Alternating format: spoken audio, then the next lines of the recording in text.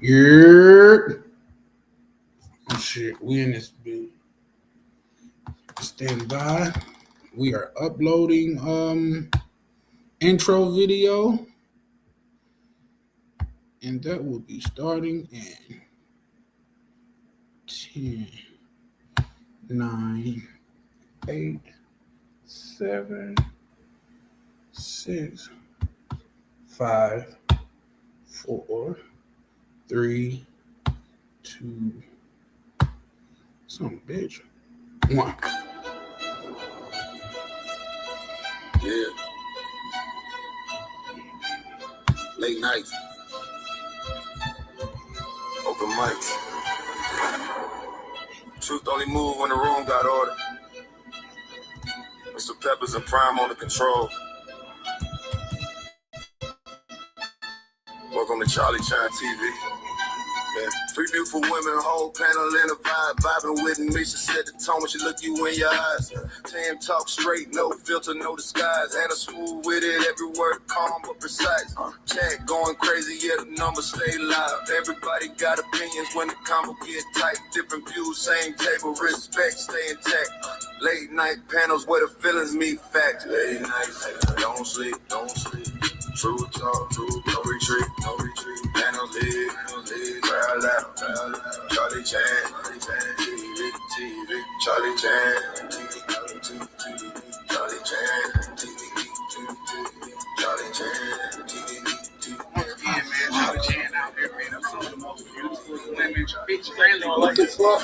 Yeah, sick of the lies. Same topics rotate every time it go live. Black man in Germany, Berlin, state of mind. Different culture, different lens. Still speaking inside. Black cleaner, keep it solid. Street calm, no flex. Miguel, keep it gangster. Let the truth handle the rest. Ain't nobody running when the questions get steep. Nothing moves unless Pepper's not. Prime say speak. 2 moderators. 1 room, 1 mic at a time. Now let it cook. Charlie Chan, TV Louisiana, where it starts. Southern roots, but the vision way bigger than charts. Man, I'm talking night. Hotel reviews by day.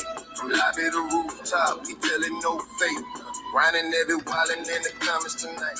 Typing fast, cracking jokes, adding fuel to the light. When the testimonies, top supporter in the chat. But he said, cam up, Charlie, yeah, pressure like that. Hey, the travel POV, nodded off mid-live. Guess these late nights feel different, everybody can't survive. Hey, late nights, hey, don't sleep, don't sleep.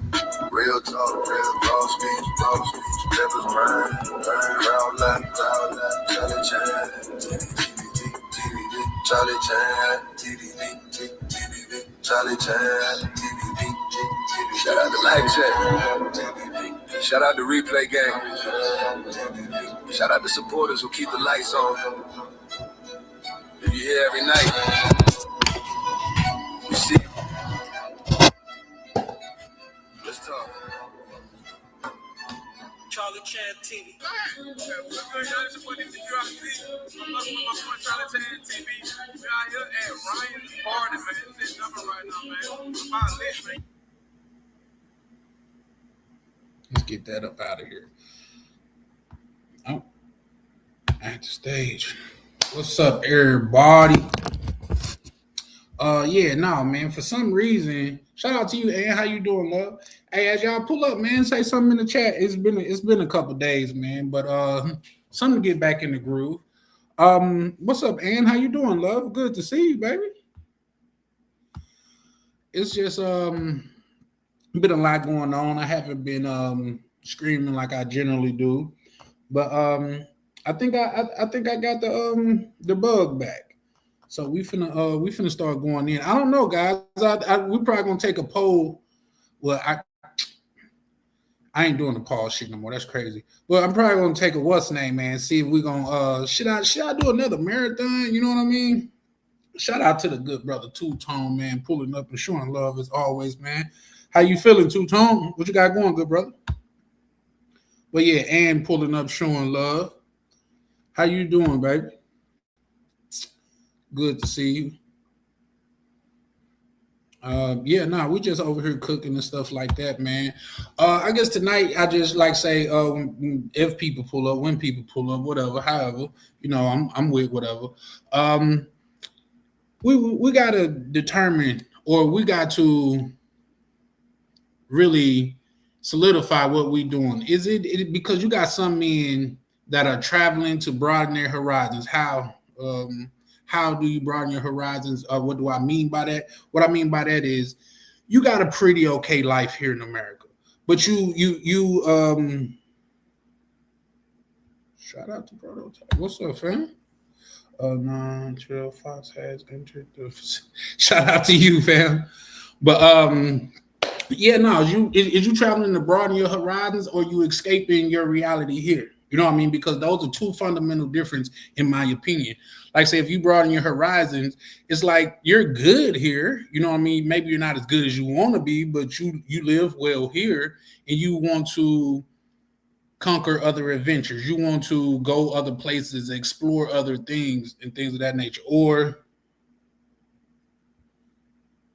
I definitely appreciate it, man. Shout out to you for that, man. And by the way, man, that's a new thing too. I will be dropping the link, but in order for anybody to come up, and these are just for the new people, because I know for the people that's been rocking with me, you got to subscribe, man. But I definitely appreciate you subscribing, man. Shout out to Ronan from Ronan's Travelers, man. How you doing, broski? It's been a while since we didn't travel. I mean, we didn't chopped it up, you and I. So tonight was much needed. And like I say, you know what? I'm if you can, Ronan, I'll have you pull up more immediately, just because I want you to walk me through how to start a poll too, just because I want to see what people think. Should I do another marathon? Because the marathon that I did at the beginning of the year, man, it took a lot out of me, but it was fun. It was fun for sure, for sure. But yeah, hold on, I'm gonna let someone know I like and subscribe. Shout out to you, bro. Shout out to you, bro. You already sounding like part of the fam. You know what I mean? So shout out to you, man. Anything and everything is appreciated. You know what I mean? Like Cash App is cool, yeah, woo, woo, woo. It hit different, but just for people to pull up and show love, man, it means a lot, man. Especially when you are a up and comer content creator. You know what I mean? To me, your subscription in a lot of cases mean more than money. You know what I mean? So man, shout out to you for that, good brother. Say hey, man.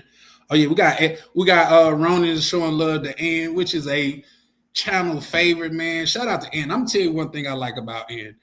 Ann is unapologetically herself, man. She don't care who rocks with her, who don't rock with her. She's unapologetic herself, man. And I appreciate that about anyone, any person, especially like say a woman. You know what I mean? They're gonna say what she gonna say and gonna stand on it. So shout out to you, Ann, for that. Be up in about 15 minutes downstairs. For sure, for sure. Yeah, I'm gonna cook a little bit on that too, though. But just going more into the topic and stuff, guys. Like I was saying, broaden your horizons kind of fall up under, like, say you do well here, like nothing special. You're not in dire restraints.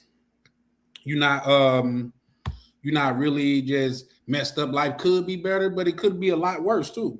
So that's what I mean by like broaden your horizons. If you hear like and you just want to go out there, like say you want to build something, you want to see what else life have to offer, or you want to link with like-minded brothers such as like Ronan the Traveler or Vacation Time with Ryan and different individuals in the that's broaden your horizons. Escapism, yeah, we're gonna put ism on that on everything nowadays. Tenderism is a thing, so ism is a whole like we putting that on everything. It's like lower seasoning salt. It's go good on everything. So, but escapism is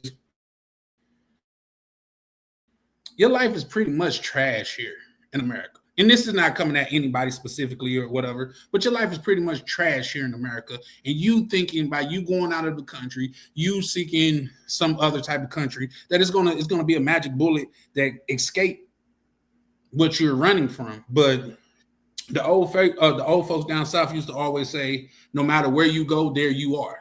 You know what I mean? So that's the difference as far as the title go tonight. Is it trying to broaden your horizons, or are you trying to escape your reality?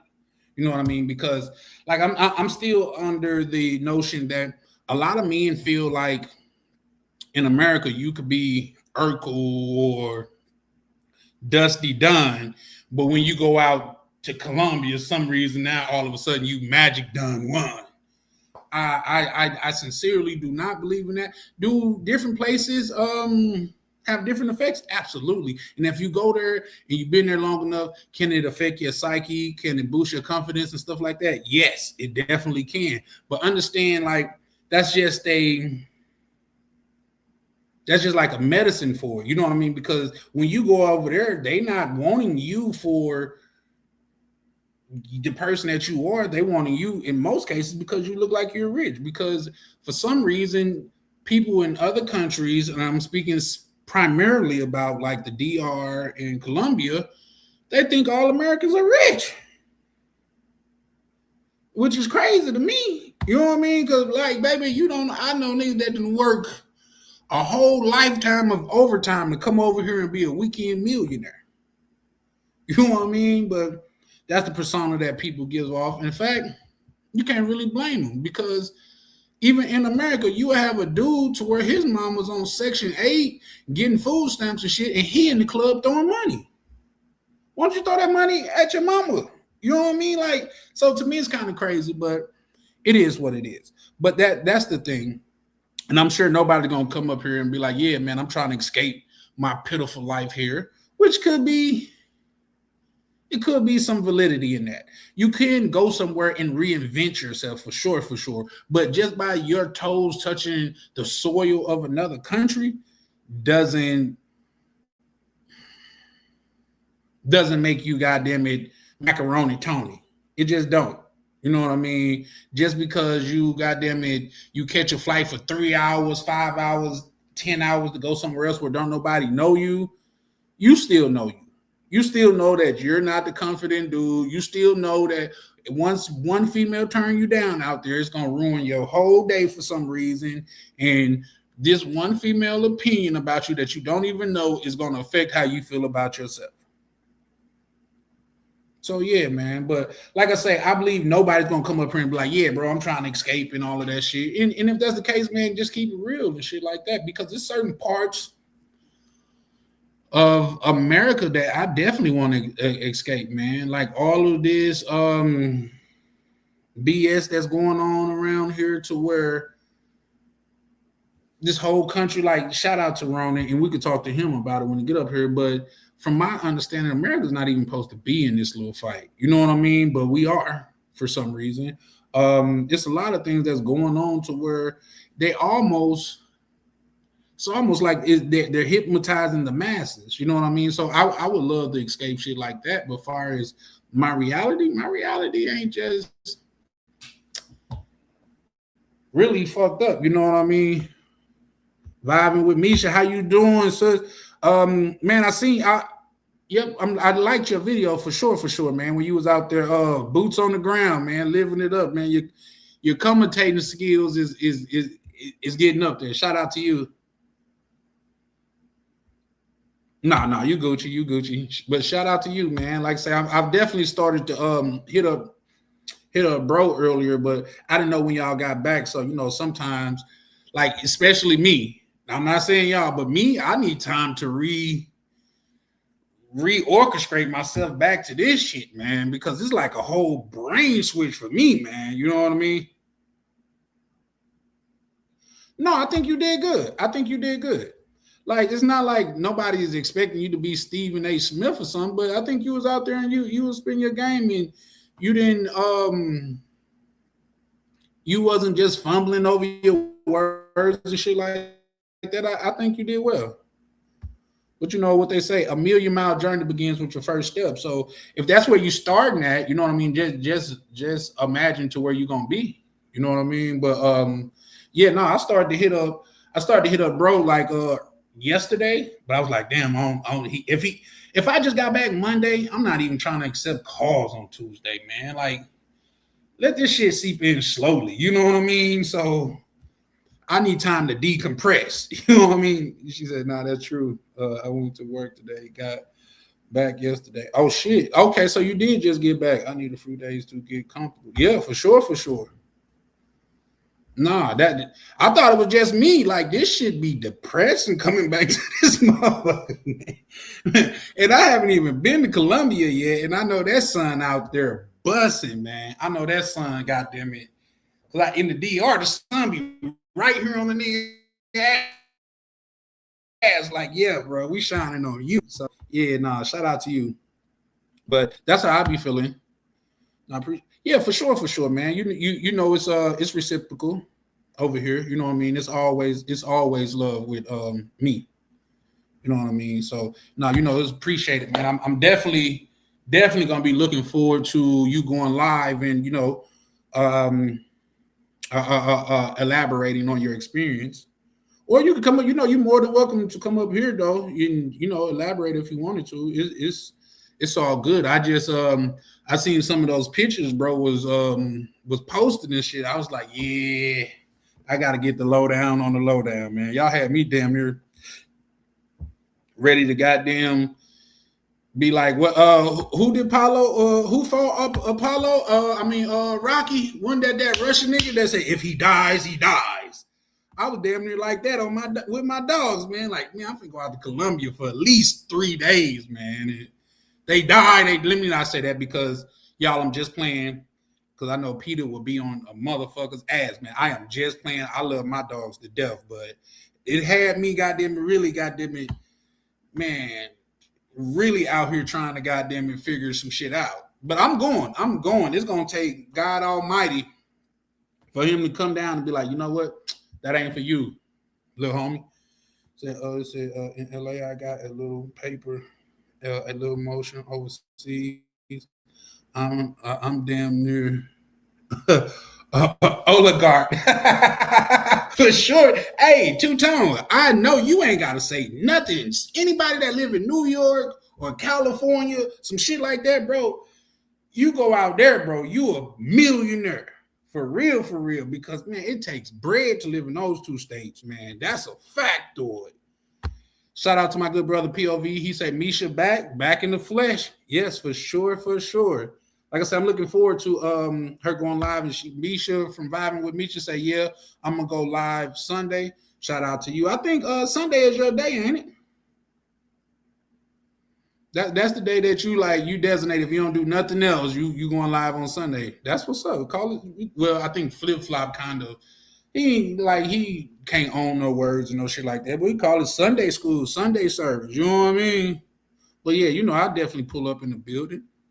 And then one thing about y'all, y'all not like super early birds. I ain't got to worry about you going live at 8 in the morning and shit. You know what I mean? Because I might miss that, especially the the morning after a Saturday where I really try to chillax a little bit. So yeah, no, y'all be going on at the perfect time. POV say, what up, Charlie? He's trying to say Charlie. Shout out to you, my good brother POV, man. I'm gonna need you to come up too, man. POV, bro. I haven't conversed with you in a while either, man. Listen, to all the brothers fuck. I would post it, tell Prime to give Foreign Skies my number, man. Listen, if when shit like that happen, guys, it don't be on purpose, man. My life be like going a mile a minute, man. So much so, man. I'm over here.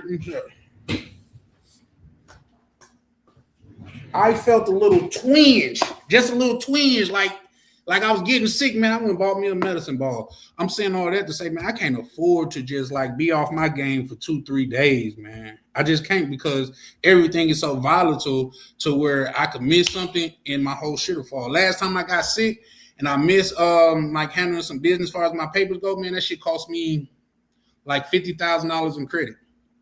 Because if you got institutions giving you bread and they see you miss payments and shit like that, or you didn't pay, because I try to pay my shit early, but they say you not only did you not pay it early, but you missed that payment or whatever, slash. So yeah, travel, yeah, for sure. Oh, you say you trying to get back in July for y'all goddamn it going what they say? Who's that Drake back to back? No, that'll be fly though, for sure.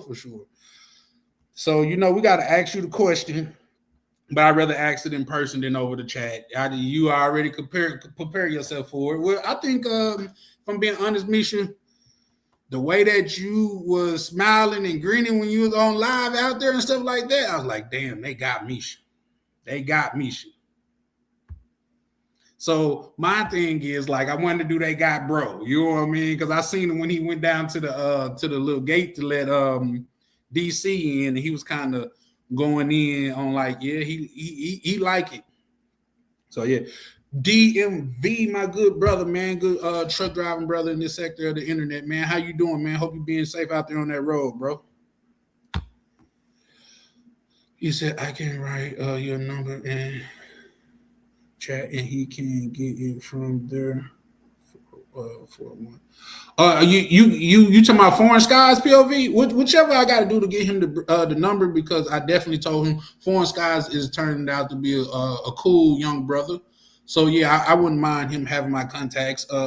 Anybody know me from the back office and stuff like that? I had to start telling people don't put me on group calls because I don't want everybody. I still got I'm still operating mainly far as this go off of my personal phone, so I don't want everybody to have my personal number. But people that I have locked in with, they got my personal number. Right near got my personal number. Prime got my personal number. You know what I mean? Like so on and so forth. You know, so yeah, no. So not, and I'm saying all that to say, Foreign Skies is he cool. I don't mind conversing with him in the back office. Someday I will let you know if you converted. Okay. He said, you don't know. No, I think they got you, Misha. I think they got you. If I'm speaking candidly, I think they got you, Misha. Because you was out there, you was out there doing your thing. I seen the live. I think y'all had joined in on the live, man. Yeah, y'all was in there cutting up, man.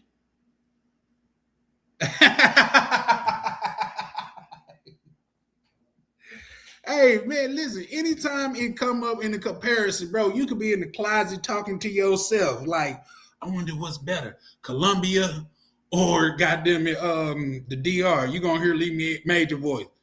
Them dirty footholes. I was like, damn. Shout out to Lee Major, man. We know what team Lee Major's on. I don't think Lee Major's ever fucked with the DR. You know what I mean? But he doing his thing, man. Shout out to Lee. Yeah, you say he will be 50 July. Yep, for sure. You say you kidding? Oh, it's April 1st. Oh, okay. But yeah, no, that's what I was saying, like how. But yeah, no, that's what's up. Man, right near stay yeah, bro. He stay working out, man. Like I think I seen somebody else say I've been getting more in the gym lately too, man. Just because like I was telling Ryan and even Prime, man, shout out to them brothers, man. Those results that they have is kind of infectious, man. You know what I mean? When you see somebody put in the work and it start paying off, it's kind of infectious, man. Like, damn. See Ryan getting great results. I think Ryan got them turned into a health food guru or some shit because he stayed posting like baked chicken and salads and shit with no dressing. I'm like, bro, just eating essentially grass, but that's what we got to do. And y'all got to keep in mind, I'm from the South too, and I had to come to a realization like black people are the only people that can make a salad unhealthy. You know what I mean? Like, especially if you done got you one of them down south heavy ass salads with ham, turkey, cheese, goddamn it, extra cheese, chicken, fucking like tomatoes, pickles. Like, niggas don't even put pickles on salads for real, but down south we do because they put cucumbers on salad up here. You know what I mean? But yeah, no, shout out to my good brother Ryan, man, and the success and results that he have. I will be on the next one, about to knock out in 5. Been exercising, yeah. At 5 a.m. every day, I'm dead. Now, shout out to you, POV. See, listen, okay, y'all gonna start a health movement over here too. I'm with it though. Each one teach one, steel sharpen steel. Yeah, for sure. I'm definitely with it, man. But yeah, so I can't wait to go to Colombia. In fact, I'm gonna go live tomorrow. We can talk all about Colombia just because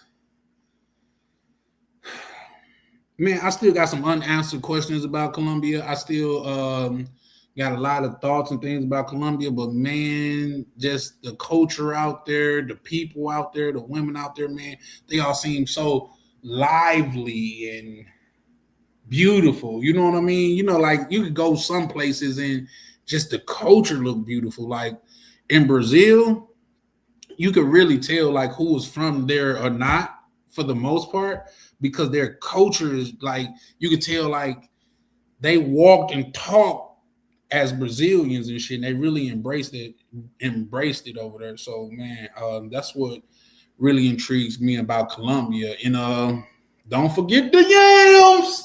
Man, they had some yams out there, man. I'm talking about, bro, you would have thought somebody grandma was making yams for goddamn Thanksgiving or something, man, because oh, and that's another thing, guys. I'm trying to really, really, really cut back on the vulgarity over here, man.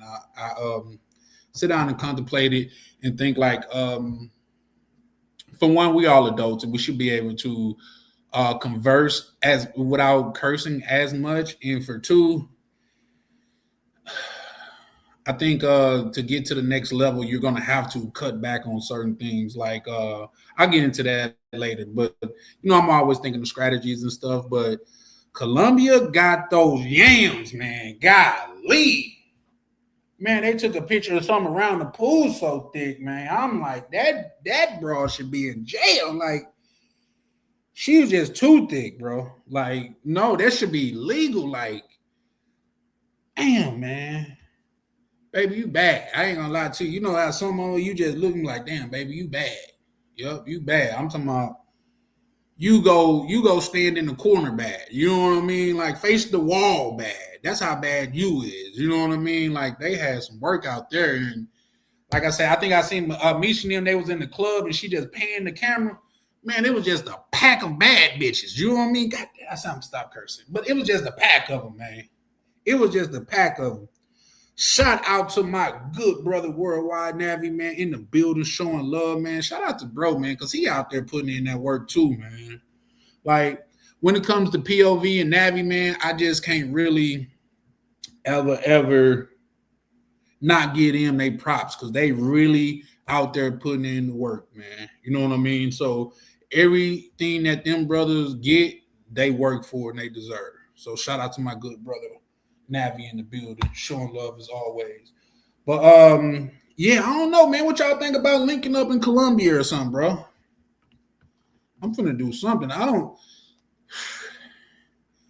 man. Every time I got them go over there and feed my dogs, man, I be thinking these dogs can't hold me back, but they've been holding me back, man. They've been holding me back like a nigga about to fight his cousin at the family reunion. You know how you? Oh no, don't do it. It ain't worth it, man. Okay. Lee Major say, you still got that scared aspect of Colombia in the back of your mind, don't you? Misha and Rainier didn't get robbed or scammed. Believe the hype. Well, I think that is that's left up to interpretation. I'll tell you why. Because I was looking up stuff and people are always. Did you hear about the American Airlines dude to where they just found him? He got, deleted out there bullshitting. But also, what I will say, and I can't say,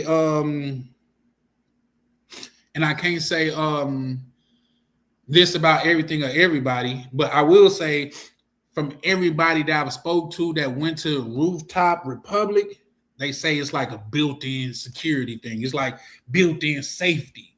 You know what I mean? So I think that goes a long way.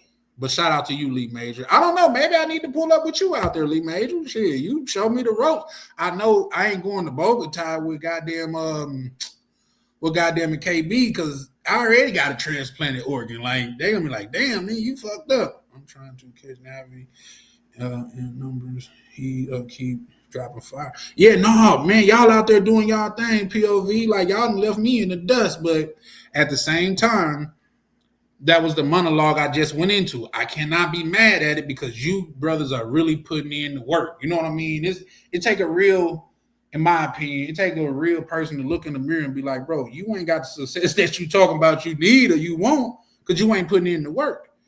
And example of putting in the work at look at POV, look at Navi. You know what I mean? Them brothers is putting in the work and their success is showing. So I'm saying, like, man, both of you brothers is doing your thing. You said Columbia is different. See, man, listen. Now I feel like y'all jumping me, man. Where Mr. Peppers at, man? Hold door. You know what I mean? Look at Mo Black say Chan not going. I promise you, I'm going. I'm going, man. But I don't know, man. I think the DR to set the bar super high. I'm talking about far as beautiful beaches, far as prices, far as women, far as safety. It has set the bar extremely high, guys. I ain't gonna lie to you. You know what I mean? So there's that. EB, what's that? I'm not even sure what that what you mean by that POV. You said everyone. Yeah, for sure, man. Y'all do me a favor, man. While y'all watching this, man, be kind and hit the like button.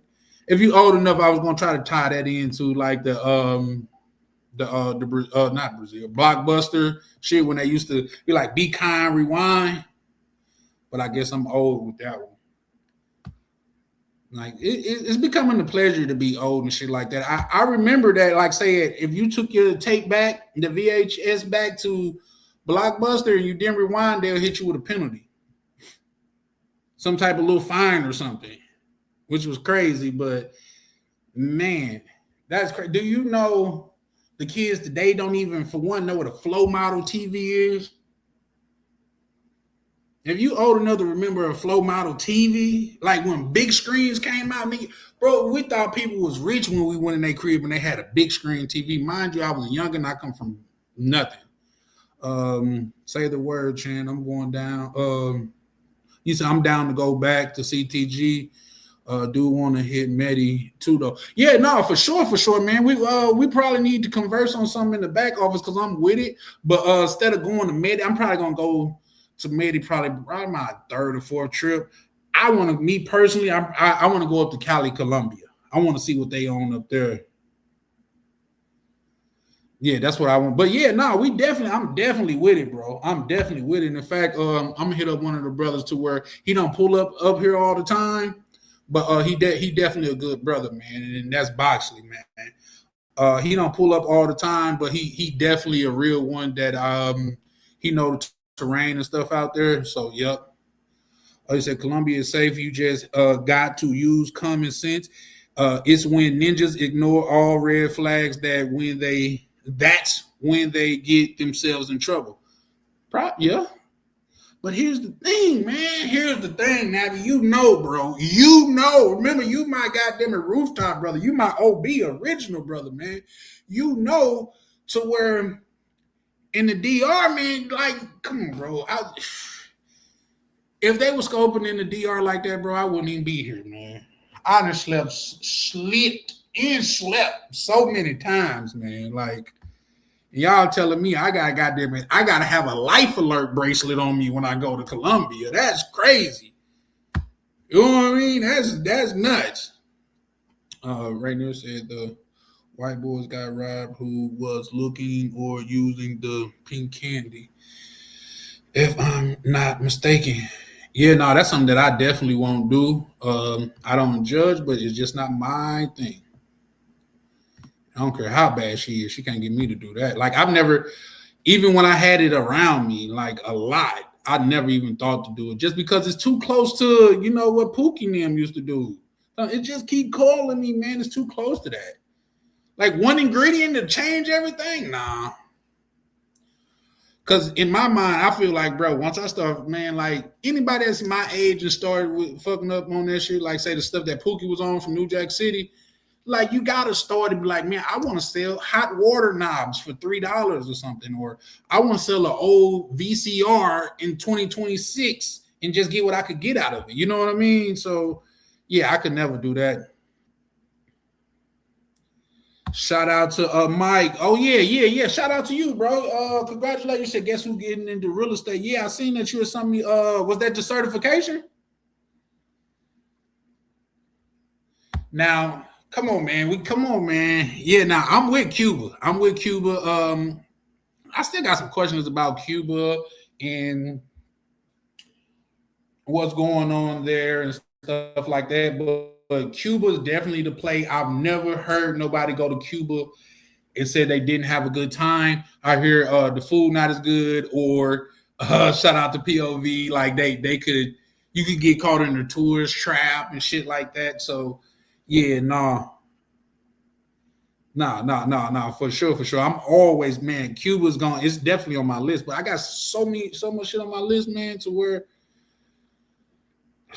that should be, yeah, man. I be looking at, because I stay not too where I stay. I sit on my balcony and see goddamn it planes flying all day, man. And I just be wanting to be on them motherfuckers, bro. I ain't gonna lie to you. I don't care where it's going.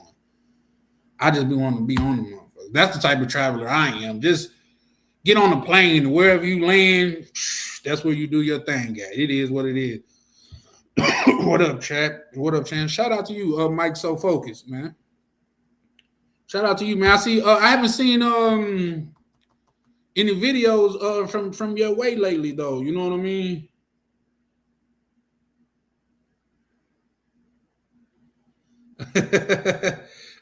Shout out to Mo Black. He said had that Hitachi big screen with the Nintendo 64. Yeah, no, see back then, yeah. Now you had that see when the Nintendo 64 came out, and I'll tell you, like, say, the best game hands down on Nintendo 64, and listen, bro, argue with your girlfriend, don't argue with me, but it had to be hands down 007, man. 007 was before the goddamn Call of Duty. It was before Battlefield. It was the real joint. You know, it gets so down in 007 to where niggas be like, no, you can't pick our job. You can't pick our job. But yeah, no, bro, niggas thought you, bro, you grew up and you was around that stuff, man, bro. People thought you was rich, man, for real, for real. Like, yeah, no.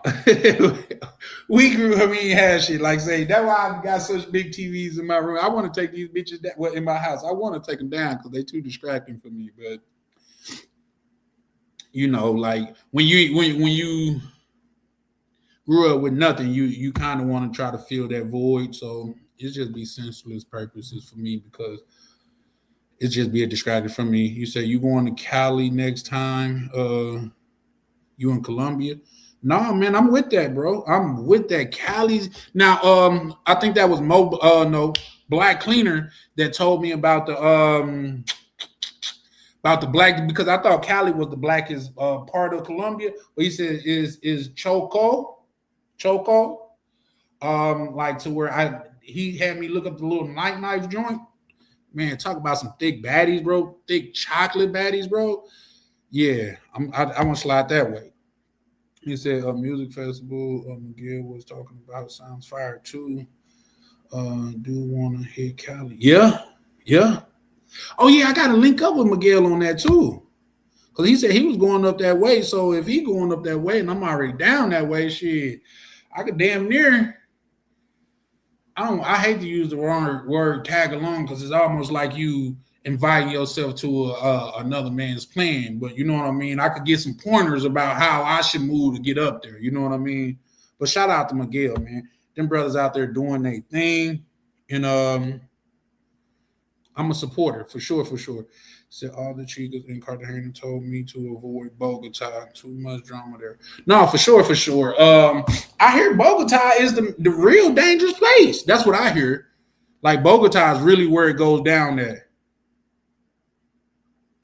Oh shit! Give me 1 second.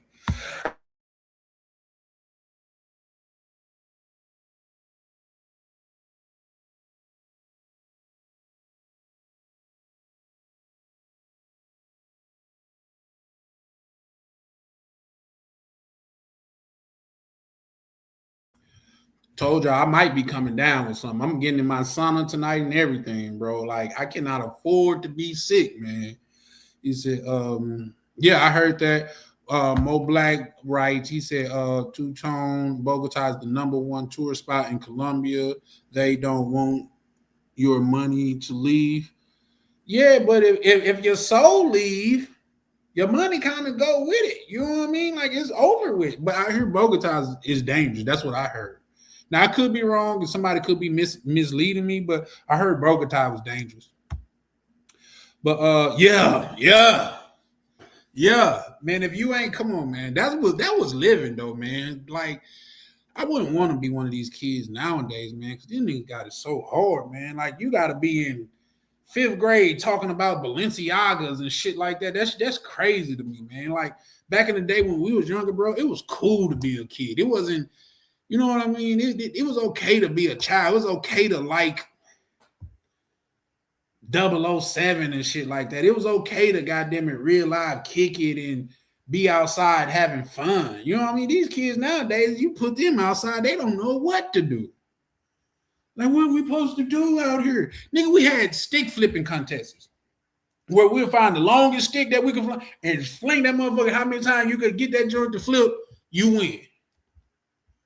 But no, that definitely was the jam back then. That's my childhood.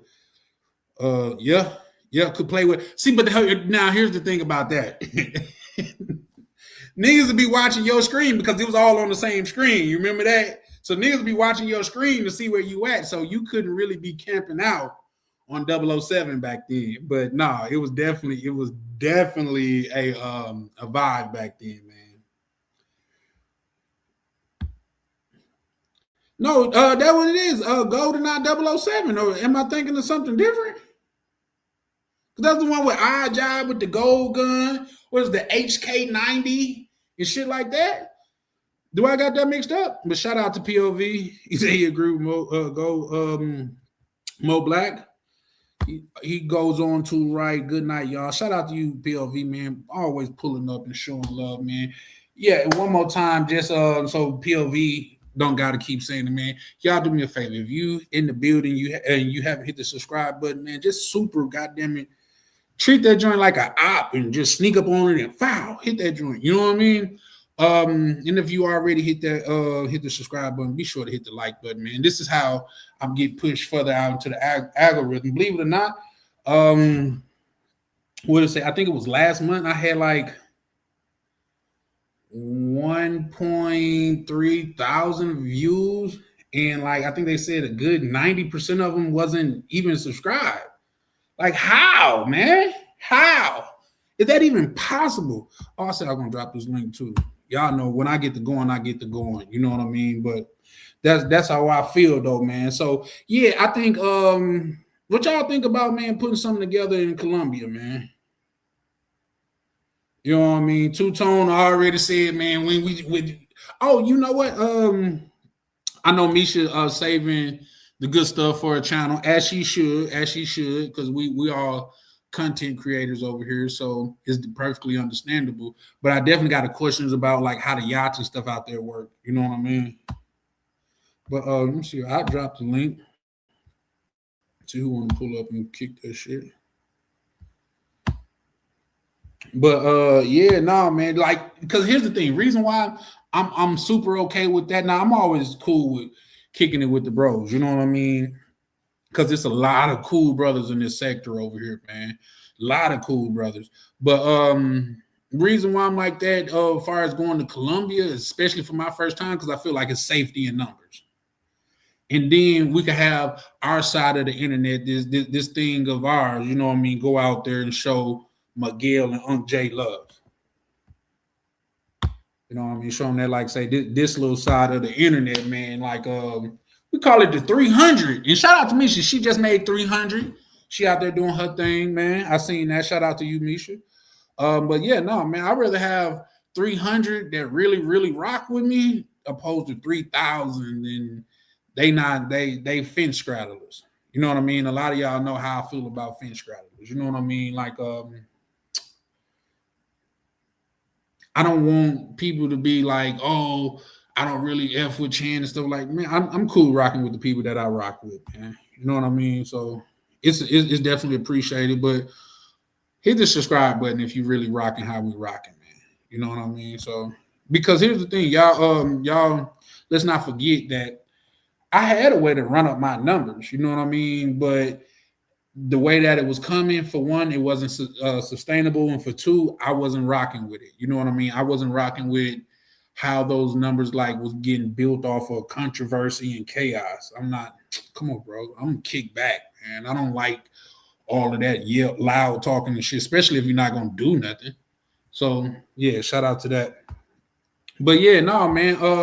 I'm definitely down to go to Colombia and stuff like that, and link up with some of the brothers. But as far as back to topic go, you know what I mean. Me personally, I'm looking to build a life outside of the country, whether it be Panama, Colombia, DR, or a couple other places that I have in the back of my mind. That's what I'm looking for, and it's not to escape anything. It's to broaden my horizons. It's to when I become a super old man, I say, oh, I just stayed there. Oh, what part did you stay in, Colombia? Oh, I stayed around the corner. Or yeah, I used to go to DR all the time. You know what I mean? I had an apartment out there and just things of that nature. I like the experience of traveling. I like to broaden my horizons, for lack of a better term. You know what I mean? So that's my thing. But at the same time, like I say, when brothers be traveling and they make it seem like just because you go somewhere else, you become a different individual inside, that's not the case. Because if you lazy here in America, you're gonna be lazy in Colombia. If you lazy, if you goddamn it, low self-esteem in America, well, no, I might have to beg to differ on that one, because they could lure you into a false sense of self-esteem in places like, say, when you go to the DR. Or man, bro, nigga, I'm okay. Okay, I'm gonna be, if 10 baddies like what Miguel and Rainier had showed, 10 of those baddies was just like on my heels when I went to Colombia, bro, I'm coming back as Tyson Beckford, bro. I'm gonna feel like Kanye West. Niggas can't tell me nothing. Baddies on my heel. What are you talking about? Certified baddies. Nigga, I like, yeah. Yeah. They're gonna be like, bro, your looks don't match your conceitedness, man. Like, bring it down a notch. No, you should have seen what it was following me. So I get that. Like, you could have a false sense of security when it comes to going out of the country, and you getting goddamn it just, hey, oh man, that Poppy, oh man, don't, it's that Poppy too. He said, shout out to my boy Rand. He said, yeah, oh, hold on, damn, my bad, I think I missed that. Okay. He said, it be like that. Jess was in CTG. See, I think y'all, come on, man. Y'all baited me up to go out there and be like, sorry, April 1st. Man, come on, man. I might listen. Y'all remember Sergeant Sasua? They call him Captain Goddamn Columbia now. You know what I mean? I'm gonna go out there like that. I'm gonna be like, Sasua who? But no, man. Like I say, I'm just joking, man. I think the DR is always gonna have a place in my heart, but so with Pitting Candy, and I haven't seen that shit in years.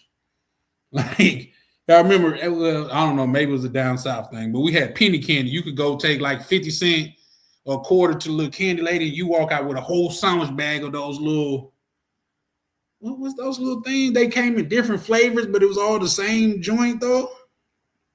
Bro said, be like that.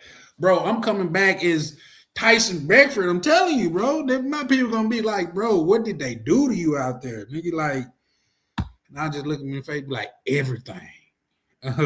Most guys ain't going to be like Bogota. Bogota is more for culture, and you have to know the party spots. The red light district isn't safe, and definitely not for tourists either. Shout out to you. Like, here's the thing. For me, even with the DR, before I started venturing out, I stayed in Piantini for a while. Like a couple times, I stayed out there to learn the terrain, to get used to it, to get used to moving around, to traffic and stuff like that. What should I do and stuff? So yeah, nah. Saying that to say, I wouldn't even consider Bogota until I didn't really got my bones going to Colombia, understanding the culture, understanding the danger and stuff like that. But man, y'all Colombian cats be using some very hurtful language though, man. I'm going out there and say that, man. Y'all for y'all to say that the DR is like JV compared to Brazil, I mean compared to Colombia, bro, that's some real hurtful language, bro. Like, what did the DR do to you, man? And shout out to Lee, but Lee, I mean, he just convinced that every chick in the DR feet are dirty. Like, Pebble, what's that old song, bro? Where was you at when I needed you, man? They was just jumping me in here, bro. That was just, I said, man, listen, me and Pebbles is Hodor of the DR. Bro say fine shit, no cap. Man, bro, I'm not gonna never repost somebody pictures, even if they put them in like back chatting groups and stuff like that. But Miguel posted something so thick and fine, boy. I may not be built for it, guys. When I think about it, because the way that little chick made me feel in Brazil, listen, I kid y'all not. If I felt like I could have put her in my suitcase and got her back to America, she would have been here with speaking Portuguese right now. Man, that little was so bad and was such a vibe. Man, she was a vibe. So come on, man. Come on, man. He said, fine shit, no cap. How many times you done been out there, bro? Have you been into the DR, man? Because here's the thing.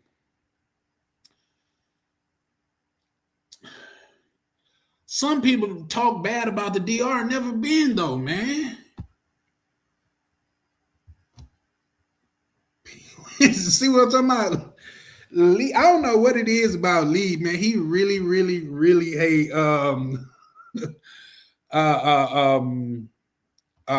DR, man, for sure.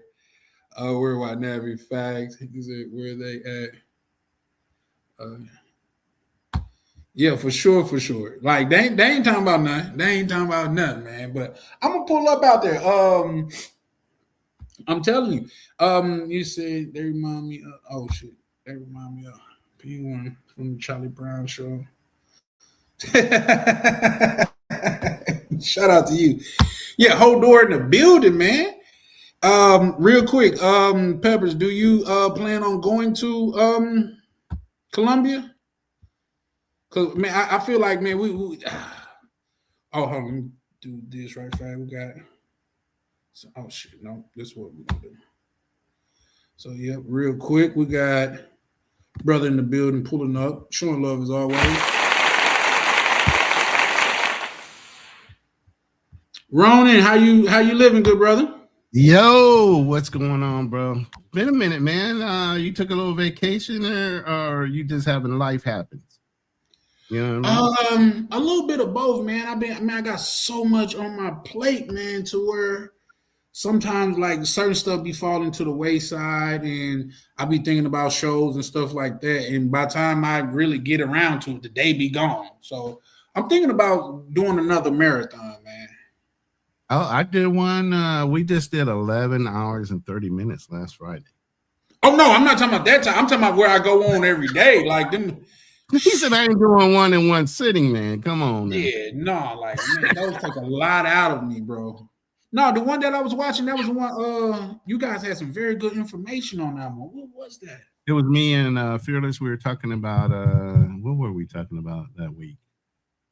God damn, I can't even think. And then me and Obstacles did one too, and that was on the petrodollar. But the one me and Fearless did, I think it was on. I can't even remember. Hold on, I'll look. Yeah, that's the one that I caught, the one that you and Fearless did. Yeah, while you're looking at that, I'm gonna read this right fast. Yeah, Orthodox Hasidic Jews versus Somalis. Oh, yep. And I was watching. Who did it best? Who took advantage of the system best? What was the verdict?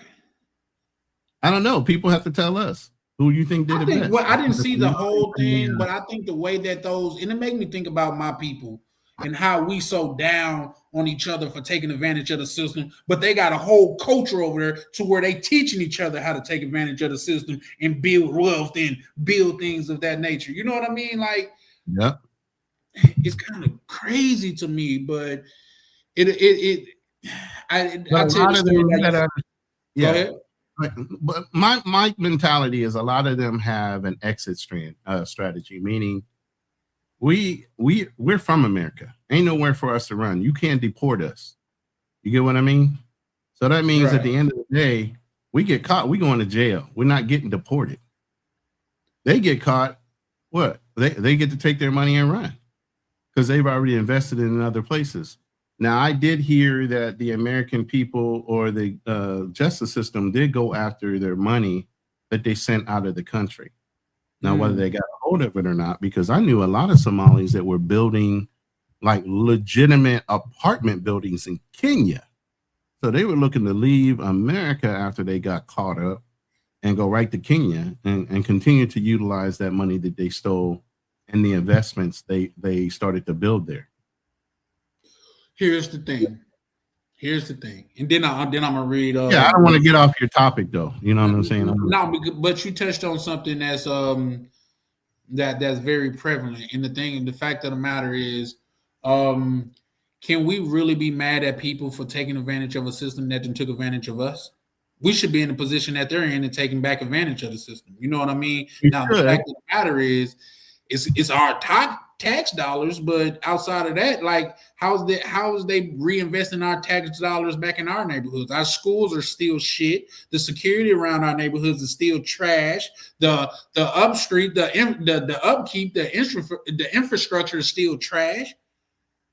So, like, you know what I mean? Like, the fact of the matter that throughout this whole little thing, we seen the Mexicans, they came together, they had the little truck driving thing.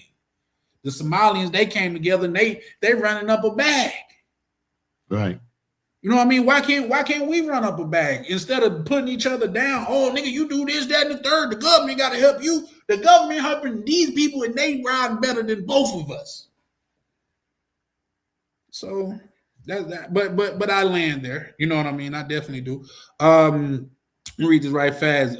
Been to DR in Punta Cana and the Sioux. Not down talking DR, but then Venezuelans and Colombians fire. Oh, you meant to say them Venezuelans and Colombians fire.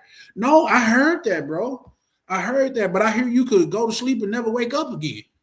You see what I'm saying? That's in any country, though. Like, really, that's in any country. You can go to sleep and never wake up in any country. Yeah, but it's less likely in some countries opposed to other countries. You know what I mean? Like, it can happen here in America, but when it do happen, it's generally in places like Florida or Vegas. And when it's in Florida, it's probably, shout out to OTO, just some racially ambiguous big booty woman. You know what I mean? So there's that. Mm-hmm. Salute to the okay. Shout out to you. We'll say. For some reason, I can't talk in my own chat, so the chat. Forgive me if I don't directly address anybody from my room, because for some reason I'm getting the error from the monkey on YouTube in my chat. So yeah, they usually do that to me too. So yeah, I guess they have they picks and choose when they do it. Mm-hmm. Yeah, for sure. Oh shit. But let's see. So Charlie, stop being scared. Well, here's the thing, Lee Major. I get that. But I come to enjoy this life of mine. You know what I mean? And just to give it up on a whim, just don't see. But here's the thing. I know a lot of times I be playing and I be facetious and shit. But my thing is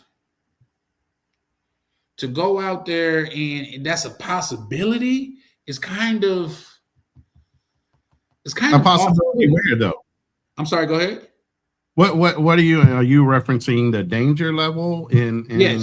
Colombia? Exclusively versus, the danger level. But again, and I'm gonna have to throw this out there. You've been, Love Crossing Borders. Yeah. Plenty of brothers themselves that have not been bothered. Your boy Black Cleaner lives in Panama. Your boy CTG, Miguel. They're in what are they in the DR or are they in Colombia? No, they're in Colombia. CTG, right. shout out to Rooftop Republic, man. Right. No problem with them either. It's the person and where they're hanging out at. You get what I mean?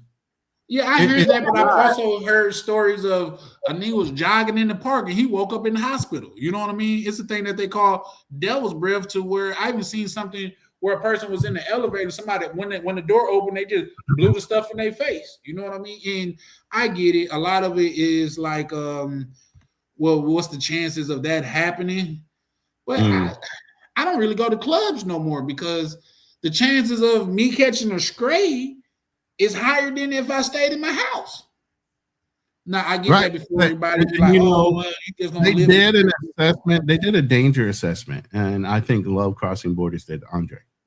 Right. He said, as far as crime levels, if you look at the countries we go to, as far as the crime done to Americans specifically, versus your own risk in the country that we love, that we were born in certain cities, those crime rates are way higher than anything you would experience overseas in travel. But here's the problem. A lot of you guys subject yourself to that possibility of being robbed, being assaulted or whatever, because of the environment you put yourselves into. There's plenty of places you can travel to, all these countries that are safe, and you don't have to put yourself at risk.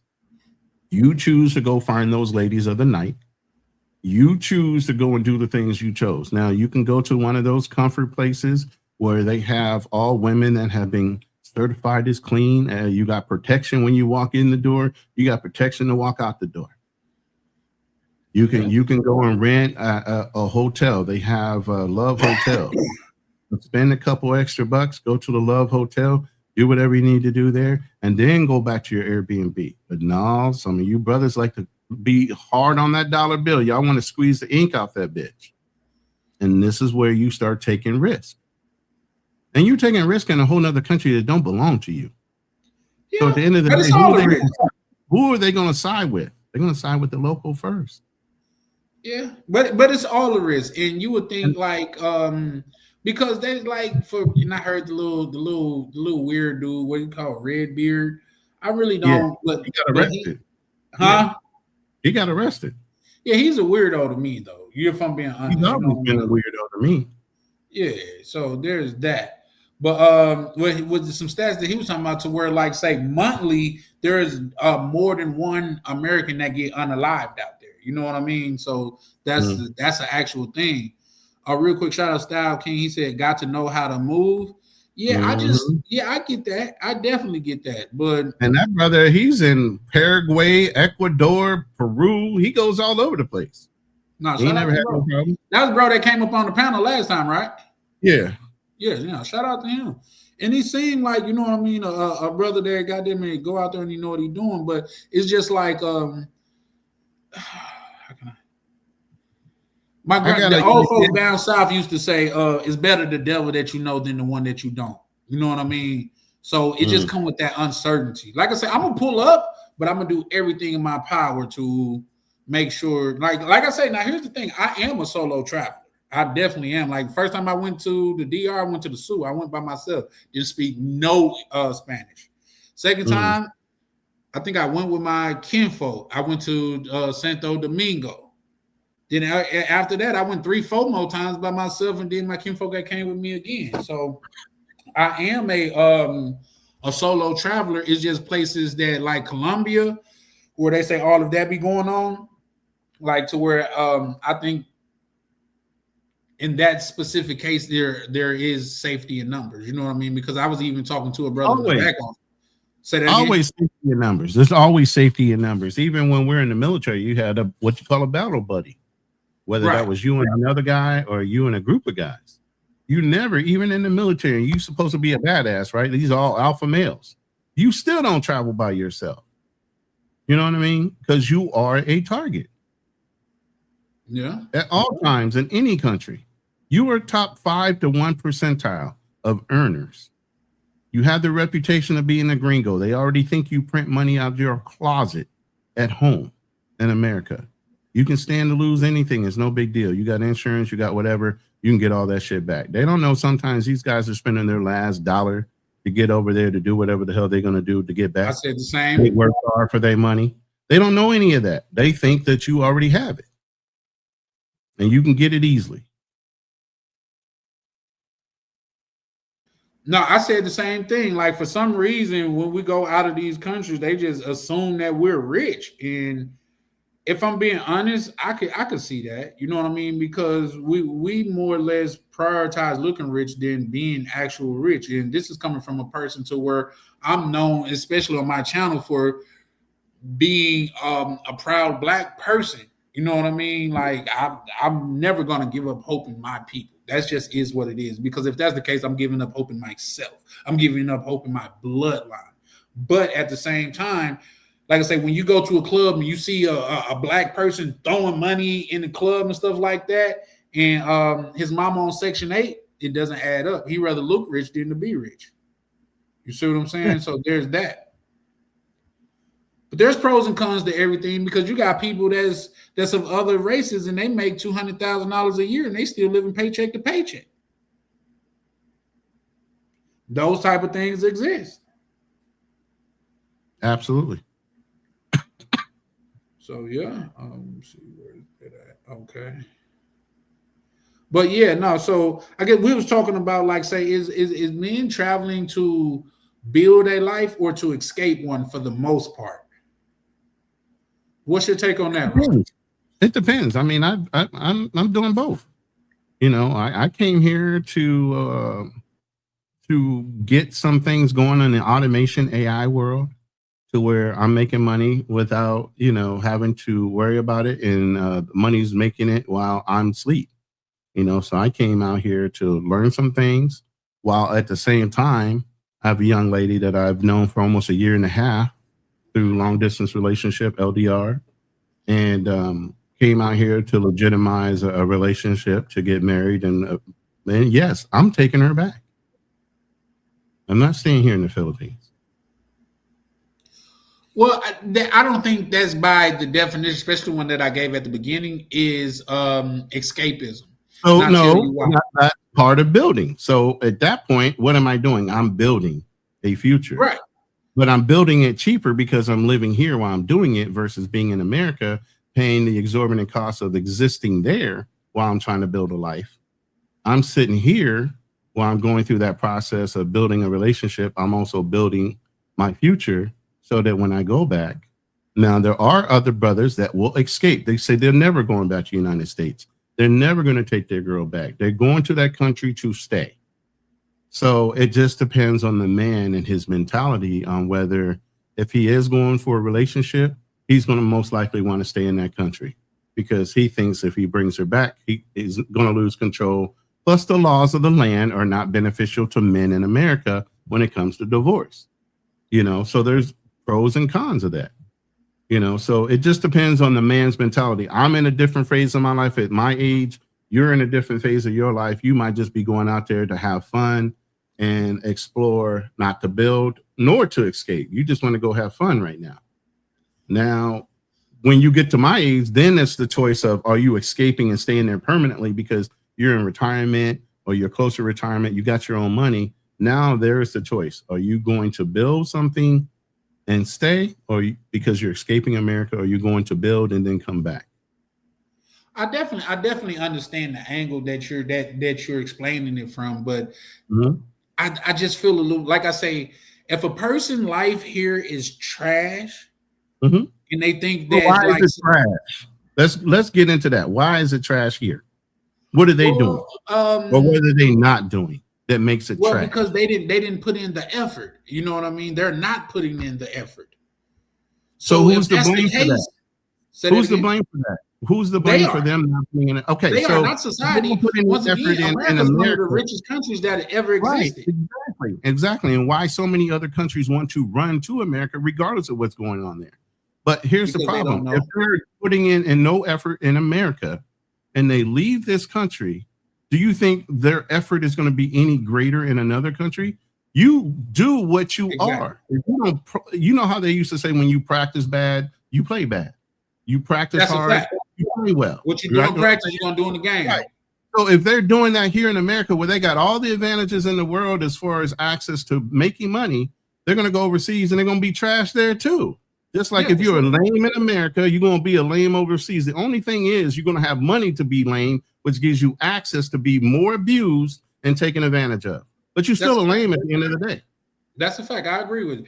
Let me welcome my good brother Azriel to the panel. And then after you say what's up, I want to read a couple of these comments and stuff like that. But Azriel, what's up, good brother? How you living? You're muted, brother. You muted, bro.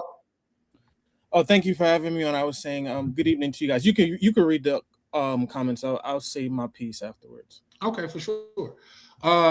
Shout out to Two Tone. He writes, we're the only group of people that make others uncomfortable just by working together. Facts are facts. Facts are facts, and you can look these facts up. You know what I mean? Shout out to you. He said, think about it. Who else has it illegal? Who else has it illegal to learn to read?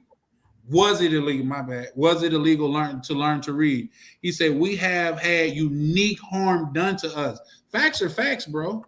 Facts are facts. In fact, that they even said that certain government agencies was built to harm black people, to quality patrol black people. So no lies detected. Two Tone. Shout out to you. Ronan goes on to say, hit the like button for sure, man. Y'all hit the like button, man. And my good brother Azriel, I ain't even got to ask him if he subscribed because I already know he did. You know what I mean? Shout out to you. He said, you know, I be in all the countries. Yeah, shout out to you, Style King. He said, Mixer is off the chain. Do Colombia got anything like Mixers? Because Mixers is off the chain. First club I've been in that had a pool in that joint. Shout out to them. And no, it's not okay for a nigga to go swimming in that pool. It's not okay, bro. If you plan on getting in the pool, you need your own ride there and back. I am not riding with no nigga that go to the club to go swimming. That's just not what I do. You don't bring an extra pair of trunks, Charlie Chan?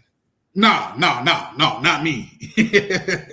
In fact, if I'm your ride, he gonna ride home in the trunk, like because I don't want my seats wet. You know what I mean? Like I might get charged for that. So yeah, but Mixers is a vibe. It's thickies walking all through that joint.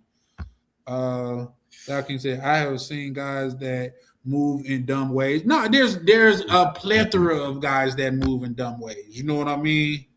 So yeah, he said, welcome to the live. For sure. There's a plethora of guys that do that. But he said, I've seen biggest dummies in Colombia. Yeah, here's the thing.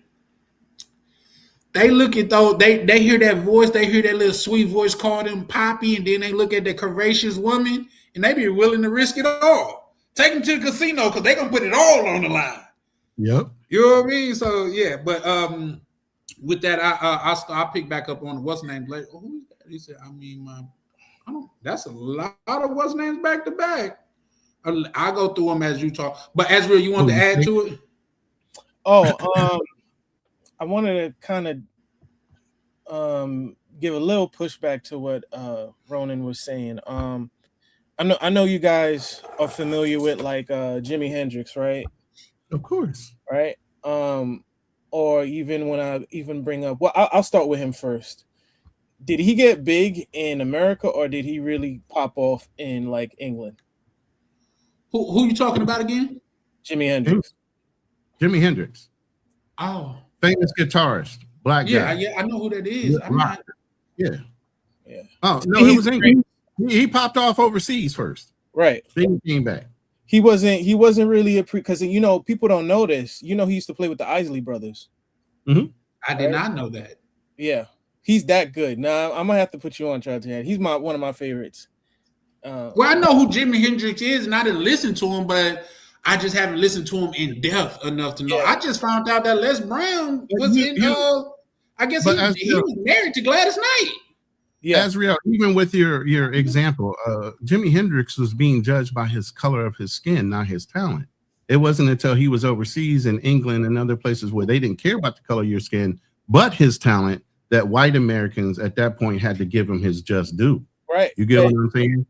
That could be my point in terms of, as black men, like sometimes your Mhm. talent or the intangibles and tangibles that you provide, won't necessarily be appreciated in America, right? What you can bring to what you can bring in America is I'm not laughing at Sound King with you can't hear me. it's not always going to be valued, right? I say the same thing. I used to play tenor, right?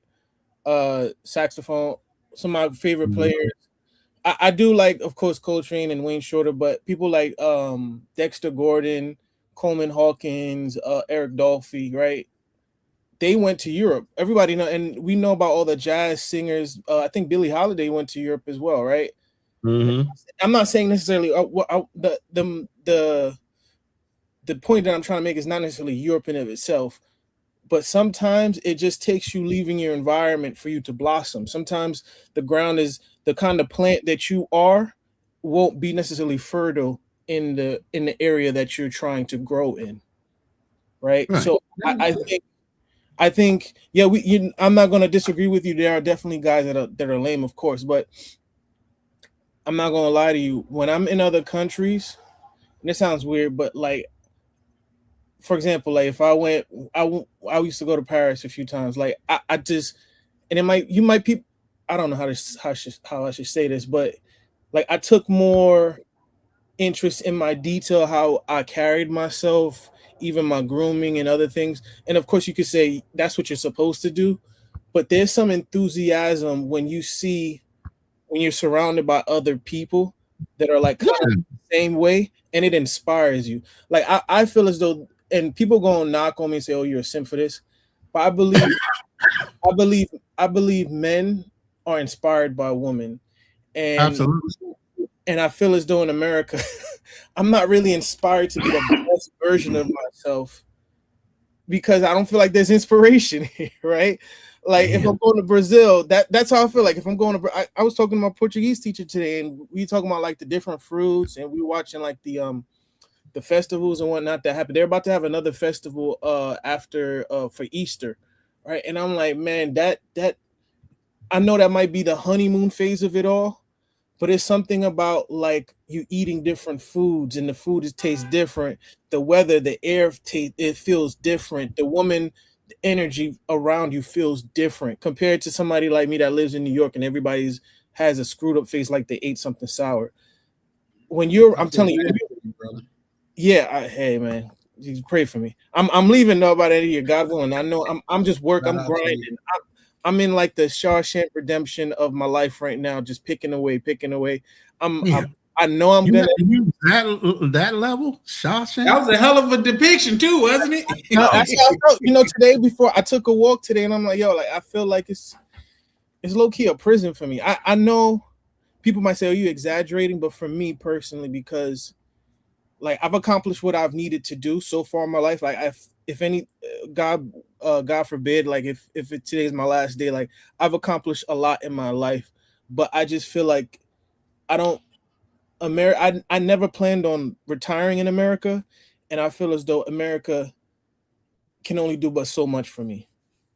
Mm. You know? And what do you think America can still give to you, Azriel, aside for the economy itself? That's what I would say.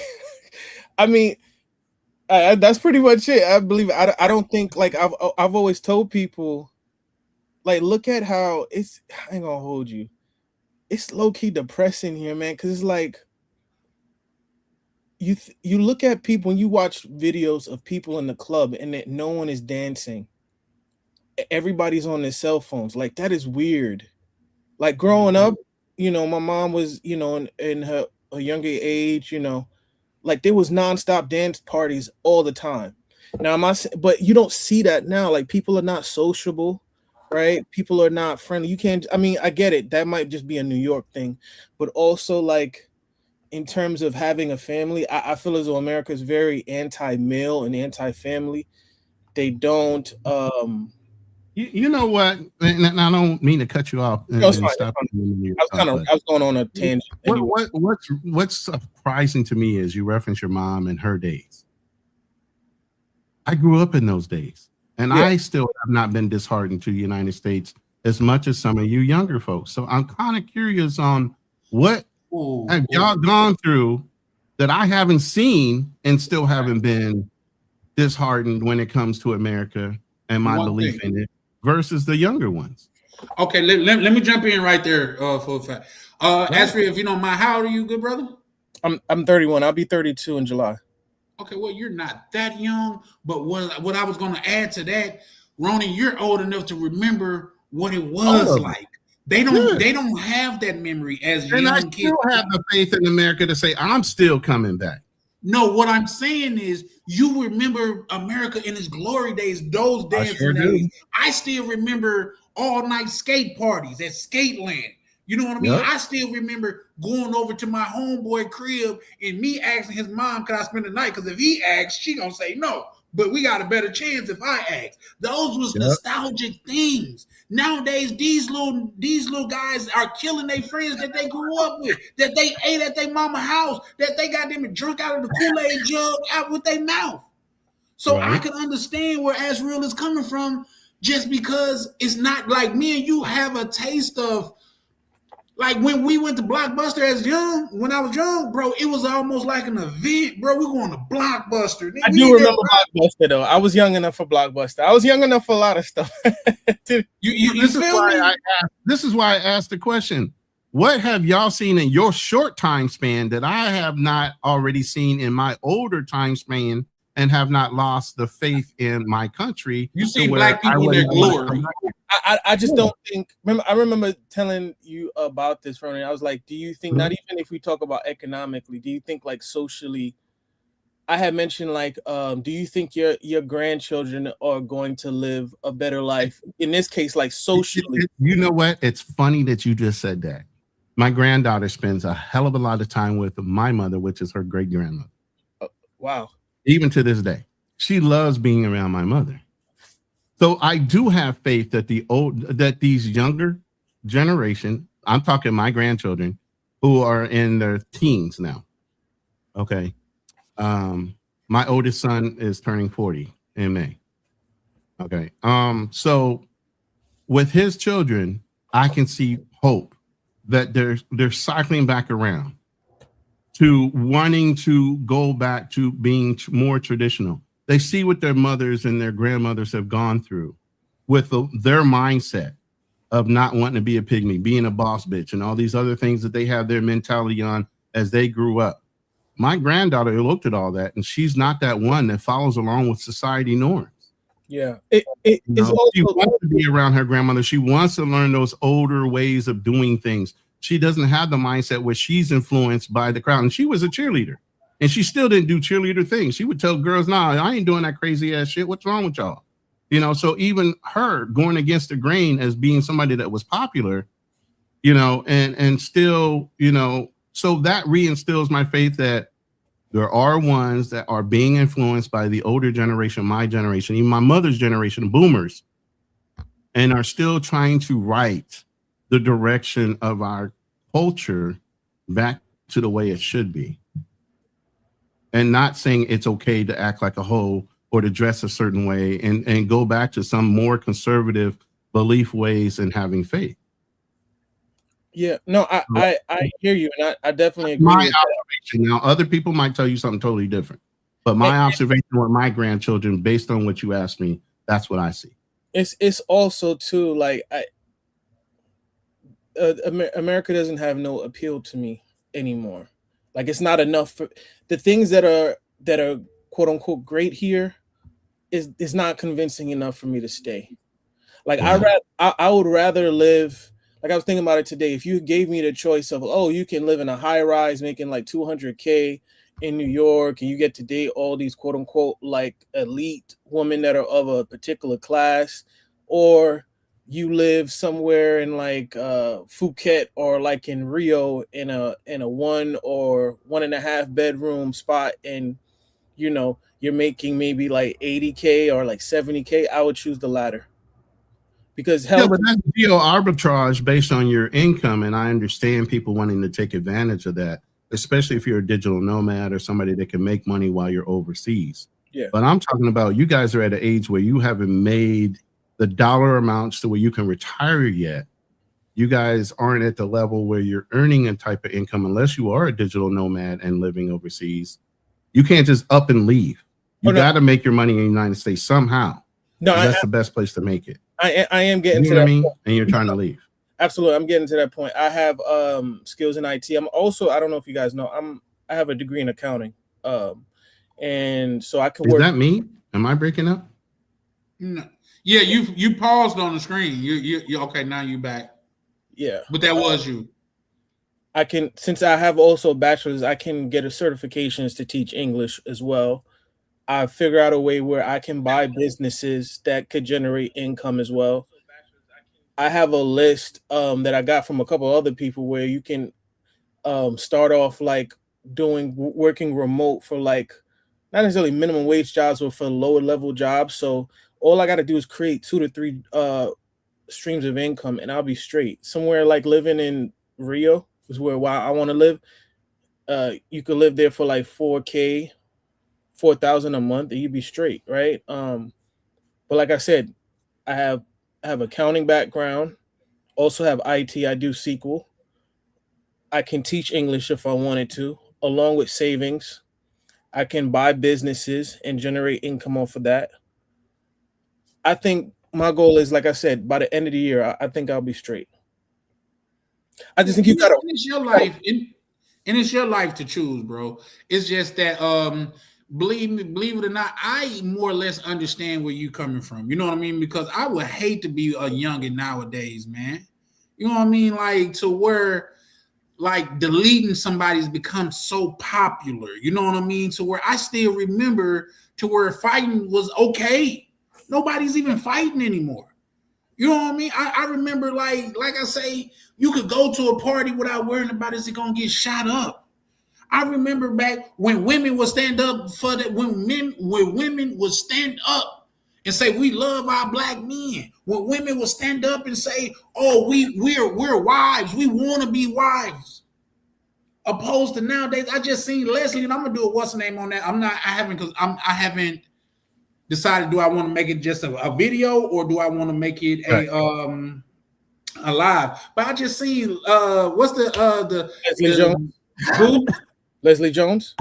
Is that her name? The comedian chick? Yeah, Leslie Jones, yeah. Well, she just compared as a 60-year-old woman, damn near, if not 60, being married to slavery as a black woman. But what does that tell you though? That the society mind is gone. Exactly. America is cooked. And that's my point. I say women in this generation are not, or just of this culture, they're not family oriented. If you ask I don't know if you guys know that stat they brought out. It was like there are more people in high school and college, men in high school and college that want families more than women do. This is like it's the first trend that they've seen over a long time period. Usually used to be women wanted. Because our mindset has not changed. It's the female mindset that has. Yes. Yeah. We're still traditional in our thought process. Protector, provider. Go out, hunt, and bring it back home. That's a fact. But I just, like I said, I'm Ronan, I might, if anything, if I can't go to Brazil, I'm gonna go move near you, bro. Hey, I just saddened. But the whole thing is, this is the other part of this. Yes, society's moralities and ethics have dropped a considerable amount. Conservatism has dropped a considerable amount. People are willing to just show their whole body for $1. They're doing whatever it is to make a buck with no shame. And even if you go overseas and marry somebody, these women are still exposed to the internet. They're exposed to that Western mentality. So is it the internet or the woman's mind that allows her to be subjected to society norms and accept them, or totally deny them, like my granddaughter, like the young lady that I'm dating here? And that totally, even though they're looking at it in their face, they know dead wrong that I would never do that. It is not something for me. You know, it's going to take that. You can't hide from the exposure because everybody in the world has a cell phone. Yeah. Don't matter if you're in the bush now, you got a goddamn cell phone. That is So true. you can't hide from that Western mentality. What you got to do is be able to pick the right type of woman that does not subject herself to outside influences, no matter where she is in the world. Because half of it is you'll go overseas and find a good woman and you'll marry her and you'll turn around and say, you're not going to ever bring her back to the United States because of the laws. It wouldn't matter about the laws if the morals and the ethics are in the woman. I agree, but then I disagree, and I'll tell you why. Malcolm Gladwell, or is anybody on the panel familiar with Malcolm Gladwell? The 10,000 hours. Yeah, and he also wrote like The Tipping Point. He actually was talked about a study in the book. I think it is called The Tipping Point, to where the influence outside of a house is more important than the influence inside of a house, especially for children. I'm saying that to say, and it's that's not why you cannot be influenced on the outside. You have to be who you are in here. So it shouldn't matter what part of the world you're in. If you're still morally and ethically internalized as far as how you were born and how you're raised, you're not going to be changed based on whatever society or whatever culture you move into. You're still going to be good. you. That sounds good, but we know just because it sounds good, it's not always good, because it's less than likely when a woman get here and women see the way that your woman is catering to you and they're studying in her ear, as they say, dripping poison in her ear. Oh, girl, why you doing that? You don't have to do that. This, that, and the third, and shit like that. These are things that takes influence and begins to bite at you. I understand that, but why are you allowing a woman that's toxic in nature, and why is she allowing a toxic woman in her environment? Because she don't know it's toxic. The woman is coming off like, a woman knows toxicity the minute she hears it. Well, why? If that's the case, why so many women have these toxic men? Real quick, hold on, Ronan. Style King asks, have you been to Brazil, Ezra? So I was supposed to go this month, actually. I bought a plane ticket, but of course, as you guys know, the whole thing with TSA, and I finally got my visa, but it took a while, especially with the whole Iran thing. It took a while. Like I said, TSA. So I actually rescheduled to do it in September, because right now everything is a little crazy. So I pushed it back. Right. I have. By the way, brothers, if you guys are flying anywhere in the world, please buy travel insurance on anything you're planning on doing. Yeah. Because with everything that's going on, the way time is evolving, you never know if your trip's going to totally be canceled. You're going to have to reroute because of where they're flying you through. You just don't know. Buy travel insurance on any ideas you got of traveling here in the I agree with that. And also some credit cards, especially the higher premium credit cards, come with travel insurance. That is true. I kind of slipped. There's nothing wrong with having double protection. That's all I'm saying. No. I wanted to say this. Kang made a great point, and actually, I'm trying to, by the end of the year, create a YouTube channel. I'm working on it. Like calling for nomads, right? For Black women, for nomads. I do have, my parents are Jamaican, of Jamaican descent. I'm working on right now, literally getting my Jamaican citizenship so I could get a second passport. So, like, I've done the research. I know, like, for example, what I need to get the digital nomad visa for Brazil. You need to have either $18,000 saved or be able to show that you can make $2,000 a month, have a clean FBI security check on your record. Also, of course, like birth certificate, all the other documents. Mm-hmm. So, like, I've done my research on a couple of places. I'm not just like, oh, I just want to move and don't have, like, I put in the work. I put in the research. No, I see. I feel you. I mean, have you researched Philippines? It's one of the cheapest places you can get a visa in a SRRV now. I would. He like those shapely women. Anybody that's talking about Brazil? I do like. I like anything. Like, I went to Japan 2 years ago. Some of the finest, all the finest Asian women are usually on a beach. Yeah. Like, even in Tokyo, they're definitely health conscious. Believe me, they're working out. Right. All the time. Right.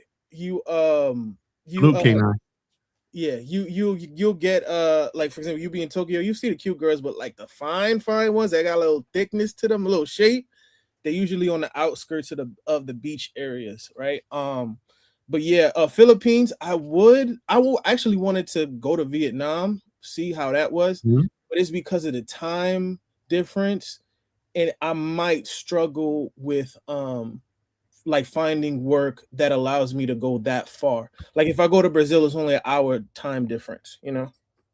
Yeah, I can tell you right now, it's a 12, 13-hour time difference Yeah. between here and East Coast. Yeah. I know like Japan, Japan, China's 13. I know, yeah, Philippines is 13, and like Japan is 14. Mm-hmm. Yeah. And they don't have daylight savings time here, so it rolls back 14 hours when you guys have your fall wow. session. Wow. No, I definitely I wanted to definitely go to Manila, and most of the Filipino people I meet are just nice and chill and laid back, like, you know, real cool people. For sure. It's interesting because in the Philippines, you got to have a college degree to really work. People don't understand how educated Filipinos are. Oh no, they usually know 3 languages. Yeah. And like Haitian people. Shout out to my Haitians out there. If you have tattoos, a lot of brothers are opposed to tattoos. You can't have any exposed tattoos or tattoos anywhere that can be seen. As a yeah, I think tattoos mean different. But real quick, guys, that's not a 40, is it? No, that's apple juice. I'm sorry. I wanted to hit a 40 on this. Yeah, we need to get him out of here quick, man. Like, you know what? He's drinking the old school Martinelli's, man. I like that Martinelli. Damn, bro, spiraling right in front of our eyes, man. See what America make me do? I gotta drink. I'm drinking 40 ounces. I need to leave. Yeah. You don't see Ronan.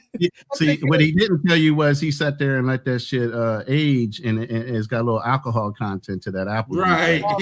You know what I mean? It is hot right now. Like, it's almost like it was hotter. It was like 70 degrees earlier today in New York. It was crazy hot. Real quick, guys, is Darnell somebody from your camp? Darnell is Soldier Boy. He's okay. Cool. Darnell, do me a favor. Make sure that you subscribe to the channel. I have no problem pulling you up, but I'm sorry. Say that again. I just said make sure you subscribe to Charlie Chan TV's channel. Please. Yeah, for sure. That's kind of like just a new thing. But hold on, let me. I'm gonna read some of these some of these what's names, but I definitely got you, Darnell. Let me read a couple of these. He said, like and hype the video and support real conversation discussions of this sort. Shout out to you, bro. Thank you. Let me real quick. Let me bring up Darnell. Okay, next time. Darnell, how you doing, good brother? Hey, I'm doing all right. Salute to the panel. How y'all doing tonight? Good. It's a blessing. Real quick, did you get a chance to subscribe to the channel, good brother? I'm just now familiar with you. I just now seen your channel just now, thanks to Ronan. I came from Ronan's. I'm subscribed to Ronan, and he has you, in your channel in the chat. I didn't know who you were till today. I might have heard your name. It's a pleasure to meet you, good brother. My name is Charlie Chan of Charlie Chan TV. And over here, man, we have insightful conversations, mainly with American men that travel around the earth, man. So, man, get comfortable, man. This a very peaceful side of the internet, and we like intriguing conversations over here. You know, I mean, I got a sense of that when I believe his name was Azriel was on. Mm-hmm. Man, I mean, that guy, he made me rethink some things. You know, I could tell how. I mean, that was when he brought up Jimi Hendrix. And he was speaking facts. Yeah, when he was here in the States, he really wasn't doing a whole lot, right? But then he got overseas and blossomed. Because I was always under the impression, right, like, if you're a loser here in the States, you're going to be a loser over there. You see what I'm saying? All the time. Yeah. But Azriel kind of made me rethink that, because Jimi Hendrix was definitely not a bad musician or a loser. I mean, now he's seen as one of the greats, but he had to, get out of the United States and right. He was one of the backups for Little Richard. And for the Isley Brothers. It wasn't until one of the Isley Brothers, that's a guitar player, he's great too. People sleep on him. He told him, like, hey, you need to you need to go on and do your own thing, you know. And he started like a little group, and he was struggling in the village in New York, and then he just eventually bounced, you know. Yeah. For sure. I sure. mean, and it wasn't just Jimi Hendrix, you know, because I mean, so you're, you know, when you brought that up, you know, there's even more facts on that. I can't remember her name, but she was a singer, you know, in you know, back in you know, the nightclub circuits, you know, back when people wore suits, you had the band on stage, stuff like that. I forget her Yeah. name. She was a black woman. Real good singer, very talented. She couldn't make it here in the States due, you know, to racism, but she moved to France and sung in I mean, she was really popular in France. Yeah. I'm sorry, I stepped away. You talking about Billie Holiday or? No, it wasn't Billie Holiday. It was another Oh, woman. Josephine Baker? Yeah, Josephine Baker. Yes. Yeah, Thank you. yep. Yeah, for sure. I don't know much. I know a little, but if you guys give me a minute, let me read a couple of these chats and stuff right fast, and we could get right back into it. Sean says I gave up on he said I gave up on being in a long-term relationship with a black woman until I visit Kenya. He said I met a beautiful a sister who is a Christian 7-day evangelist, feminine, fit, and friendly, cooperative. Shout out to you, good brother. Like, and I get what these brothers are saying, and I'm gonna chime in on that. But once I get done with this, I'm gonna let the good brother Darnell finish what he was saying, and then I'm definitely gonna chime in on that because I believe that's what these conversations is for us to look at it from a different angle. And I believe you guys gave me a different angle to look at things from as well. You know what I mean? But I do believe if you a lame, you're gonna be a lame anywhere you go, for the most part. You know what I mean? But I with that I digress. He said, what's Con say, guys, get into the step program and also get access to cruise ports. Okay, shout out to you, bro. He said, I get travel insurance through my American Express Platinum card.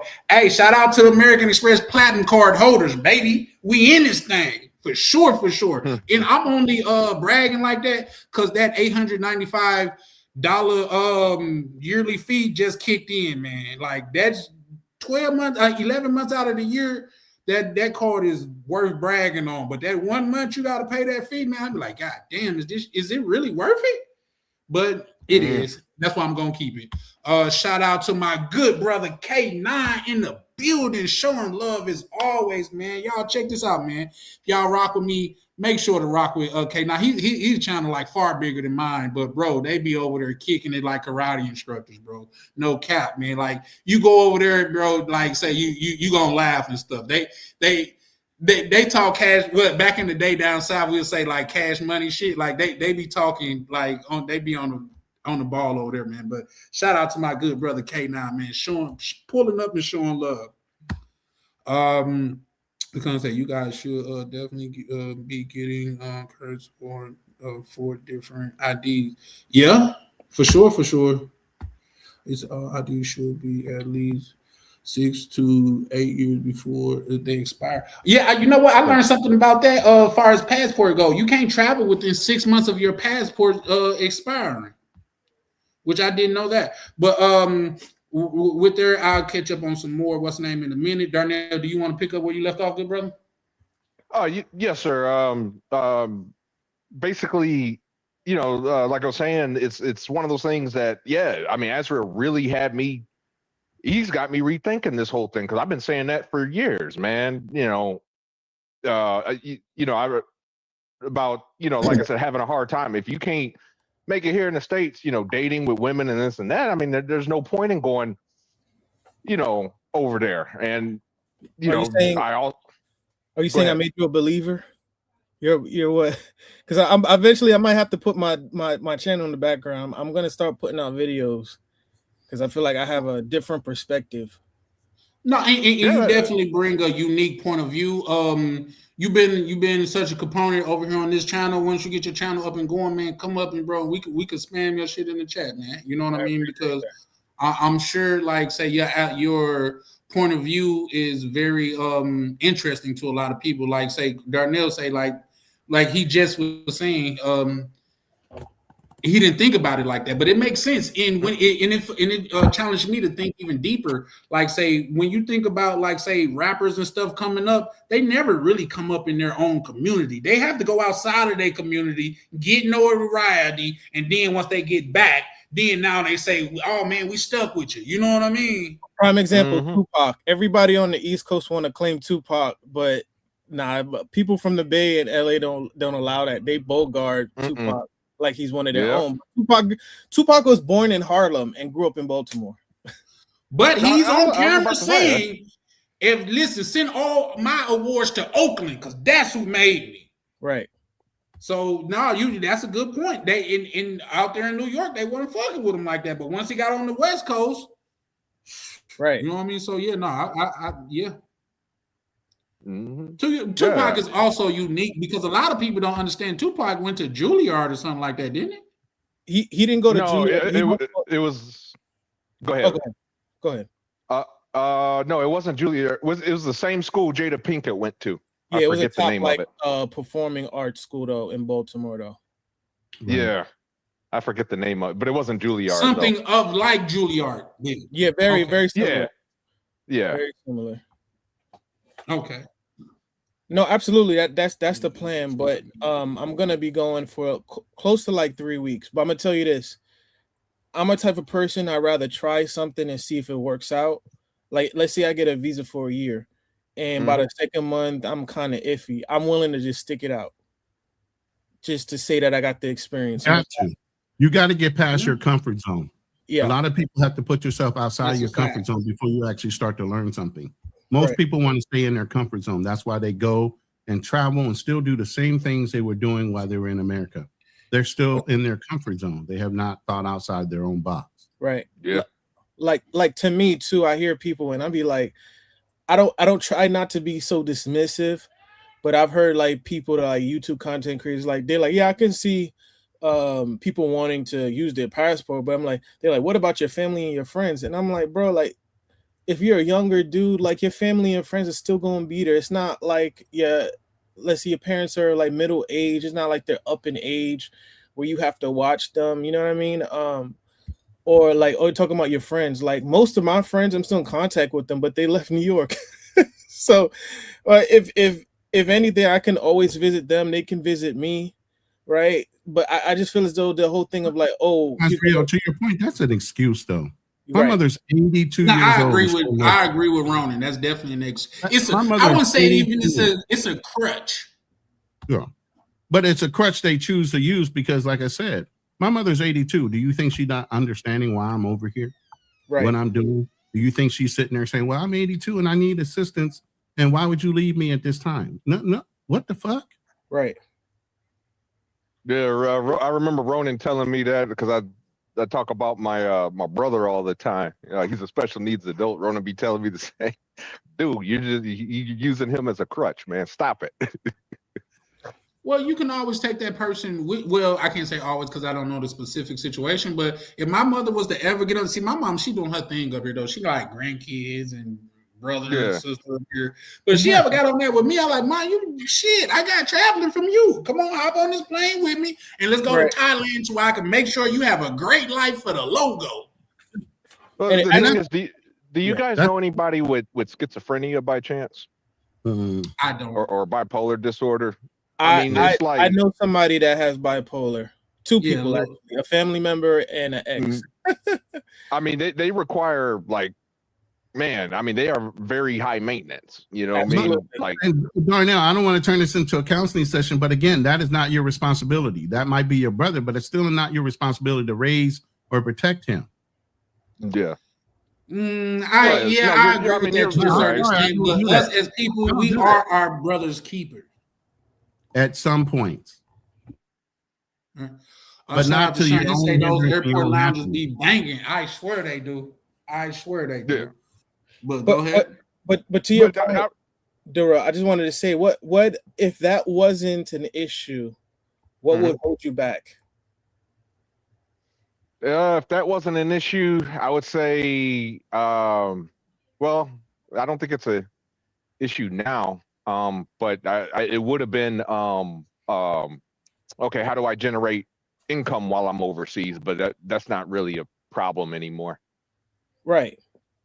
And that's why I always hear people, not to cut you off, but I hear people not necessarily saying you, but like it always bothers me when I hear people say, oh, not everybody gonna be a passport bro, like you have and not every brother can, not, they won't necessarily say afford to travel, but they were like, not everyone is able to leave the country. And I'm like, okay, outside of maybe if you have kids here, like you telling they me got to be young kids at that.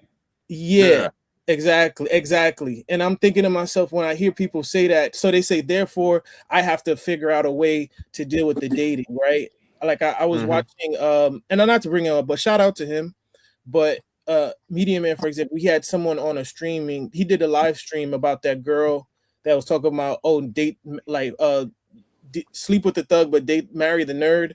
And guys were coming up, they were like, we got to figure it out with black women. We got to figure out with sisters. Not everyone can afford or be able to leave the country. And I'm like, okay, so what is it that I think maybe I want to start a channel and say, what is it preventing you from leaving? Is it money or is it something else? Because you can always create revenue streams. That's not a thing. We're black men. We're always very creative. Azrael, let me chime in right fast. I don't know if you guys know, I'm sure everybody know who O'Shea Duke Jackson is, but he got a cut in to where he got super hot fire saying, you a victim. You know what I mean? Like, niggas make themselves victims out here, bro. You know what I mean? Like, come on, man. We got to deal with it. That's the same way we grew up listening to fucking Boys to Men talking about he'll take her back even though she cheated on him. Them niggas led us astray, man. And let's not, come on, now, let's not act like we not men of sensibility and we can't comprehend that shit that we're the feminist movement. It was a thing to separate the black household. The whole thing about the government will pay for your way of living as long as the man wasn't there. It was a thing to separate the black household. So for the most part, this decision been made without us. And let's be honest, that shit happened in the 70s, which is to say that the men that these women are complaining about today is the men that these bitches raised. Let's be honest about it. Yes, sir. Man, I disagree with I'll land there. That's a fact. Man, disagree. Real quick, let me welcome my good brother Style King. Sorry, Style King, bro, but hearing shit like that kind of get me in my bag a little bit, bro. But how you doing, good brother? Good, man. You preaching, man. Shit, that's what you need to be saying. That's what's up. I just pulled up. No, they talking about, oh man, we got to deal with this. We got to deal with that. No, the fuck we don't. Right. My apologies. Go ahead. Ours to fix. My point is, like, and I'm gonna keep this short. What is the price of your happiness and your mental health? What's the cost of it? Oh, that's a good one. That's a good question. What's your name? What's the guy's name that was just talking? Oh, my name is Azriel. Okay. I really came on because like you inspired me because I haven't even been on a live stream, like this in a minute. But you inspired me because I was asking like, have you been to Brazil and stuff like that? Because I've been traveling around Latin America for the last 2 years, and I never stay anywhere under a month. So I like to get into the culture. I never go to tourist places. Like I went to Salvador Bahia and I stayed there for a month. But I was looking for a place to live because these YouTubers and all these people always got so much good stuff to say about Brazil and how great it is for us to be there. And I went there and I made a comment in the chat where I was saying like I'd rather be in Atlanta, to be honest. Like, so this is why I'm definitely gonna have to make a channel for brothers like you, because let me ask you, do you speak any Portuguese? That's the first thing people kept asking me when I was saying what I was saying. I think that's not the problem. I think trust me, you're let me ask you this. Where are you from? I'm from Atlanta. Okay. If you see someone, let's say you see someone talking to you, right? But they don't speak English, or their English is very well. Do you feel as though, like, and be honest about this, Do you feel as though sometimes your patience starts to wane because it's like there's a language barrier, so you're not as accommodating, right? Because there's a language barrier, right? I think that is possible. Yeah. Right? Because I'm more understanding in a different country than I am in America on the language thing. yeah, but when you're in America, what I'm saying is like, let's say someone comes up to you and is speaking like not even Spanish, just another language that you've never heard of. They'll be like, "Whoa, what are you talking about? Like, calm down!" Like, and they want maybe something asking you like directions, but it's like a struggle, and you might not necessarily come off as rude, but your patience will start to wane. Right now, think about it in the inverse. That's how it is in other countries. You have to understand 95% of people in Brazil speak Portuguese. And of that 5%, only 1% is fluent. I've been studying Portuguese since like September, and I went to Portugal in November, right? You learning the language is going to separate you from everybody else because the level of treatment that you're going to get, you're going to separate yourself from the other gringos that are there. And everybody's going to be like, people going to be curious because it's like, damn, you're a black dude from America and you know Portuguese, it's gonna pique people's interest. And on top of that, when you know a little bit of Portuguese. Let me just say one last thing. When you know a little bit of Portuguese, people will come and follow you and be like, "Hey, can you teach me English?" And that's how you make friends. Okay. Ezra, I just wanted to, and I apologize for interjecting, but I just wanted to, say, man, I mean, that is real great of you to say, most of the brothers don't talk like that. You know what I'm saying? You tell them, man, you got to learn the language. No, I ain't got to learn the language. I ain't got to do all that. You know what I'm saying? And for you to study the language, that shows me that you are not a passport bro. You are a man that likes to travel and immerse yourself in the culture. I just wanted to give you your props. And again, I apologize for interjecting. Oh, it's fine. I have a tutor. Real quick, let me give a shout out to Chanel, Miss Connor that pulled up. How you doing? Appreciate you pulling up. It's been a while since I've seen you over here, but shout out to you. It's appreciated as always. But go ahead, Ronnie. Stalking's been waiting to respond. Go ahead, Stalking. I mean, actually, I actually didn't even get to get my point across before he was already being defensive about Brazil, and that's it's okay. I understand because I ran into a lot of that when I would have things to say about Brazil, and that's what I was trying to tell you. That's very normal, and I just came on to try to give you a different perspective because, like I said, I've been there. And I lived there for a month. I didn't live there for 6 months or a year, but it was long enough for me to leave early. And I understand that, that's something that you really want to do. And I wouldn't try to stop you from doing it. But all I'm saying is listening to you talk, you sound like a very intelligent brother. You sound like somebody that wants something good out of life. And the things that you were talking about that you don't like about the United States, those are things that are very, very strong in Brazil. And you might don't understand that yet. That's why I asked, had you been there? So, that's a good point. Like, let me finish. I've also studied Portuguese, and because, like I said, I planned on moving there. I've been studying Spanish for 2 years. I've been studying Portuguese, but I stopped studying Portuguese after I went there, and I started living around the people and understanding how they live. Like I said, feminism is huge in Brazil. The culture is very anti-black male, and then to talk about the language, when it's a whole different thing. People see you first before they talk to you. So that right there is a big thing. You have to understand that. That's why I say you should go and visit first before you say all this stuff, because you might not understand what's going on there. Like it's very, very liberal. It's more liberal than the United States. The feminism is stronger than in the United States. So I didn't know that. Like I thought, because I was watching other people that say all this positive stuff about Brazil. So I thought that it was gonna be what I was seeing. But like I said, once I got there, it was different. Now I gotta disagree with that. What did you do? I'm Is that sorry. Swango? Hey guys. Oh, 1 second, guys. Hold on. I wanted bro to finish what he was saying before I welcome my bad. What's your name, Sean? Shango. Chungo. Shango? Okay, shout out Correct. to you, bro. I'm sure you came over from Ronan's side, but you may I seen you say that you subscribed in the chat, didn't it? Yeah, absolutely. I definitely appreciate it, man. My apologies. After one of these brothers speak, we'll love to hear your insight as well. But I'm sure one of you guys was saying something before I interrupted. My apologies. Yes, sir. I was just saying I disagree with what Style Kings was saying about the feminist movement. I've been to Brazil myself. It's been a while.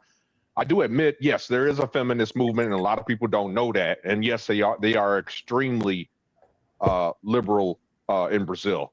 There are some conservative areas of Brazil, but like let's face it, the places that people are going, like Rio de Janeiro, they're very, very liberal over there. But as far as the feminist movement, I haven't heard of an anti-black male campaign. I do know there is racism in Brazil, but it's more like for unemployment. Like, for example, when I used to hang out there, like black men, if you weren't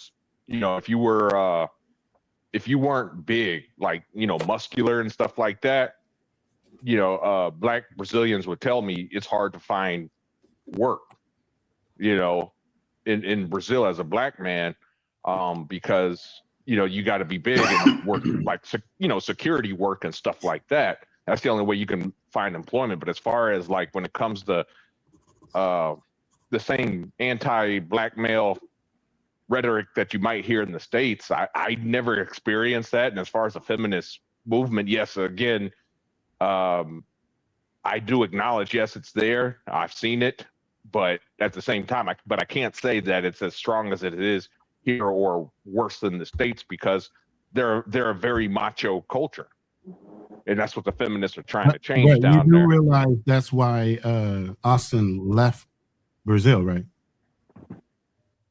Well, yeah, I mean, he left because I'll be honest with you, Ronan. If you were to say, it's easy, it's easy to sleep with Filipino women, I'm sure they'd run you out of the Philippines, right? It's a lot of Oh, people they that have. have said that already about the Philippines. They didn't get run out of the Philippines. But being Okay. but being black, of course, I'm that's another thing too. I'm not gonna disacknowledge the racism there, especially it's more intertwined with a lot of classism too, right? Yes. So Yes, it is. people gonna come and like you go. I'm already prepared for the fact, like I might go to a restaurant and people look at me like, oh, are you the help, or are you coming to clean up or something like that? Like I understand that. There's no Believe me, you're not even going to be dressed like to even be considered that. that is Believe true. me, though. they're not going to look at you like that. Right, like that's crazy. I went to Brazil and that never happened to me. But there's Well, that. Yeah, that, I don't Real quick, guys. I don't want to go too far off the thing. I want to have Swango or Shango. Yeah. Let me read this right fast because it's been on the what's the name? Then we'll let Sean go. He said knowing the language help, but there are pros and cons to living in these countries too. Absolutely. Everything has its pros and its cons. I agree with you, Worldwide Navy, my OB. Shout out to Sean Go, man. Appreciate your patience, bro. You want to weigh in on it?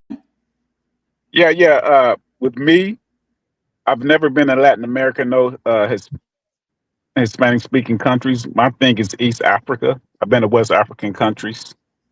In West African countries, I tend to bump into like a plethora of African Americans. The culture is damn near the same. All right, when you go to Ghana, Nigeria, Accra, Lagos, it's pretty much the same. But when I went to East Africa, when I went to Rwanda, Tanzania, and Kenya, it just blew my mind. The women, a lot of people don't know that Kenya was colonized by the British. So the English they speak is very perfect. The ones who speak English, and a lot of them are like Seventh-day Adventists, Jehovah's Witnesses. And I'm not but when I meet women, they're traditional and they're Christians. So If any of you brothers want to check out some women, and I'm talking about millions upon millions of feminine, fit, cooperative, traditional, and the cost of living is extremely affordable, especially when Nairobi is high. I tend to stay in West Kenya. Uh, it's this city state, Kisumu, where mainly, like I posted in a comment, the Lua people, LUO, the ethnic group, the Lua people. I got a video on my channel when I was over there a couple of months ago. But the women over there are extremely beautiful, and I've always had this. I don't know what it's been, where I got it from. My mother, they would always tease me about it. That I always had a love for like dark skinned black women. I know around with that. So do I. Hey, and so hey, when I was younger, and I was born in 72. So they would tease me because I said that Cicely Tyson was my wife back in the late 70s. Oh, man, don't sleep on Cicely, man. She was old even back then, though, wasn't it? Cicely was still Yeah, fine. yeah, and I didn't know she looked young. She looked extremely good, like in the 70s. I think she was in her 40s. Cicely was fine back in the day, bro. Give it the context. I'm not racist at all, but I think we can all agree, unless black is on crack, black don't crack, man. Yeah. Morgan Freeman been looking like he was 70 since the 70s, man. Hey, have any of you brothers been to Kenya? Look at Felicia Rashad. I'm not African. Still beautiful. Right. Have any of you brothers traveled to East Africa yet? Not as of yet. I plan on going to Africa, but I haven't traveled yet. I've been to Nairobi, and I was stationed at Camp Lemonade, Djibouti. Also wanted to add, Cicely Tyson was married to Miles Davis for a while too. Yeah, Miles Davis, and she like had an unwavering love for black men. She said that she didn't get a lot of work because a lot of the studios wanted her to like redo her hair, put the wigs on. But if you notice, she never had anything like that fake hair and everything when she was in her movie roles. So she was awesome. Yeah, I was gonna say people give real quick, guys. Let me welcome KB to the panel. KB, how you feeling, good brother? I came here to talk my shit. If you ain't Bogota, you ain't shit. Yeah, that's what I'm saying. Yeah. Yeah. Hey man, ain't nobody going to Bogota with you so you can harvest their oh my God, organs? Charlie. Oh my God, bro. Charlie, I just gotta say this. And I don't know if this is, bro. I saw the baddest thing yesterday. Buddy of mine took me to a club yesterday. I couldn't believe that shit. And that was just a Tuesday. That was Tuesday. I couldn't believe that shit. They were so bad that I'm like, bro, do you know how much you'd be worth in America? Like a 9, like a real 9. That's crazy to say that. No, He's real getting counsel, 9. guys.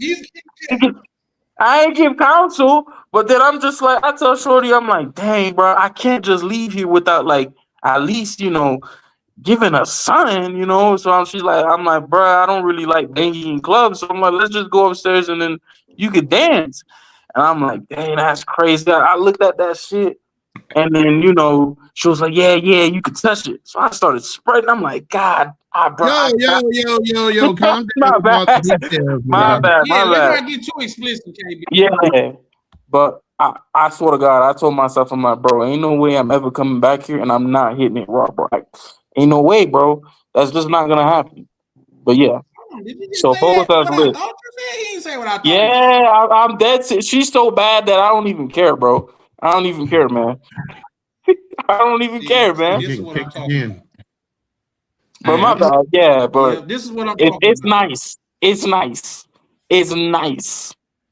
Not everything is great, but you called up here to confess your love for Colombia, bro. That's shit, man. That shit was incredible, bro. I couldn't believe it. And I'm like, I got a bro that been stuck in Bogota for a year. He ain't leaving, I don't think. I don't know if he got a visa or what, but he ain't leaving Bogota. After I left that club, I told him, I'm like, bro, thank God I'm like a visitor because this is so addictive. And especially as an American coming in, it's so addictive. That kind of lifestyle. So, I don't drink, I don't smoke, so that's good for me. But that lifestyle is so like addictive, and like you just want to do it again and again and again. But you just gotta put limits on Bro, it. you finna be a I crackhead. don't smoke, so that's good for me. But that lifestyle is so like Oh, somebody just got addictive, that. and Oh, like I you think just that want was to do Ronnie it by again mistake. and again Real, and again. Somebody real got quick, guys, YouTube let open. me welcome my good brother Black Cleaner to the panel. What it do, Black Cleaner? My Black bad, Cleaner, you Ronan. good? I feel like Ronan left because of me. No, My no, bad. no. I think he been going in and out. You Yeah, can't run, I'm Roman. on the No, here. Tuna network, bro. I'm looking up Starlink as we talking right now. This month I'm switching off. Can I get a chance to I'm on the respond to Real Starlink. quick, Darnell? go ahead. What'd you say? I just want a chance to respond to Darnell because he gave me pushback, and then everybody, kind of went in a different direction. Yeah. No, Just don't trip on it. It's just, believe it or not, it's a lot of people on the panel, so it's kind of hard to keep up with it. But go ahead, bro. The floor is yours. Get him, Style King. Get him. yeah, Nah, I ain't yeah. trying to get him. I'm Please, just saying, I just wanted to respond to his pushback for me. So All yeah. right. Go ahead, sir. the I'm listening. history in Brazil, like he said, he been in Brazil. I don't know what year it was or whatever, but history, they have a very deep history just like we do with racism and stuff like that. But I wasn't even speaking on racism. What I was Mhm, saying was that it's just kind of like a cultural thing that they got going on where the women, the feminism, and then the Black Power movement is for the women. It's not necessarily for the men. So it's a lot of that I would say rainbow community things being pushed towards the men, and mhm, the black women are being pushed more towards the Caucasian looking Brazilian men. So that's what I was saying. I wasn't saying like, oh, it's a big thing that they're going against black men. That's just how it is. And I was in Salvador Bahia, which is the blackest place in Brazil, with more black people than we got in the United States. So that's why I'm saying uh-huh. I went there because I love black women. So I'm thinking like this gonna be a perfect place for me. But Mhm. that's why I say you got to go for yourself. If you don't believe me or you listening to all the positivity, go for yourself. I want you to go for yourself so you can know. And that's all I got to say. I'm about to go though. I gotta hit. Hey, what type of black women do you like? What's your preference when But it thank comes to y'all for black letting me women? come up, man. I appreciate y'all. Another good show. I'll keep watching for a little while before I hit the bed, man. Appreciate y'all. I wanted to Appreciate ask the you. style, King, man. I wanted to ask Your, you. your input Hey, is Style always King, you got one appreciated, good question brother. before you leave. I think Shango had a question for you. What's your preference for Okay. like when it comes to black women? Do you like feminine fit, slim, tall?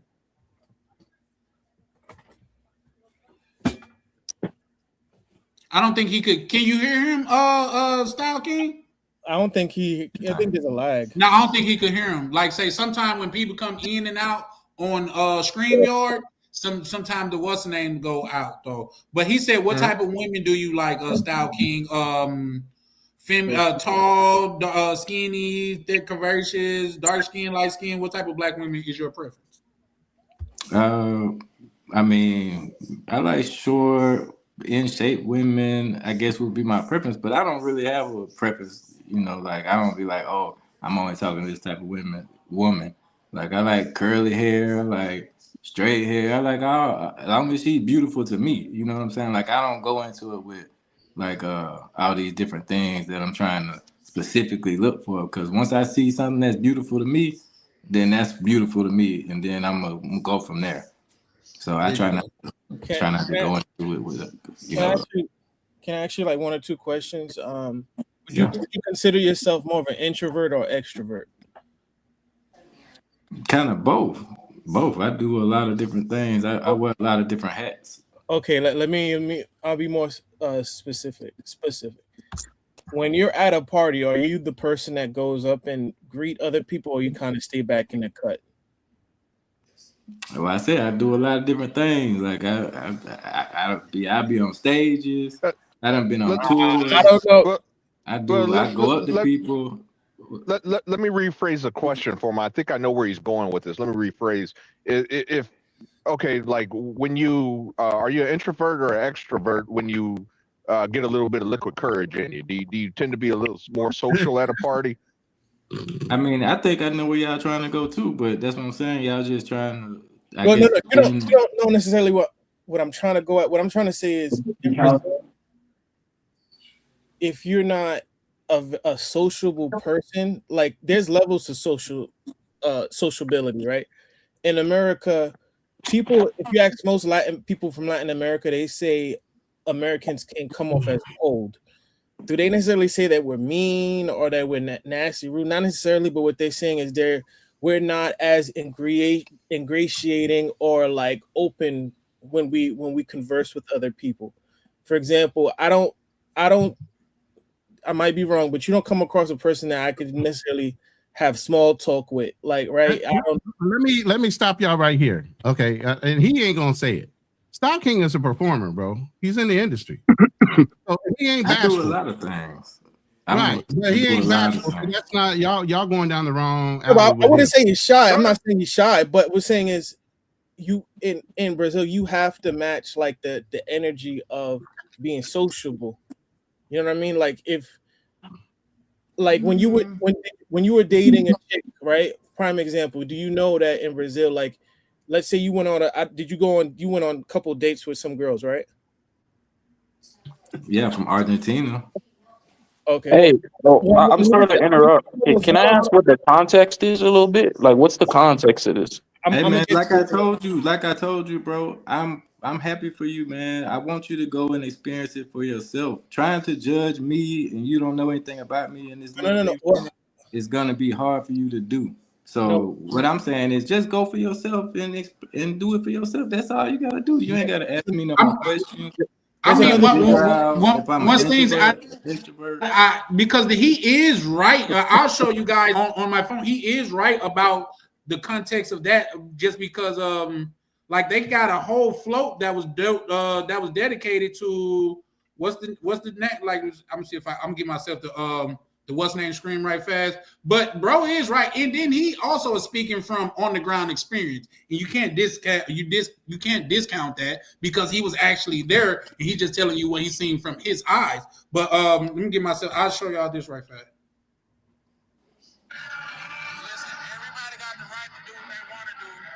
That's Baphomet. A whole float. It's Satan. Yeah. Yeah, if you guys know, because I just learned about that then. I'm sorry, go ahead. No, but I wasn't really even trying to get about on that. What I'm saying is prime example, right? You in Brazil, if you dating a Brazilian chick, if you don't kiss her or at the end of the day or are you affectionate with her, she's gonna think you don't like her, right?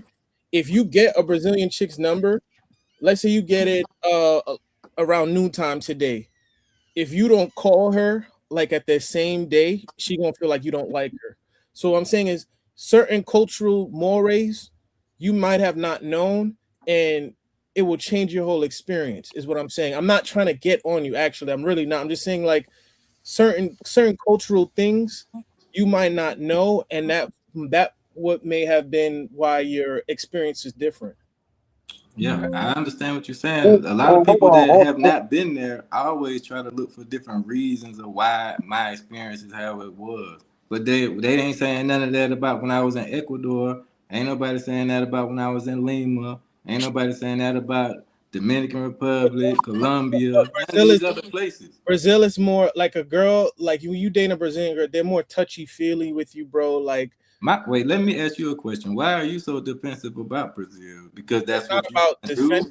It's just your I can see why your perspective is that way, because in my mind, I'm thinking hypothetically, if you were on a date with a Brazilian chick, your personality, I'm not saying that you're a bad person, but your personality might come across as standoffish. But you don't even know my personality. No, I'm just saying. Hold on. So, like, what was your like experience when you were in Brazil? Like specifically, like what going off from what the last 15 minutes of me just trying to tell you from my personal experience in Brazil. No, yeah. What was your personal experience? What happened? You don't have to take my advice. Like I said, please go for yourself.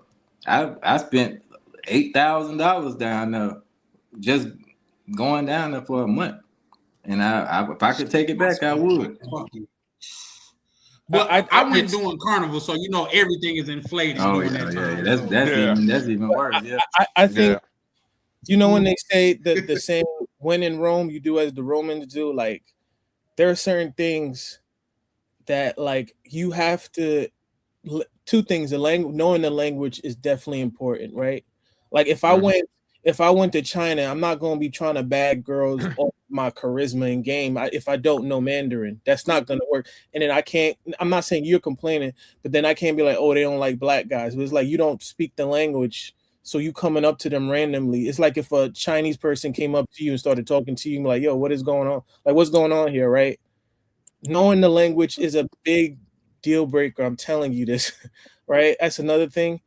And with Brazilian women, they're very they're very affectionate and they love hard in a way that if you don't come across as though you're trying to hold their hand and you're trying to touch them and stuff like that, like in America, if you do that, if you try to hold a girl's hand like 5 minutes into the day, she's gonna think you're thirsty, right? So we're kind of conditioned to not be to be as affectionate or as to be interconnected and be up under each other, right? In Brazil, it's a night and day difference. If you don't hold her hand or try to, rub on her, Agree. Nah, hold on, man. Come, You right, bro. that's I just. mean, I don't I even can't think do that's that. All necessarily right, all true, right, all man. right, I all don't right. know about that. Done Hold with on, it. KB. Nah. Hey, Oh, yeah. For one, we're gonna have to hear from because we got 1, 2, 3, 4, 5. We got 8 people on the panel, and we need to hear from other people as well. Let me speak to Jody right fast. Hola, ¿cómo está, Jody? Mi español muy poquito. But Good luck, guys. Good luck with your trip. yeah, anybody else? Let me see. Joe español muy poquito. But anybody else want to chime in on that? Just because I felt hold like on. How it was you said it almost more like people fucked up the was second coming time? at Style King Well, I would like to chime in. because I I'm have working on it. I'm experience. out of practice, man. I would like to chime in. I was engaged to a Brazilian woman.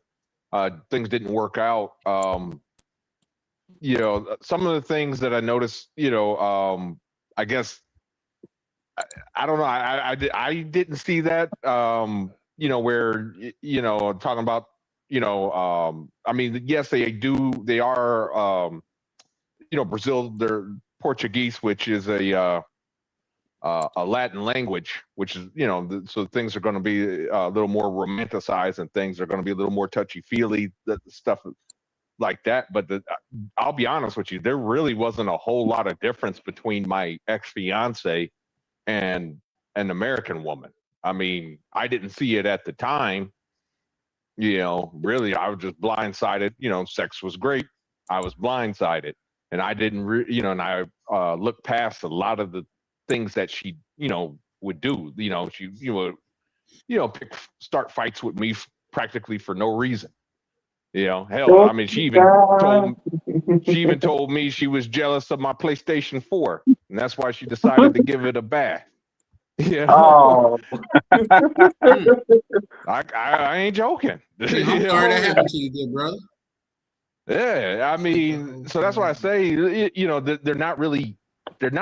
It's a misconception. People, I mean, female nature, is female nature no matter where you go. It's just sometimes they may not be able to act upon it because yes, it is more of a machismo culture down in Brazil. So women can't exactly do the exact same. They can't necessarily get away with the same things that a woman here in the States can.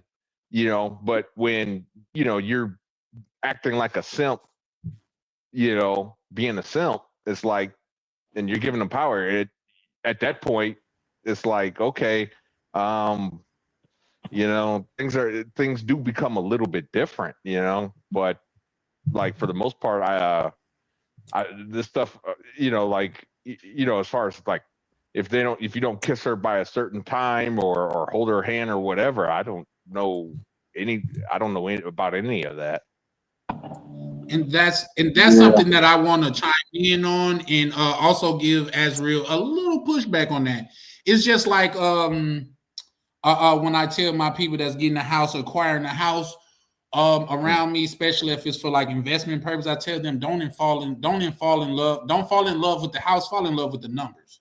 As real as a person that hasn't been there, it's almost like you falling in love with the idea of Brazil without experiencing it yet. You know what I mean? Like from a person now, I think you did say something. Women down there are more touchy feely and passionate and things of that nature, but I didn't get a lot of what you were saying. In fact, so much so to where I almost heard other people on the internet saying stuff like that. And from a person that went out there and I experienced it, it is not like that as like all the time. You know what I mean? That was Austin Holloman's experience. You know what I mean? Like you muted, Azriel. Okay, I hear what you're saying, but I got to put into context. Although I haven't gone there as of yet, and I will own that. I stayed in Portugal for almost a month. I was around a lot of Brazilian people, black and like biracial or like white and whatnot. Like I've been around Brazilian people. I have Brazilian friends that I talk to like every other day. I'm around, like I said, I was around them. My my teacher, she's from Rio, and I get it. It's different from you being there, but if I was from another country and I was talking to Americans every other day, and they tell me about their, about life and culture in America. You don't think at some point I would have a grasp of America to a point, not fully, but I would have an idea of how Americans are. Like, for example, I would know No, you when wouldn't. But No, go ahead. Not necessarily. if I you ask would like, think Man, you would think you do, but you really wouldn't. I.e., exactly. I Yeah, think I mean, somebody there's had said plenty it. of people who all they know about America is school situations, with guns. Yeah. That's what they're like. Oh, doesn't that happen all the time? And I'm like, it happens, but that's not like the big thing here. But that's their That's cultural a fact. concept. They just think America is a McDonald's and a gun shop.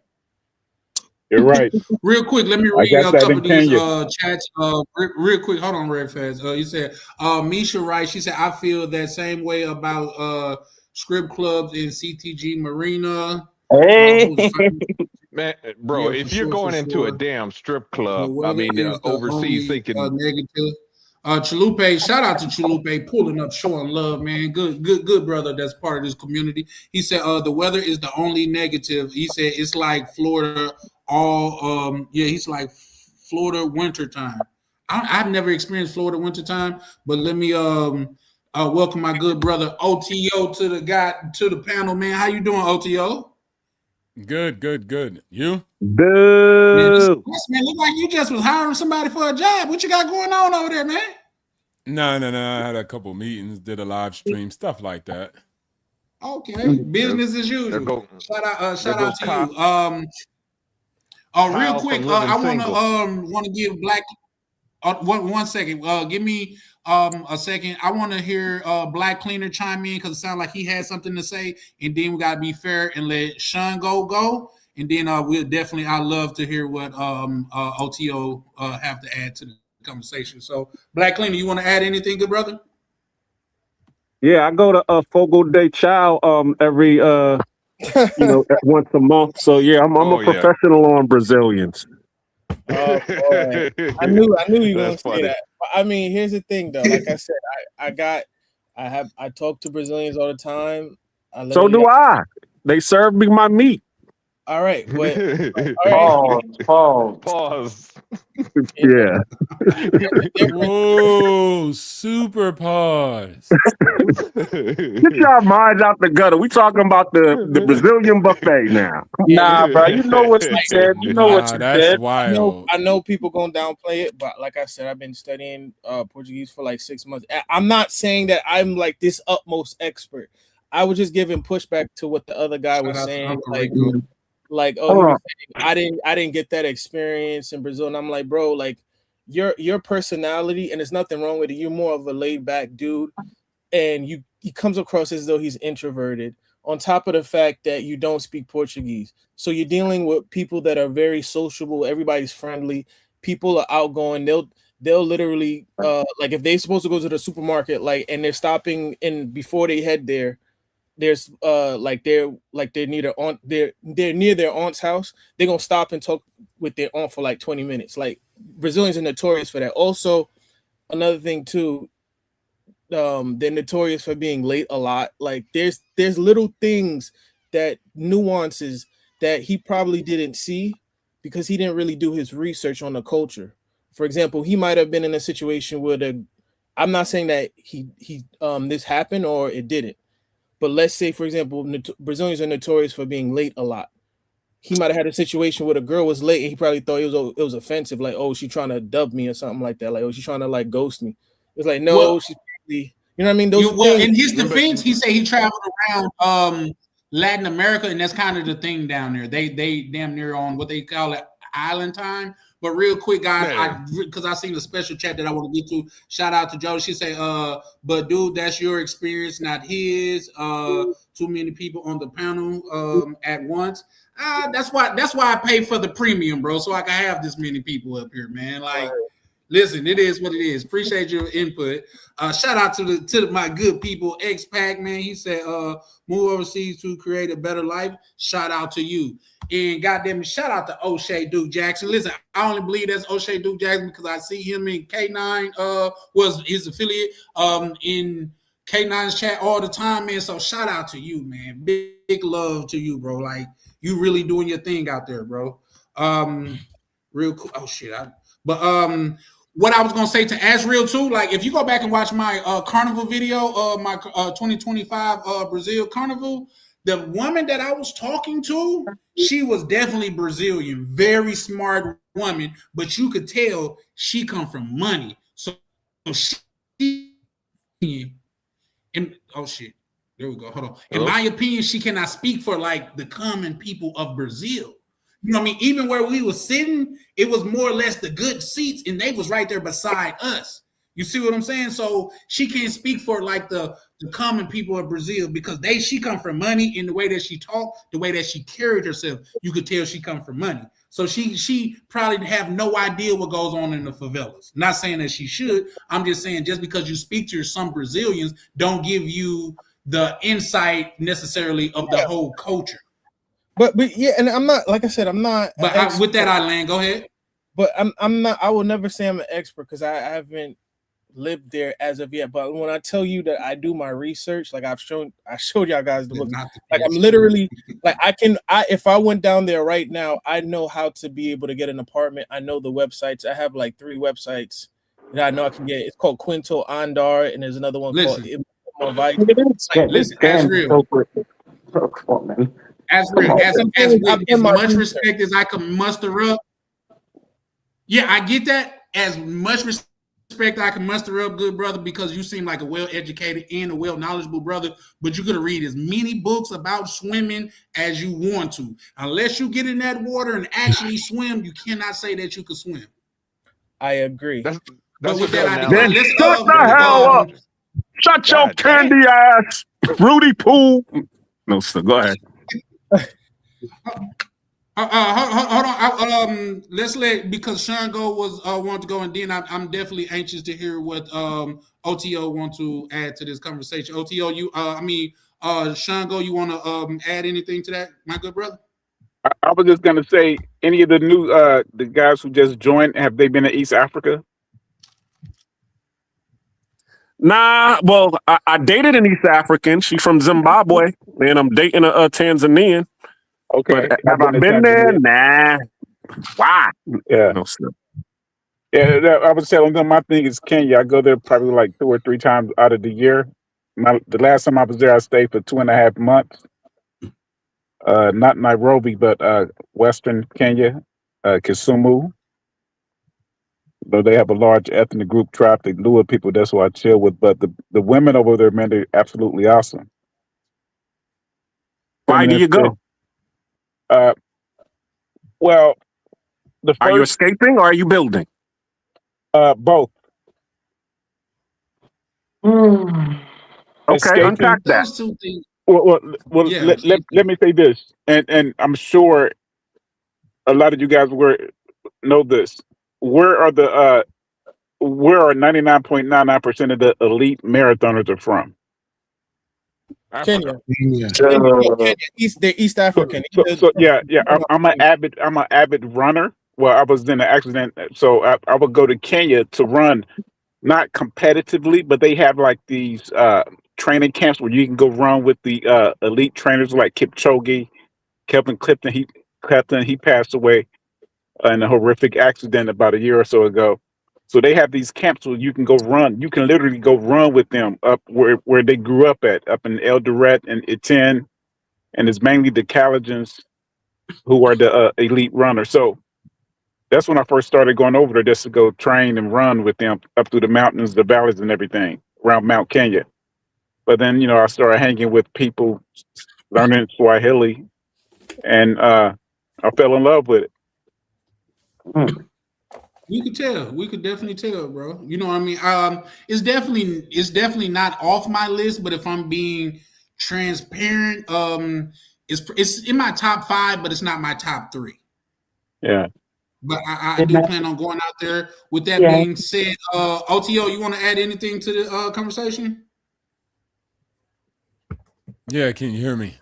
Yeah. Yep. Loud hear you. All right. Yeah. I'm just a big advocate. I'll go to the main subject. I'm a big advocate of just building. I'm not into escaping. I'm not no runaway slave. So at the end of the day, I always say everything that I built in America allows me to live like a king anywhere in the world. So that is my American dream. I can go anywhere, probably don't need much paperwork, probably don't get much hassle when you go to immigration. That's all being an American. And so whether the situation is America that I built, or if I go overseas, I keep my money there. It's the best investment capital in the world. It's the best market in the world. And so net, it's not bad. But without it, I would live like a Thai person, which is struggling. I would live like a local Kenyan that is struggling. And then I would have to deal with the financing systems and the lack of ability to be socially, economically, and politically mobile. And so at the end of the day, I'm always blessed. So I always look at it from a construct of building. I don't run from America because without it, I wouldn't probably be able to enter in half of the countries. And so I always look at it as built. I do see a lot of expats have negative resentment, but that's inside them. It has nothing to do with America. If you have hate or if you have some type of void inside you, that's just you. That's a you thing. So as the brother said earlier in the comments, you go here, you're going to be a simp. You go there, you're going to get simp. The game's just going to be different. They might be nice about leasing and fleecing your pockets, but your pockets will get fleeced. So net, now you're just arguing about were they nice or not. So I think that's pretty much my perspective. Just build. But people are going to do what they're going to do. They're going to be victims if they want to. It sounded like you were trying to run for president or something when he first started talking. Yeah, hey, he always got them put together speeches though. You know what I mean? Shout out to OTO. Yeah. You don't see it? He got the Reagan George Bush Senior setup. You know when they used to do the thing like my fellow American. Like, the only thing OTO forgot to say, and God bless America. There you go. Like, no place shout else. Out. God bless America. I got the and no place else. Only thing this right here is a bag of crack cocaine. But hey, OTO, may I ask OTO? If I'm gonna be real quick, go ahead. May I ask OTO off-subject question? Oh shit. Depending on how far it is off the subject, but half at it, good brother. It was just what he had said about building investment and stuff like that.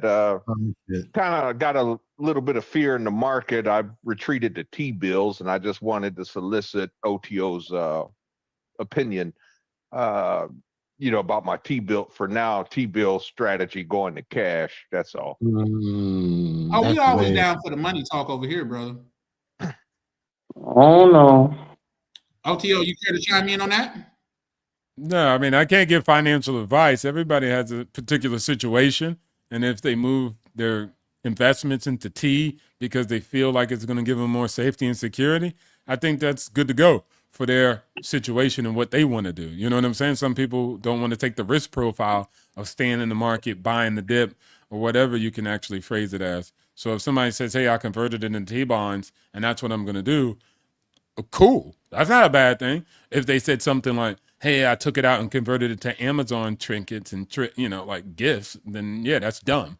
But net, that's not what he said. He just said he converted it. He don't want to take the risk, obviously, possibly. And then that's completely fine. People make those choices all day, every day. Okay. You need to be buying Earl.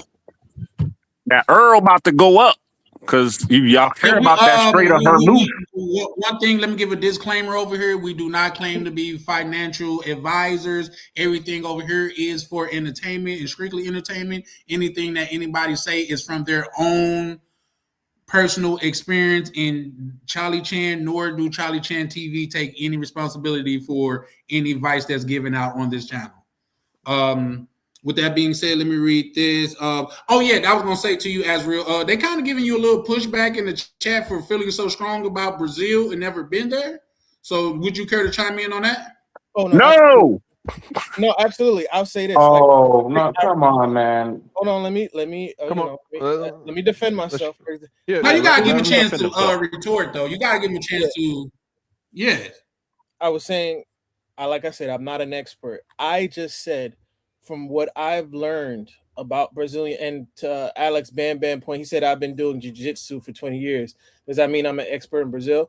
I wouldn't say that you're, and he said he spoke to Brazilians. I wouldn't say that you're an expert, but I'm pretty sure you have an understanding of the culture and how they operate, right? For 20 years. My point being is I wasn't trying to say I'm an expert or I'm the authority on everything. No, let's have some nuance.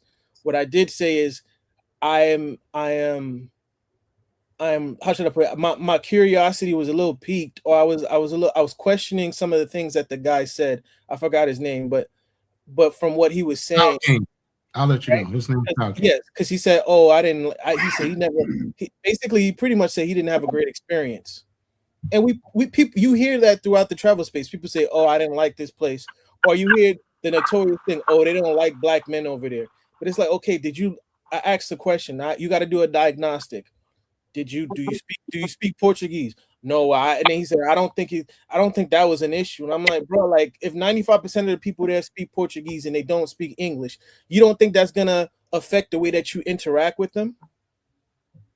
Like that is something. It's like you can't you have people here and people consider it racist, but you have people here that complain about people that of Latin descent that been in the country for multiple years and they can't speak English.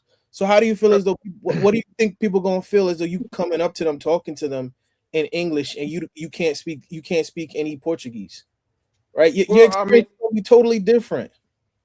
Yeah, you're not wrong, man. And like I said, and I think I applaud you for doing your research. I wish a lot more men would do their research before going. Most definitely. But he does have a point. Until you get down there, you're really not you're really not going to know. As Charlie TV said earlier, you can read all the books about swimming. That was a really good analogy, by the way. You can read all the books about swimming, but until you get in that water, what I'm saying, it's called muscle memory. You know what I'm saying? Mm-hmm. Experience. It's just it's a complete different factor. Back in the day before I went to Brazil, I was doing my research just like you. Back in 2010, I was doing my research on Brazil, and stuff like that. Thought I had kind of a good grasp of Brazil. Really didn't, but I thought I did. And I don't see what the problem is. What are y'all going back and forth with the man about? No, because he hasn't been there, and we're going in circles because he wants to. I guess Style King is ruining his idea of Brazil, so he's just trying to. It's not that you can't ruin my idea if I already have my mind made up, right? Yeah. My point is, he said that his experience. Oh wait, hold on. I mean, we understand all of that. We're just going in circles about it, though. No. He asked the question. What my point, the premise was, Style King said he said he'd rather live in Atlanta than in Brazil. Then he came up on the panel and explained that it was no difference and that they're very liberal and he didn't really have the greatest of experience. And I'm like, okay, What Yeah. would you say you're an introvert or extrovert? He said, oh, he's a little bit of both. I'm not gonna lie to you. You come up. I'm not. It's not a bad thing, but your personality doesn't come across as somebody that's like uber outgoing. Like these are people that are very uber outgoing. So like that's gonna if you come across as though aloof, that's not gonna mesh well. And I also said That assumption is wrong about the man that you just met not more than 5 minutes on a live. Yeah. no, but also I'm almost done. We're going in circles. Also, him not speaking Portuguese is gonna make a big difference. I may Well, be he wrong. also said in the chat that he didn't say he didn't speak any Portuguese. He did say he said he did. He said he did it. Either way, though, that's never- his experience, never though, right? answered He the said that was question. my experience, though, right? And that's what I'm gonna that's what I'm Hold gonna allude to right Hey, fast. And then can I we put a bow chime on in that on and this move a on little a little bit bit too? because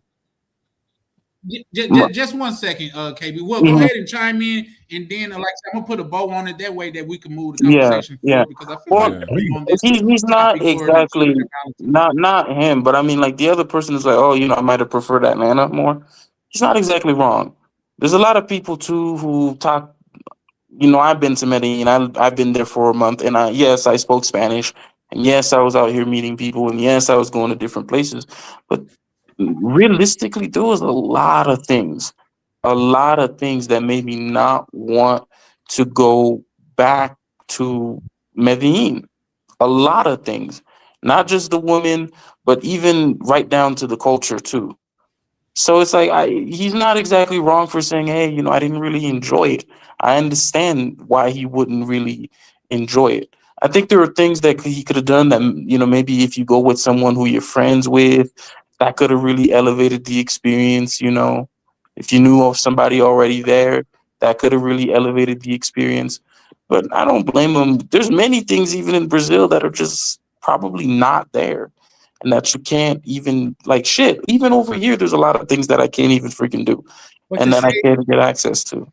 but to say Atlanta, like, bro, like that's a night and day difference, bro. Nice. That's his life. That's his life. No, But I'm Like, that's you know telling what no, I'm saying? bro, that's what I His will life. say, I'm and that's serious. what. There have been Hold on, times, hold on, even when KB. I've lived here, I preferred being back in Florida than being here. There's a If I'm difference being between saying, honest, there's a difference between saying prefer, but then saying there's no difference between like. there's not that much difference as you I think. think he may have been Even being in facetious Colombia, just because we just can't say that. But what I will say is this. Hold on, guys. Let me say this. That's just John, like let's put it in a movie context. If somebody went to go see a movie that I want to go see, he tell me he don't like it. I don't want to ask him the parts that he don't like. I want to go experience the movie for myself. You see what I'm saying? Because what he don't like about the movie, I might like those parts. Yeah. You feel me? So with that being said, you guys may be looking at the same thing, but getting a different perspective of it. You see what I'm saying? So it's not that he's telling you that it's fucked up. It's not that you trying to you were defending it a little bit, but it's everybody's only experience. I mean, it's their experience. I went out there and I had a ball. I didn't speak no Portuguese. Only Portuguese I know was the only Portuguese that I knew was the word that translated from Spanish to Portuguese. Right. And I had you were with ball. friends, right? You see what I'm You saying? were with friends, weren't you? Yeah, It I was elevated definitely the with experience. friends. That elevates the experience. Real quick, let me ring the bell for my good homie, goddamn it, Miguel, CTG Republic, man. Shout out to the CTG boys, man, pulling up and showing love. Buddy say he's not an expert on Brazil, but he stayed at a Holiday Inn Express last night. Oh, that's a good one. That's a good one. That's crazy. Hey, shout out to Miguel. Always coming up with something different. I don't even understand that. So let me ask you this, Azriel, just to bring it back full circle. That one? No, I don't. Not fully, no. The cultural reference there. You don't remember the old Holiday Inn commercials back in the day? No. You know, guy, there'd be like this catastrophe or whatever, and nobody knows what to do, and then this guy comes in, tells them what to do, and they go, "What are you, like a rocket scientist?" No, but I did stay in the Holiday Inn Express last night. Oh, okay. Okay, yeah, I get that. That is funny. It's hilarious, man. That is funny. I give it. Yeah, that was funny. Yeah, that was a good one right there. Shout out to Miguel. But yeah, so let me just move the conversation forward. So as real, let me ask you this: would you consider yourself escaping, or consider yourself building? I would definitely say building because I've done the due diligence in America of what, and I've had this issue with people before. Like I've accomplished a lot in America. I was able to start a business when I was 25. I was in the middle of doing my MBA. I graduated from college, working, doing my own thing. I visited multiple countries. Like, of course I could probably slim down a little bit leaner, but I ain't no like socially awkward incel. You know what I mean? So I'm not escaping anything. Like according to my list, if you would have put down all the quote unquote things that on paper that I've done, you couldn't say, oh, this person, you would assume that, oh, this person is thriving. To me, it's like I've done all that I can in America and I feel as though it's time to move on. So I don't see myself escaping it. And you're free to feel that way. I don't feel as though, because it's like, okay, it's a prime example. And I promise you not, because I know niggas are going to go off. I'm not comparing myself to Michael Jordan, but it's like, you win 3 championships, and people might say he left for other reasons. But it's like, okay, I've accomplished everything that I set out to do. Let me switch to something else, right? Let me switch to baseball. I need the other challenge. I don't feel America doesn't have any. I hate people going to be offended by this, and I get it. A lot of people patriotic. It doesn't have that same appeal to me as a probably growing up, right? It doesn't. America doesn't appeal to me anymore, and I feel as though I have much more to accomplish outside of the country, and I feel as though being in this country, I'm kind of settling. I don't mean it as in trying to ish on it. I kind of am, but like I feel as though there's more to life than America, because I feel as though America you're just making money, and the social scene here is dead, and you're just living to work, right? So I don't really. Sure. America has no appeal to me anymore. Okay. What? And that's fair. It's your own perspective. That's the beautiful thing about being born in America, that you're free to feel that way and travel if it doesn't suit you. Shout out to you for that, bro. Real quick, Tam say, Carl has to crawl before he walks. Let him live. For sure. I ain't even saying anything. He wrote that a while ago, so that was on me. And bro said, yes, I remember. Shout out to T-Mac. Pulling up on Ronald's channel, showing love. Real quick, guys. Let me take the channel to say, man, over here at Charlie Chan TV, bro, we would really appreciate your subscription, man. Like I say, the analytics say, man, I'm getting 1,000+ viewers that's not even goddamn subscribed to me, which is crazy. You know what I mean? Bro, we got starving kids in Africa, bro. You could goddamn subscribe, man. Like, it's crazy. Where do I gotta put a be out here with the arm of an angel? Goddamn. What'd you say? Like and subscribe to Charlie Chan TV. Please do. You know what I mean? But we over here, we always building, man. And as you can see, we always growing. Like, say, shout out to Ann. She was here when the stream first started. She was like, man, you could tell that the community over here is growing because it's all new faces. You know what I mean? Well, majority new faces and things of that nature. And that's what we harbor over here. The thing about it is, what we got going on over here at Charlie Chan channel is not my channel. It's this thing of ours channel, man. And I just orchestrate. You know what I mean? I take goddamn it feedback and criticism in the back office all day. You know what I mean? Saying that to say this, like, this is something that we building as a community. And when I say that, I'm saying also that it's okay for us not to agree with each other, as long as we could do it in a civil manner. Everywhere else you look, you can see black people cussing each other out and threatening each other and all of that stuff. And we set out for this channel to be something different. We could disagree and still be civil about it. We don't have to curse. We are all men of intelligence somewhat.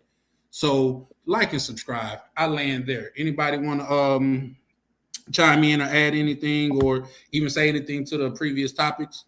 Can you guys? Yeah, when Charlie Chan ain't on, we start getting fiending. We be over here looking like Tyrone Biggins, like, yo, y'all got any more of that Charlie Chan TV over there?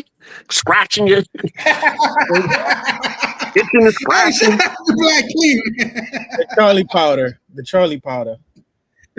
Shout out to man, that's what I'm talking about, man. This community, and believe it or not, bro, when I don't come up, man, it seems like I be missing something in my life. This YouTube shit is really becoming a part of my life, man. So, man, I really thoroughly appreciate not just the people that's a part of this thing of ours, but the people that's in this community, man. We're gonna grow.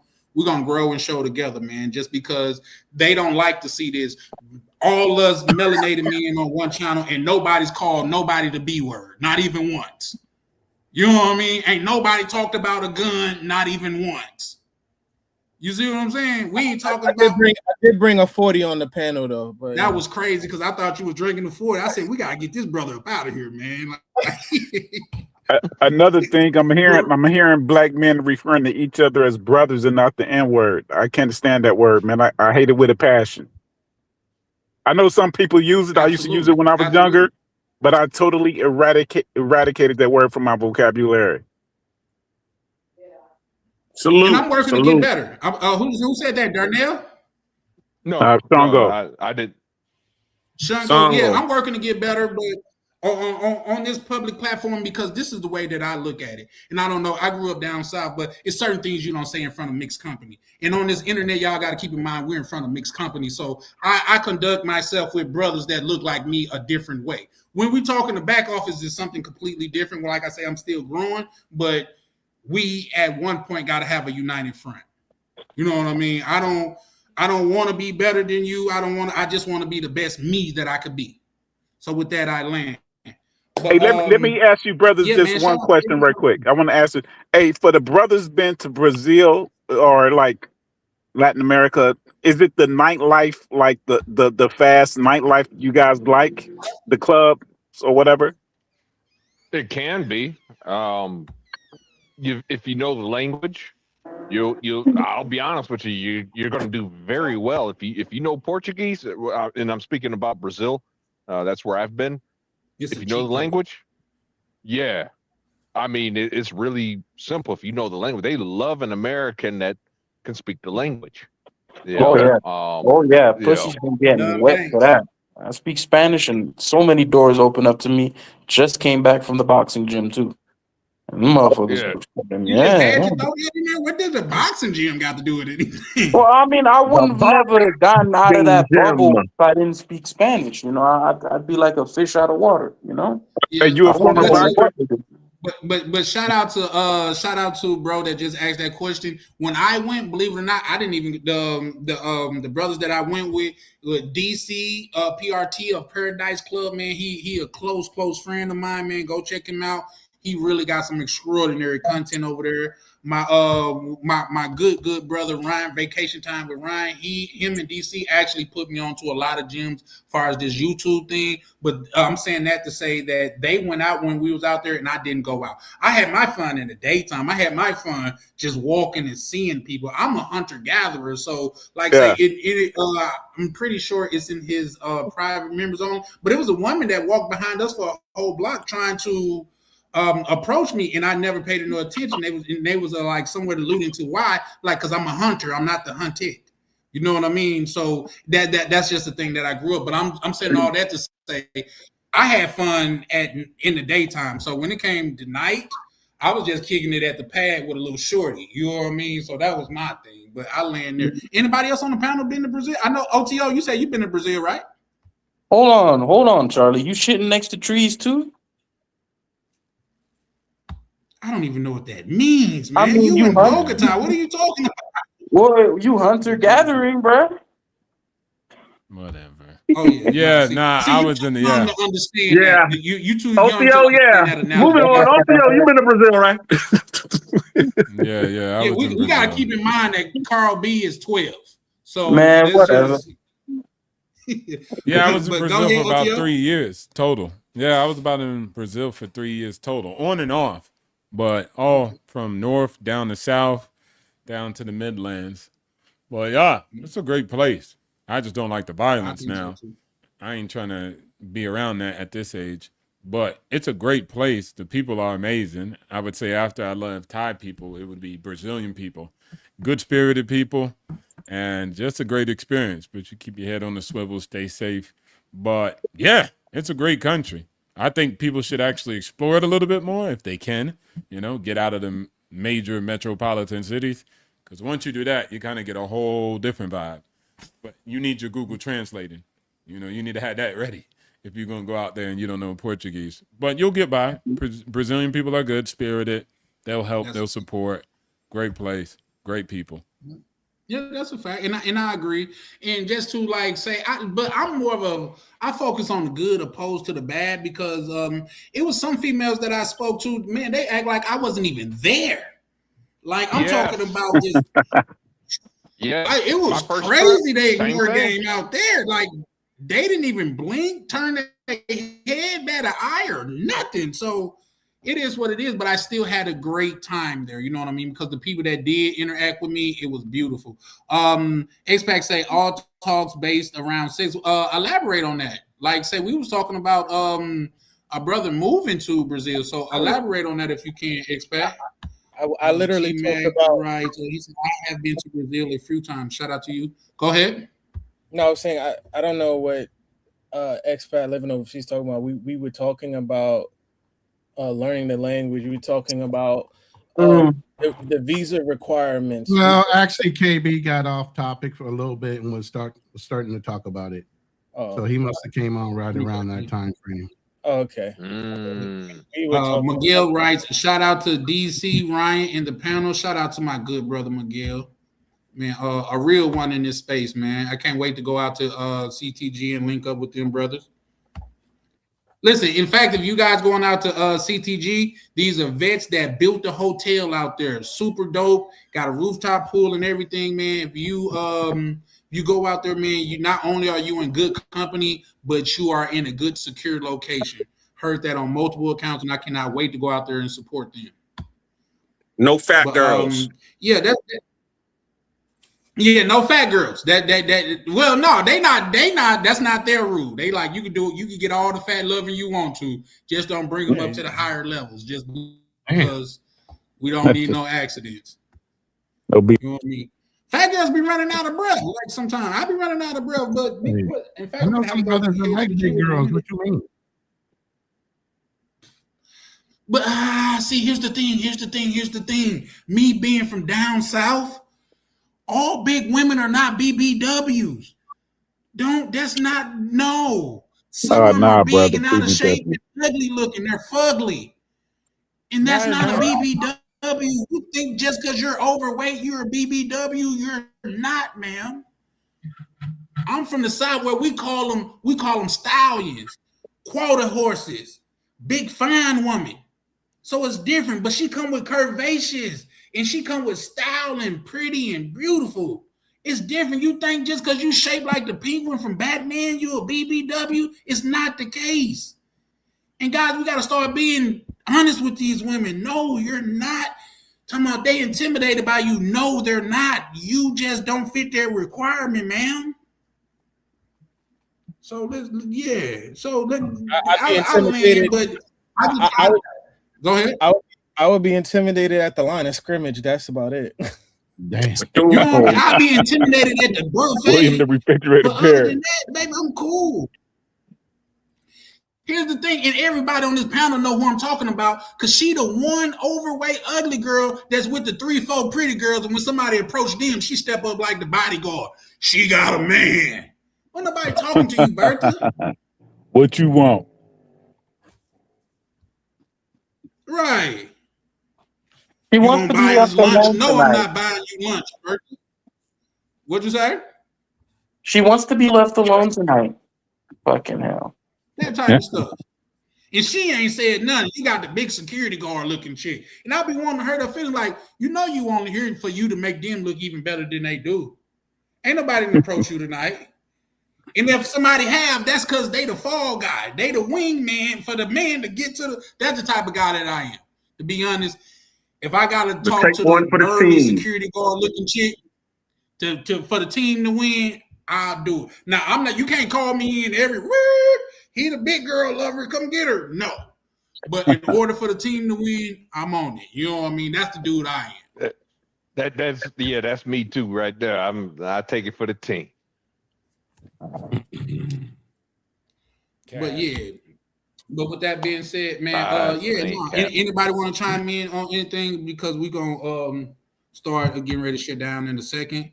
Because I want to go live again tomorrow night and like say them 6, 7, 8 hour lives and stuff like that. Like Ronan said, they did 11-hour live. When? I ain't got it in me, guys. No, Yeah, you've done yeah, bro. 11 hours already. I have Yeah. multiple Pause. times. Yeah, you Yeah. and Ryan. Shout out to you. I'm look. Y'all are definitely inspirations because I'm definitely trying to do that. In 11 hour, well, go on, set it up. I'm gonna come over there and support. You know I will. It's just, man, it's just, and then shout out to Ronnie because it's the middle of the day for him over there, so he don't care. Like he can kick it. You know what I mean? It's like I think me and Ronnie was on the live, and after the live went off, we hung out in the back office, and he was showing me through some technical things for another like hour and a half. Man, I went to sleep, man. I looked out my door, the sun was coming up, man. Well, speaking of that, Ronan, how you doing on electricity? I heard the Philippines y'all about to be out of oil in like Well, in less than a month. they were getting their oil directly from Iran. They secured 2.44 million barrels from Russia right now, and they just struck another. They just struck another offshore oil well that's going to be pumping out a significant amount of oil as well. So, they were the ones that first announced having a national emergency, and a lot of gas stations have closed. You know, but the main people that are going to be hurting are the ones that live in the city. Province people, they're used to cooking on fucking fire. They're used to cooking. They'll be fine. They have their own vegetable gardens. They have their own animals. Believe me, my woman knows how to do all that stuff. I ain't got nothing to worry about. I got my own generator out here. I'm going to buy a gas operated generator as well. I have a solar one. But other than that, man, I'm fine. I'm chilling. I ain't got no problems out here. You know, but yeah, overall, the country is being affected a little bit, you know, with what's going on. There's other ways around. There's more than one way to skin a cat. You know what I mean? No. You sure you don't need anything? You know, like I said, I got your back, man, just in case. No, I'm good. I'm good right now. You know, I'm good. I don't have no problems. Sure. We good out here. Believe me. I plan for all eventuality. I'm a prepper, man. I already know. You're a Marine, brother. How was that Trump support looking? How was that Trump support working for you guys who voted for him? I never voted for Trump. I wanted to ask. Well, I guess you guys can answer that, and then I wanted to ask a question on that. Go ahead. I wanted to ask you, how do people feel since? Oh, can you hear me? Yeah, go ahead. Loud and clear. How do people feel now since after the war? How do they feel about Americans in the Philippines? You would say after the war's still going on. Well, I mean, during this situation right now, the Philippines is not disheartened about the United States. The United States is here. Japan is here. If you don't know, the Japanese Marines are here also as well. They're doing ship interdictions and different missions with not only the Filipino Marines and Navy, but also the American Navy and Marines, because we still got an issue with China here off of the north coast of Luzon. That is true. Yeah. So that's just been going on, man. So like I said, where there's news on one area, there's news in another. You know, geopolitically, you know, there's multiple things going on multiple different fronts. I remember that. And so in that respect, you know, they don't have any problem with America. Okay. You know, America loves Philippines and the Philippines love Americans. Yeah. You know, that's a fact. Real quick, I just got to bring. I thought this was good. T Mac writes. He said Rona has emergency MREs. Yeah, that's. Yeah, man. Look. When I buy in bulk. When I buy groceries at the beginning of the month, man, I buy lots of meats. I prep them. I freeze them. I have stuff in that freezer that I haven't even touched that's been prepped and ready to go. So I don't ever have a problem with knowing what I need to do in different situations. Whether I was in America or here, don't make no difference. I'm good.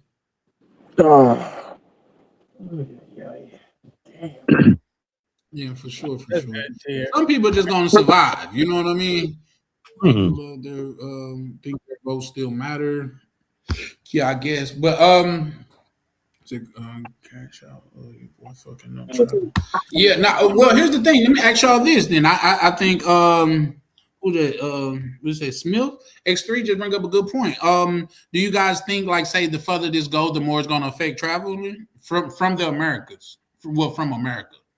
It'll affect the route. It will affect the route that you travel outside of America. You don't want to fly through certain fucking airports for sure. You know, and then you got to look at what the TSA situation is in America right now. But when I can see, there's 2 to 5 hour fucking waits in some airports because the TSA is on strike or they haven't been paid by the government. So I think President Trump is bringing in ICE agents, though. Well, they are, but that still hasn't alleviated the long lines from what I'm seeing on YouTube. Now, you guys are still dealing in Houston specifically. I always look at Houston and George Bush because that's the places where I'll be. But at the end of the day, those 2 airports are significantly busier because of TSA. But again, if you get out of the United States, the only place that you have to worry about is which routes you guys are flying to. Are you flying through the Middle East? Are you flying up through Europe? Or are you flying directly into Taiwan or wherever, depending if you're coming all the way over here to Southeast Asia? But if you're flying south to Latin America, there shouldn't be anything you shouldn't be able to do. You know? I had to, my issue was, well, I was going to say is my issue was with TSA being long as hell. Then, I mean, prices went up crazy. Like, you know, I mean, I can tell you right now in the Philippines, I don't have no TSA. I go right in. I haven't seen that. No, I mean, no, it is. Because if you look at, for example, like I'm always looking on, like, for example, Google Flights. Like if you had a ticket to go to Brazil, let's say for like 10 days and it's like 900, now it's up to like 1,200, 1,300 bucks. Well, that's probably because they're running up the fuel prices right now. Yeah. Because, you know, you still got to, you got to, I mean, right now, I know the Philippines themselves, they have to deal with their own jet fuel. If they're flying somewhere on a route, they need to have enough to get there and get all the way back. Yeah. And they're then not even fueling their planes for them. Yeah, and then TSA line is like 4 to. I mean, I know they say now is fine, but it's like I had that happen to me last time. I was going to Portugal during the time that there was a shutdown right before Halloween, and I was pissed because I missed my flight. And they gave me another flight, but instead of my flight leaving at 10 p.m., I had to do another flight at like 3 a.m. in the morning. I like to like just be able to like go on a plane and I just sleep. I had to like stay up for like almost like 4 or 5 hours for a flight in the middle of the night, you know, middle of the morning. So, well, I can tell you here, it's not just the fuel prices as far as cars. Everybody cooks with gas, butane gas tanks. So those tanks have gone up as far as how much the fuel is to refill those. You get what I mean? So there's other ancillary jet fuel that has gone up, you know, as far as the availability of it. And I know Cebu Airlines has shut down some of their routes already. They're just not going to fly. You know, so certain provinces that are not that busy, aren't going to get that many tickets per day. They might limit them down to 1 trip a week or whatever, you know, instead of, I know we have 2 planes land daily, 1 Cebu, 1 Philippines airline every day. At least 1 flight each comes in and out of this airport. That's 5 minutes away from me. This is going to sound effed up, but it's like the war is turning like traveling into going it's turned traveling to going anywhere to Africa. You know what I mean? Like, well, if you ever try to take a plane to any African country, it's like it's gonna be hella more expensive, and then they don't give you a lot of options with the flights as much. You know what I mean? Compared to like any Asian country. So it's like stuff like that. What you were saying before, it would be an issue. Yeah, last year. Real quick, let me June, welcome Lee to the panel. What's up, Lee? How you doing? All right. Just see another cultural question, and I thought I'd give my 2 cents. Hey, can you guys hear me? Okay. Well, real quick, I think Ronan was saying something. And as soon as he get done with that, the floor is yours. But that's if I know Sean been patiently waiting in the cut. Shango, did you want to add anything, brother? I was gonna say last year, my birthday is in June. Every year I go to Kenya like 2 to 3 times a year, but I always go during my birthday month, which is June. And Okay. tickets normally what $700-800. Is that Right now round they're trip? like round trip. With points Oh, and that's everything. not Right now with points and everything is it's like $1,700-1,800. that is bad there. But let me ask you this: for this $700-800, do you get to sit down on the flight, or you got to hold the rail like you on a subway or something? I said that last time I normally fly Qatar Airlines and different flights. Okay. Sometimes it's Delta. I Okay, them pretty good. much yeah, I pretty much try to fly where like it's less than like it's like 19-22 hour flight. That's still a lot of hours. Damn. But yeah, for sure, for sure. But no. That's what's up, man. I was just chiming in. But yeah, I think we're gonna have to wait this out, or we're gonna have to charter our own plane. And even if that's the case, they're gonna still overcharge us for gas. So there's that. Well, for fuel. So there's that. But Lee, go ahead. You say you had a question? No, I just thought I'd answer the question of the video. Oh, go ahead. Please do. Why not both? We currently today live in a culture that demands the best of us, but basically says you don't deserve to get anything in return. There are other cultures out there, but they're also different places. The point is, we have a big world to explore and see while we're here. We shouldn't be afraid to see it. It's just disgusting. There are others who basically will go against it and say, no, you can't do that. You can't do this. Again, all the typical rhetoric of you should just stay here and deal with the BS, even though it means, oh, well, the only time we'll ever show a little, and again, when I talk about the most minute bit of I care and am thankful for you, is when they put flowers on your coffin. And I find that incredibly insulting. We have to work together in order to make something of this life. And we have people who literally want to fight you for fighting for them. I'm going to say that again just so it really stands clear. They want to fight you just because you're fighting for them. What are we talking about? Yeah, Yeah, for sure, for sure. he Yeah, I came mean into that this. does land, but that's always been throughout history. That's what we call the house N word. You know what I Right. mean? Like Oh, the yeah. people that was trying to set people free. That's always been a thing. There's always going to Yeah. be people saying, "No, we got it good here on the plantation." You see what I'm saying? There's a So Yes. proverb And for that's that, also, that's Charlie. What was it? The proverb goes, the tree thought the axe was its friend because the handle was made of wood. Yeah. oh, that's I like that one. Yeah, that's tight. I like that. it's just That's the fire. difference I like to add to it is we didn't have the internet back in the day. We used to just be in our backyard, aka our hometown, our neighborhood and stuff.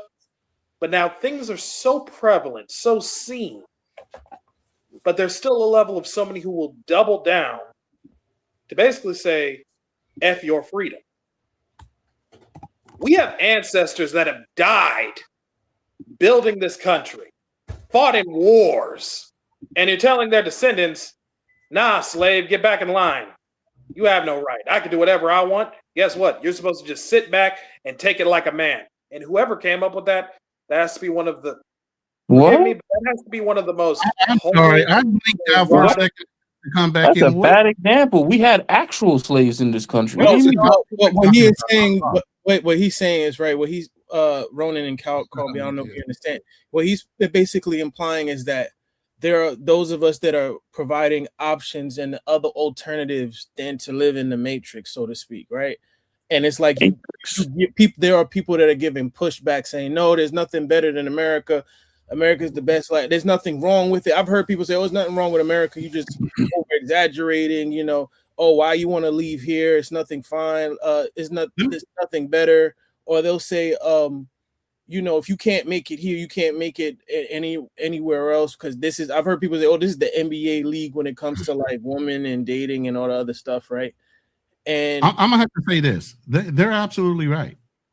If anything, you guys are geo-arbitraging the fucking income and currency rate in all these other countries, but there is no other place better than America to make money. Why else are all the other countries trying to come to America? No, but think about that for a second. You guys are swearing up and down all these other cultures are better, but all those other cultures are fighting to get in the spot where you are at. Yes. Okay, but now here's my thing though. I will never disagree with you on making money, but is America the best place? Damn internet. Here we go. Here we go. Is America the best place to raise a family? Is America the best place for healthcare? Is America the best place for quality of food? Is America the best? It's not. If I always ask people this: if America's so great, I mean, in the sense of it makes so much money, why we're not the top 20% in happiness? What they call I think it's called the Gini index, like the quality of life in terms of how happy people are in the country. The Gini index is for inequality. Yeah. Oh, I'm sorry. You're talking about the happiness index. The happiness. I was confusing it. I actually meant both of them. I said that's why I said quality of life. The inequality, but I also meant the what was the other one you just mentioned? Because I got mixed up. It was the Dini one, and then it was the other one. Happiness index. Yeah, the happiness. The Gini index is for inequality. Colombia, South Africa, and places like that have the worst inequality on the planet. Right. Up there with Brazil too. But that's okay. That's okay for your kids to die from malaria because you're happy. So okay, but just take that then as a trade-off. Malaria, but I can say it's okay. There's a chance that you have a chance. Okay, you have the chance of getting malaria. See how you bebopping? No. Hold on. It's not B. Your chances of getting malaria are the same chances. Bro, go enjoy yourself. God bless you. Of your child getting shot in a school while they're learning. It's the same. That's lower. Hold on. That's not the same rate. Okay, hold on. Because I think you can I speak on that malaria? Because I know firsthand about the malaria and the yellow fever in East Africa. My tour guide, when we went to Mombasa. If you've been to Mombasa, you know it's extremely humid over there. It's very tropical climate. She got malaria twice. Damn. Did she die? She was like, no, it was nothing to her.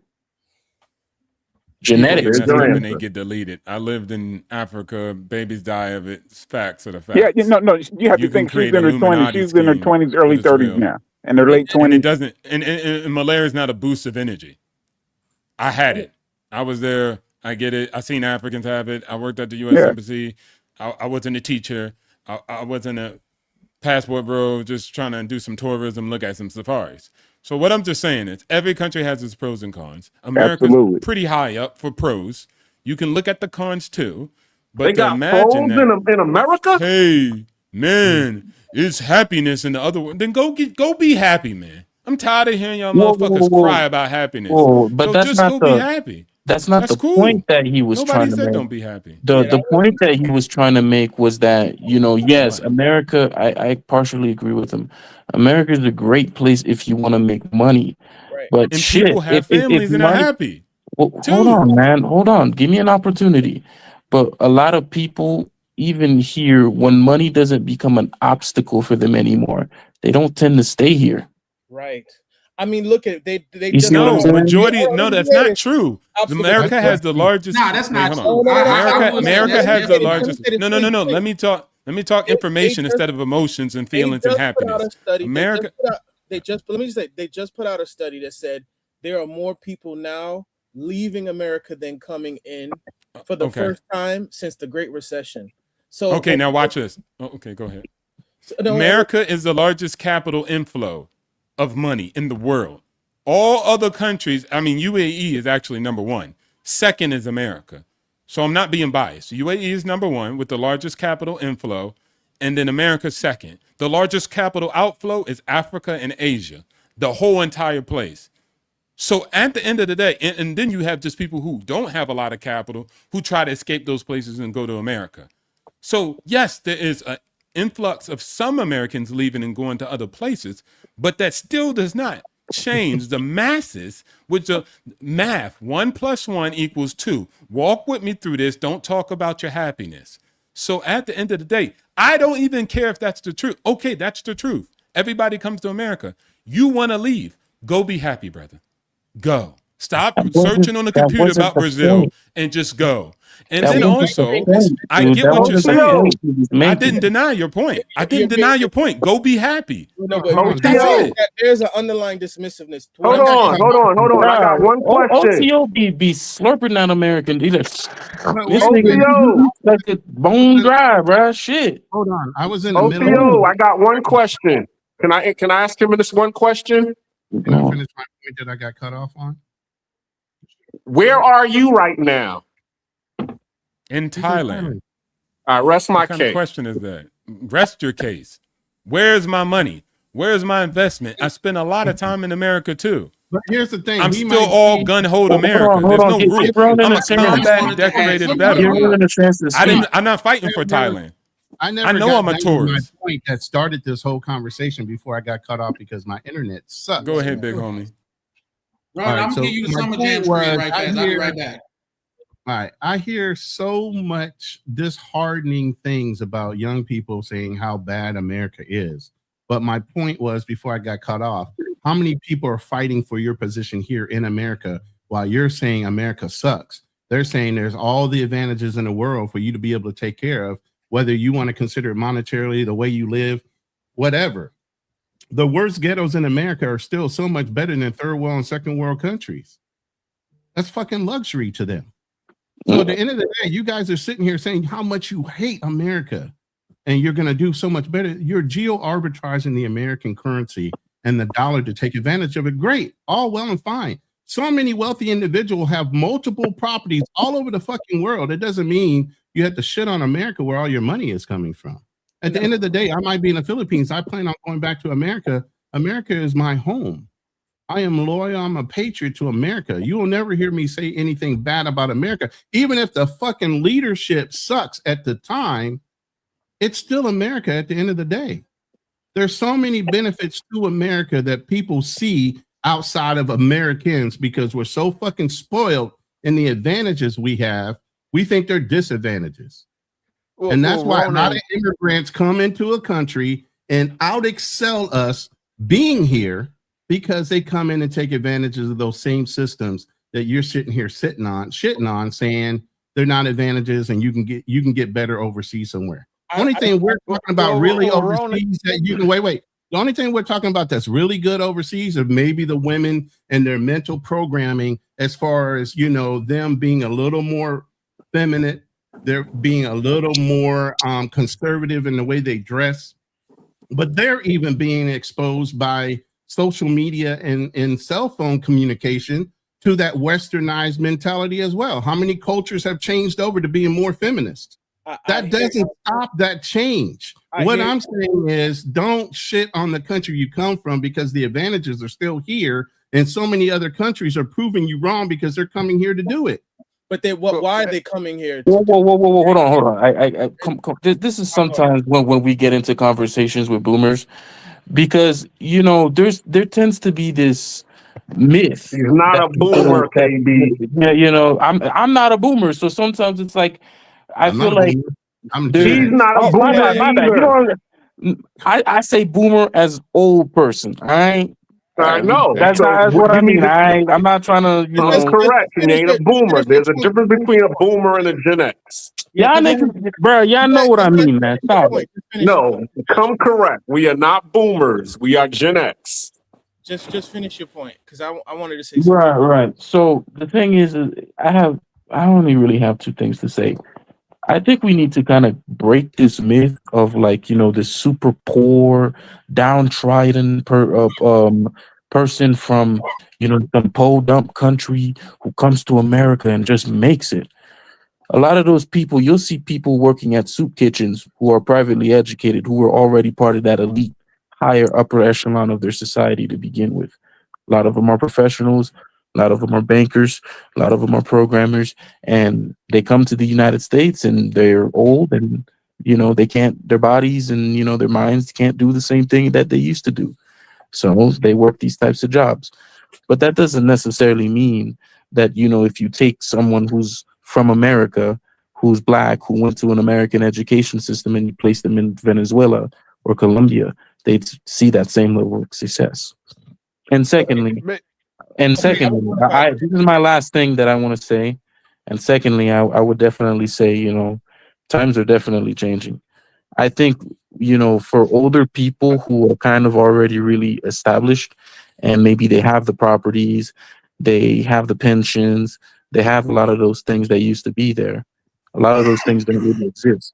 Right now, my friend, for example, he's making, and this is considered like, about average income, maybe slightly below 2,600 a month, about 3,000 a month, just for him to be able to have basics like, his electricity paid, food and stuff like that. He's probably left with maybe $200 to $400 a month at the end of the month. And on that $200 to $400, he's got to find a way to be able to invest or transform that into something to where, he when he retires, he's gonna have something. And we see that even in America today, where yeah, you'll have maybe 25% of people who are very well off here, but you'll see that 75% of people have zero in their retirement accounts. And if they're unable to get assistance from the government, they live in poverty and they eat cat food. Okay, let me. Well, not necessarily. They just did a whole thing on that. Let me say this right fast, Azriel. With respect to so many people on the panel, if we could just like not be as long-winded, it would be preferred, just because other people want to chime in on the topic. Also, I would like to read Miguel's comment. He said, "At Ronnie, you have to remember these young ninjas grew up in the participation trophy era." I want to address Miguel, that right boy. quick. Asriel was up next. Let Asriel chime in. Go ahead, Asriel. I said that, like I said, I'm college educated. I've done the work. I've done my due diligence. The whole thing of quote unquote leveling up and this, that, and the third. All the getting yourself the skill set and all the other BS that we kind of sell people. I've done that, right? I was doing my MBA in finance. Like I've done that part. To me, money becomes it's only like how much money can you make. It only moves the needle for me, but for so much. So when people talk about America, I'm not saying like, oh, it's just, well, I am saying it, but when people say, oh, the opportunities are here, like, yes, it's great, you can make money, but it has to be something else. It's just like we can all agree that having a woman, you can't just be throwing money at her and think she's gonna actually be interested in you, right? We all know this. And that's how I feel about America. You can't just be like, oh, you can make so much money. Yeah, I don't care. At a certain point, I honestly don't care. Like, if you told me, would you rather live in America and make 200 grand or live somewhere else and you make 75 grand? I'm gonna take the 75 grand because I don't really. Brother, but hold on. 75 grand is still upper echelon in America. I let you talk. Let me finish, KB. There's no appeal to me outside of money, is what I'm saying. It only, like I said, it only gets to a point for me, and then I'm like, okay, it's whatever. I don't really care. Like my biggest thing, people say, oh, happiness. No, like me getting up and actually feeling the motivation to actually like live a life outside of just quote unquote the grind, this rat race bullshit that we have in America. There's more to life than that, and I realized that from traveling. I don't really care about making a bunch of money like that. Like, do I want to make money? Yes. Do I want to have property? Yes. But I don't. It only gets to a point. I'm not really that pressed about it. My thing is my mental health and being able to experience different aspects of life. I like to be able, like, prime example. I prefer to be living near the beach. I can't do that in New York. You be like, oh, I could probably make more money in New York if I stayed in New York, right? But to me, living near water and living near warmer weather and being able to have like natural fruits and stuff like that, that's more of value to me. And that's all it is. It's about what are your what do you consider a good quality of life, and what are things that are deal breakers for you? And that's what I'm trying to say. Like, people are trying to convince me about the money. I don't really care about the money like that. Nobody's trying to convince you, bro. Nobody's trying to convince you. I said go and be happy, and I really fucking meant that. Y'all are grown men. Stop trying to look for a secondary message. If I say that, I mean it. If not, then I'll tell you that too. All right? So what I'm trying to say is I actually live it. I'm not talking about I want to. So maybe you should just listen as a younger man to somebody who lives that life. What I'm saying is there's people who are Thai that go to America. They don't hate Thailand now. They just say, hey, I'm in America. I'm going to make money. I'm going to build out my own life. And it is what it is. And nobody tells them as Thai people, you got to hate Thailand if you came to America. So if you go overseas and you want to have a different type of lifestyle, cool, brother. I want that for you. Live your best life. But what I'm saying is, listen, you're talking while I'm talking. You just finished talking, bro. You just finished talking. Go ahead. So how about you zip it so I can talk I don't now? have to zip it. Go ahead. that's I kind said, of can you? man? Chill out. Can you zip it so I can talk? All right, You're guys, this kind of interrupting me. spiraling out of control. Let's just, I let you let's bring talk, it down bro. for a second, I guys. said I apologize. I didn't let you Bro, talk. hold on a Let's second. bring it down. You want a little boy. All right. I apologize for cutting you off. Just go ahead. But you need to have. We need Then to have don't. respect. Just I continue. am. But when you Just cut people off, I can't talk. I'm muting up. Mute. I was muted. What's your Jesus issue? Christ. Why do you feel as though So you at the end of the day, I'm going for it. At the end of the day, see, now listen, emotional. At the end of the day, you have all the opportunities in the United States. Cool. You want to live a great life. Go live it. I don't have a problem for people who want to go to other places and say, hey, I want to live by the beach. Hey, I want to live in a condo over here. Go live it. I'll help you out if you come into Thailand and show you how it's done. But when I say I don't hate America and the only thing good about America is money, I know that's a lie. And resources is very serious. I see 80-year-old women walking in the beach struggling to feed their families every day here in Thailand. It's not a game. People are right now lining up at the damn gas station because they can't get gas for 3 hours. It is real in the battlefield. So me talking like money ain't serious and it ain't everything to life, it's very important, just like living your best life. But there's no reason to shit on the red, white, and blue just because you want to move somewhere else. That's the only thing I'm saying. That's it. May I Hold on respond? to defend that, brother.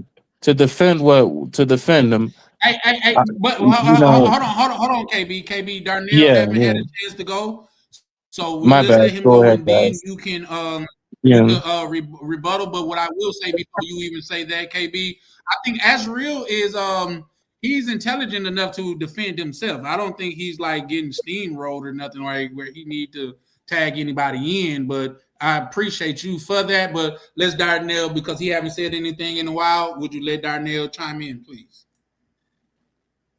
Yes. Thank you. The Darnell, only the thing, floor is yours, my good sir. yes, sir. Thank you. Thank you. The only thing I just want to say, Ronan had said it a minute ago, but to be honest with you, I don't deny that America is the greatest, country in the world. I mean, I fought for it, same as you guys, same as you, Ronan, and 020. I did my time. But I'm not gonna lie to you. I mean, I'm freaking scared here. Okay. I mean, for me to buy T-bills, for example, and I asked 020 the question earlier today, like I said, I'm in T-bills. Okay. T-bills, for those of you guys don't know, T-bills is basically cash. It doesn't really pay a whole lot of money. It's not really a good investment. It's just cash. That pays a little bit of interest, just barely above a checking or savings account. Yeah, we got it. Yeah, barely above inflation. Yeah, barely. And I got money in Switzerland. A little bit in. I'm about to get out of Denmark. I'm about to get out of Denmark, but I ain't gonna lie. I've been putting my money in everything but American assets here. And I ain't gonna lie. I mean, I'm a little fearful here. you guys don't feel the leadership in America right now is kind of destroying what was the best country in the world? In my It's not the opinion, I think leadership. Made America, only. bro. If you understand, Hold, see hold the on. thing Okay, about It's real not. quick, guys. Real Hold quick, on. guys. To answer Hold on, what you're saying, hold on, KB. I'm gonna still let you go. KB, I'm still let you go. Let me welcome Miguel to the panel. I'm sure Miguel want to chime in because I can already see it. What I want to preface that with saying this, guys, let's try our best to be respectful on here because one thing about it is, we definitely could represent ourselves as men of leisure. We don't have to be disrespectful to each other and stuff like that. So let's be respectful of each other and try not to overspeak each other. So KB, we're gonna let you chime in, and then we'll let Miguel chime in. What I will preface that with saying, like, KB and Azriel, I think you brothers are the two youngest on the channel, and I'm not saying nothing wrong with that. I remember you; it was dope. But what I don't think you guys probably understand is you guys are it's getting a little bit up there in heat because you're speaking to men that have risked their lives for this country, so they have a different relationship and thought process for it. You know what I mean? So I'm not saying nobody is wrong. I'm just saying that's something to take into consideration. With that, I land. KB, please continue. I apologize. May I hear from Ronan and O2O? On my question that I just Well, we gotta give posed? everybody a chance to speak. And Yes, sir. yeah, Yes, they're definitely once again. Nobody's on here. Well, I think Ronan had to drop down right fast, but I'm sure he'll be right Oh, back he up. did. Nobody's on here is incapable of speaking for themselves. I just want to let everybody, because this is a panel, to converse. So I just wanted to let everybody converse. KB started to say Yes, sir. something, so I want to give him the floor to say something. KB, the only thing that Yes, I sir. ask is, Mhm. can we not be as keep it brief. long-winded? Get your point Yeah, across, Wrap yeah. it but up, B. I'm really yeah, only gonna say two just be things. good. The first thing I would want to say is that Okay. I do believe that America is on a very serious decline. And the reason that I think that is, I'm gonna tell you, I don't really have that much knowledge of the past in terms of physical experience or being in there. But the way I see some people and Americans interact, and the attitudes that are just being said and the things that are being said, I'm just like, this is not. There's something just really fundamentally wrong here, where you have a mentality, at least the American mentality, where it's like, I'm really just gonna come in and take mine. And I'm like, okay, if you want to live in a place where people just come in and take yours, there's a lot of things here, even down to education and other things that we take for granted. That if someone had the mentality of just taking theirs, we wouldn't have those things, and those things produced a lot of benefit and good for the public here. And then on the T bills, because I know he that brother, he did have a question about the T bill, about the T bills. Realistically, if you are going to be investing in T bills, you're better off just going into the Fidelity accounts that you have, or whoever, Charles Schwab's or whoever, and just finding the, the ETF or index with about the top 50 or top 100 cap 100 companies in the United States, and just invest it in that. I think you're going to get a better return. And secondly, on top of a better return, when you invest in T bonds, it's an implicit bet in America as well. So if you were to get those T bonds and you were to hold on to them, and for whatever reason America goes through some kind of crisis or some situations, those T bonds themselves, the yield on them would actually increase. So the actual dollars that you're going to get back are going to be worth less than what you actually paid for them Okay, initially. I just want to So Okay. that's just the Real two quick, things to real answer his quick, as question. real. Unless it's gonna be That's all. extremely quick. no, it's I extremely definitely quick. would like for Miguel to chime in. My Okay, go question ahead. to you guys, and I get you guys. This is probably the point of contention, but I want to ask you guys honestly: do you believe, to the panel, do you believe that America is in a decline? Of course, it's Yes. always Okay, been in decline.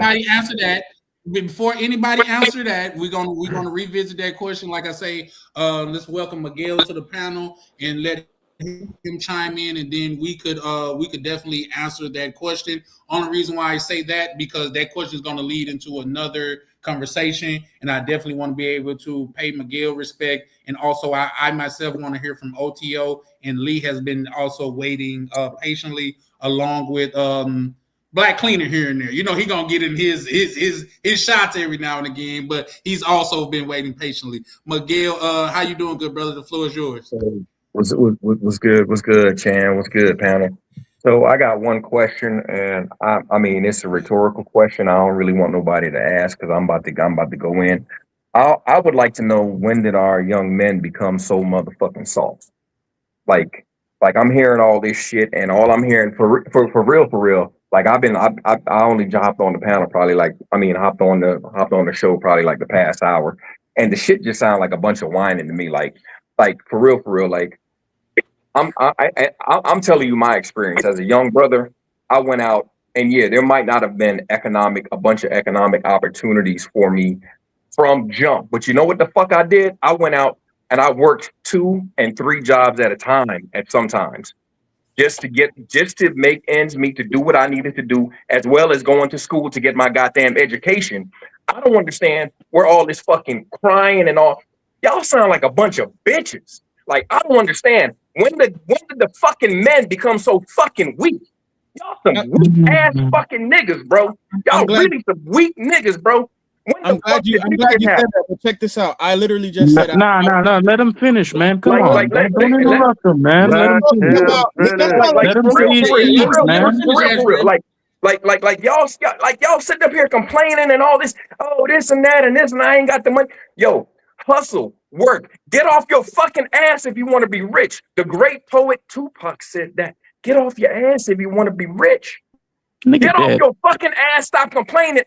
You are not owed a fucking thing. And especially as no black man in America, get off your fucking ass. Go work 2 jobs. Go work 3 jobs. Get your motherfucking ass in school. Get in somebody's STEM program. I'm not gonna lie to you. And better your life. Nah, come on, man. Let him finish. Just let him finish, man. Come on, man. Damn, what the fuck is really? And for real, y'all sitting up here talking about Americans in the decline and all this and that. Take your motherfucking ass to the military. Go do some fucking push-ups. Y'all niggas need some fucking testosterone. Y'all niggas weak as fuck. I was in the military. I don't need to hear a loudmouth telling me about the military. Believe me, I fought in plenty of wars. So he's talking. Nigga, is this the standard? Killing people overseas? This is the standard now? Let me say this. He's talking about go get a STEM degree, bro. I have I have almost 3 degrees. I don't know why you're talking about shit I've already accomplished before 30. You're talking about go get a STEM degree like I just graduated from college. Like I'm probably more educated than you are. But I'm and where does that have you? Where does your education have you? Hold on a second. Your education have you? I guarantee at my age, I had way more money in the bank than you. I guarantee it, Mr. Education. Your education don't mean a fucking thing if you ain't doing nothing with it. But you look like you're in your mama's basement, nigga. You look like you're in your mama's basement, nigga. Shut up. I had more okay, hold on. Come on. Let's just kind of calm it down. You do. Yeah, come on, let's calm it down. Come on, guys. Ding, ding, ding, ding, ding, ding, ding. I don't know. Hey, guys, you the weakest nigga on this fucking panel. Listen, guys, hold on. Hey, let the depressed middle-aged man vent. Real quick. It's getting super heated, and like I say, I have not. Hold on, everybody. Let me speak. It's getting real super heated. One second, Ezra. Yeah, but at the same time, let's try to be respectful. That's all I got to say. Niggas go take if you need it, go take some testosterone shots, nigga. Oh, well, this guy, shut up. Look, come shut me up. Shut me up. The panel. That's what you do. The panel was just fine until this new gentleman just joined. So, nigga, you won't even cam the fuck up, nigga. Cam the fuck up. Oh, come on. Nah. Yo, come on. We don't gotta go this far, man. It doesn't have to be this way. Cam up. I wanna know who the nigga is talking all that shit. Cam the fuck up. At the end of the game, you want to Cam up talking that bullshit. Nah, come on, man. You ain't gonna do nothing. Let me say Come this. on, Hold on, bro. guys. Hold on. Nigga, I'm not gonna say nothing behind your back that I won't say to your motherfucking face, and that's what's wrong with y'all weak Will ass weak will you ass please, niggas. man? And Will you please I get this apologize. gentleman off the panel, please? Because we made Hold the on. motherfucking Let's world take a so 10 easy for second. y'all that Let's y'all take a niggas 10 got to second, cry. guys. Hold on, guys. Just 1 second, man. Just for 1 second. Let's let's just take a breath. Yep. Everybody's gonna have different opinions. That's the beautiful thing about this panel and things of that nature. But like I say, it's gonna get passionate because brothers speak how they feel on here and stuff like that. But let's try to be respectful of each other and stuff like that. And Miguel, what I will say is Miguel is a part of this community and things of that nature. And like say, just like OTO feel passionate about what he's saying, Miguel feel passionate about what he's saying. The same way that Azriel feel passionate about what he's saying is the same way that KB feel passionate about what he's saying. Only thing I'm asking is let's just be respectful of each other on here. You know what I mean? And we could all converse and conversate in a civil manner, but we just got to do it with respect. You don't have to respect somebody, but you definitely have to not disrespect somebody. So let's just take it down a notch and things of that nature. We don't have to like keep diving into it. Everybody got different opinions and stuff like that. So with that, I land.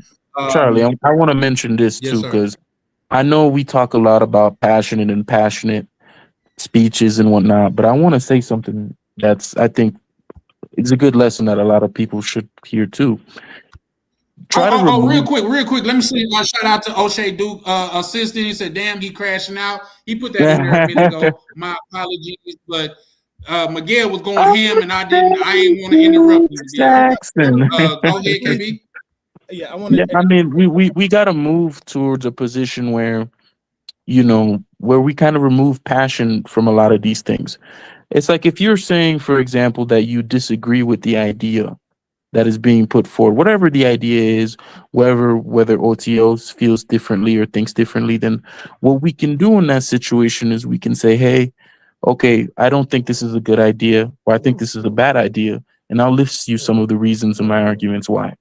And then we can consider those things, take a look at it, and then we can get to a conclusion and we can talk about those topics, right? But when you kind of come in and you're just saying, hey, man, you're just weak, you're this, you're that, those are not really things that you can really consider. At that point, it just kind of devolves. You see what I'm saying? Can So you? if you have Well, yeah, just try to you know engage what? it from the I can see perspective your idea. side, KB. Yeah. Being respectfully, I can see your side, but once again, when you say speak with, like, say we can speak without emotion, we're referring to gentlemen that actually wouldn't put their life on the line for this country. So you cannot like the emotions is built into that. You know what I mean? So Hold on, let's just be Charlie. Consider this too. Consider this too, because that's this is real. really I got you. I important. see you, bro. Because You up Charlie, next. we oughta consider this too, because you and me both, we're talking about people who lay their lives down for this country, and I can respect that.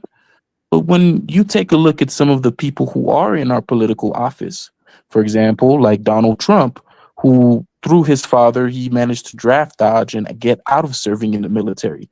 A lot of the most famous, powerful, and politically connected people that we have in this country do everything they can to keep their children out of those circumstances. But we, as the middle class and the poor, I mean, let's face it, we're poor. We're closer to homeless than we are closer to Nancy Pelosi. Let's keep it real. We're really the only ones who kind of get on this horse and just start trotting out, and start talking about how I went in and fought for my country and this and that and this and that. These are great political campaigns, but when you break it down, when these people But that finally make means it, something, though. they don't want to. I'm not saying it don't mean something.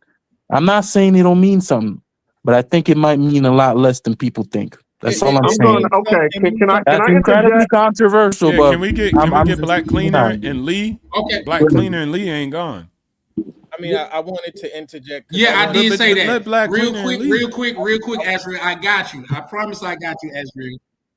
Yeah, but real quick, let me just welcome X-Pac to the panel. Hey, X-Pac, how you doing? I want to I'm give doing good. Black Cleaner and Lead a chance to speak because they have been being patient and we haven't heard from them in a while. Guys, we had 10 people on here at once, so somebody gonna feel like they're getting left out. I promise you that's not the case. I'm just doing my best to moderate. For O'Shea Duke Jackson, I'm not sure if you meant the link, but I just dropped that. Feel free to pull up. But Lee, if you want to, you could go ahead and chime in, and then after that, we're gonna go to Black Cleaner, and then I promise you, Azriel goes next. I get it. Azriel goes next. So, Lee, the floor is yours.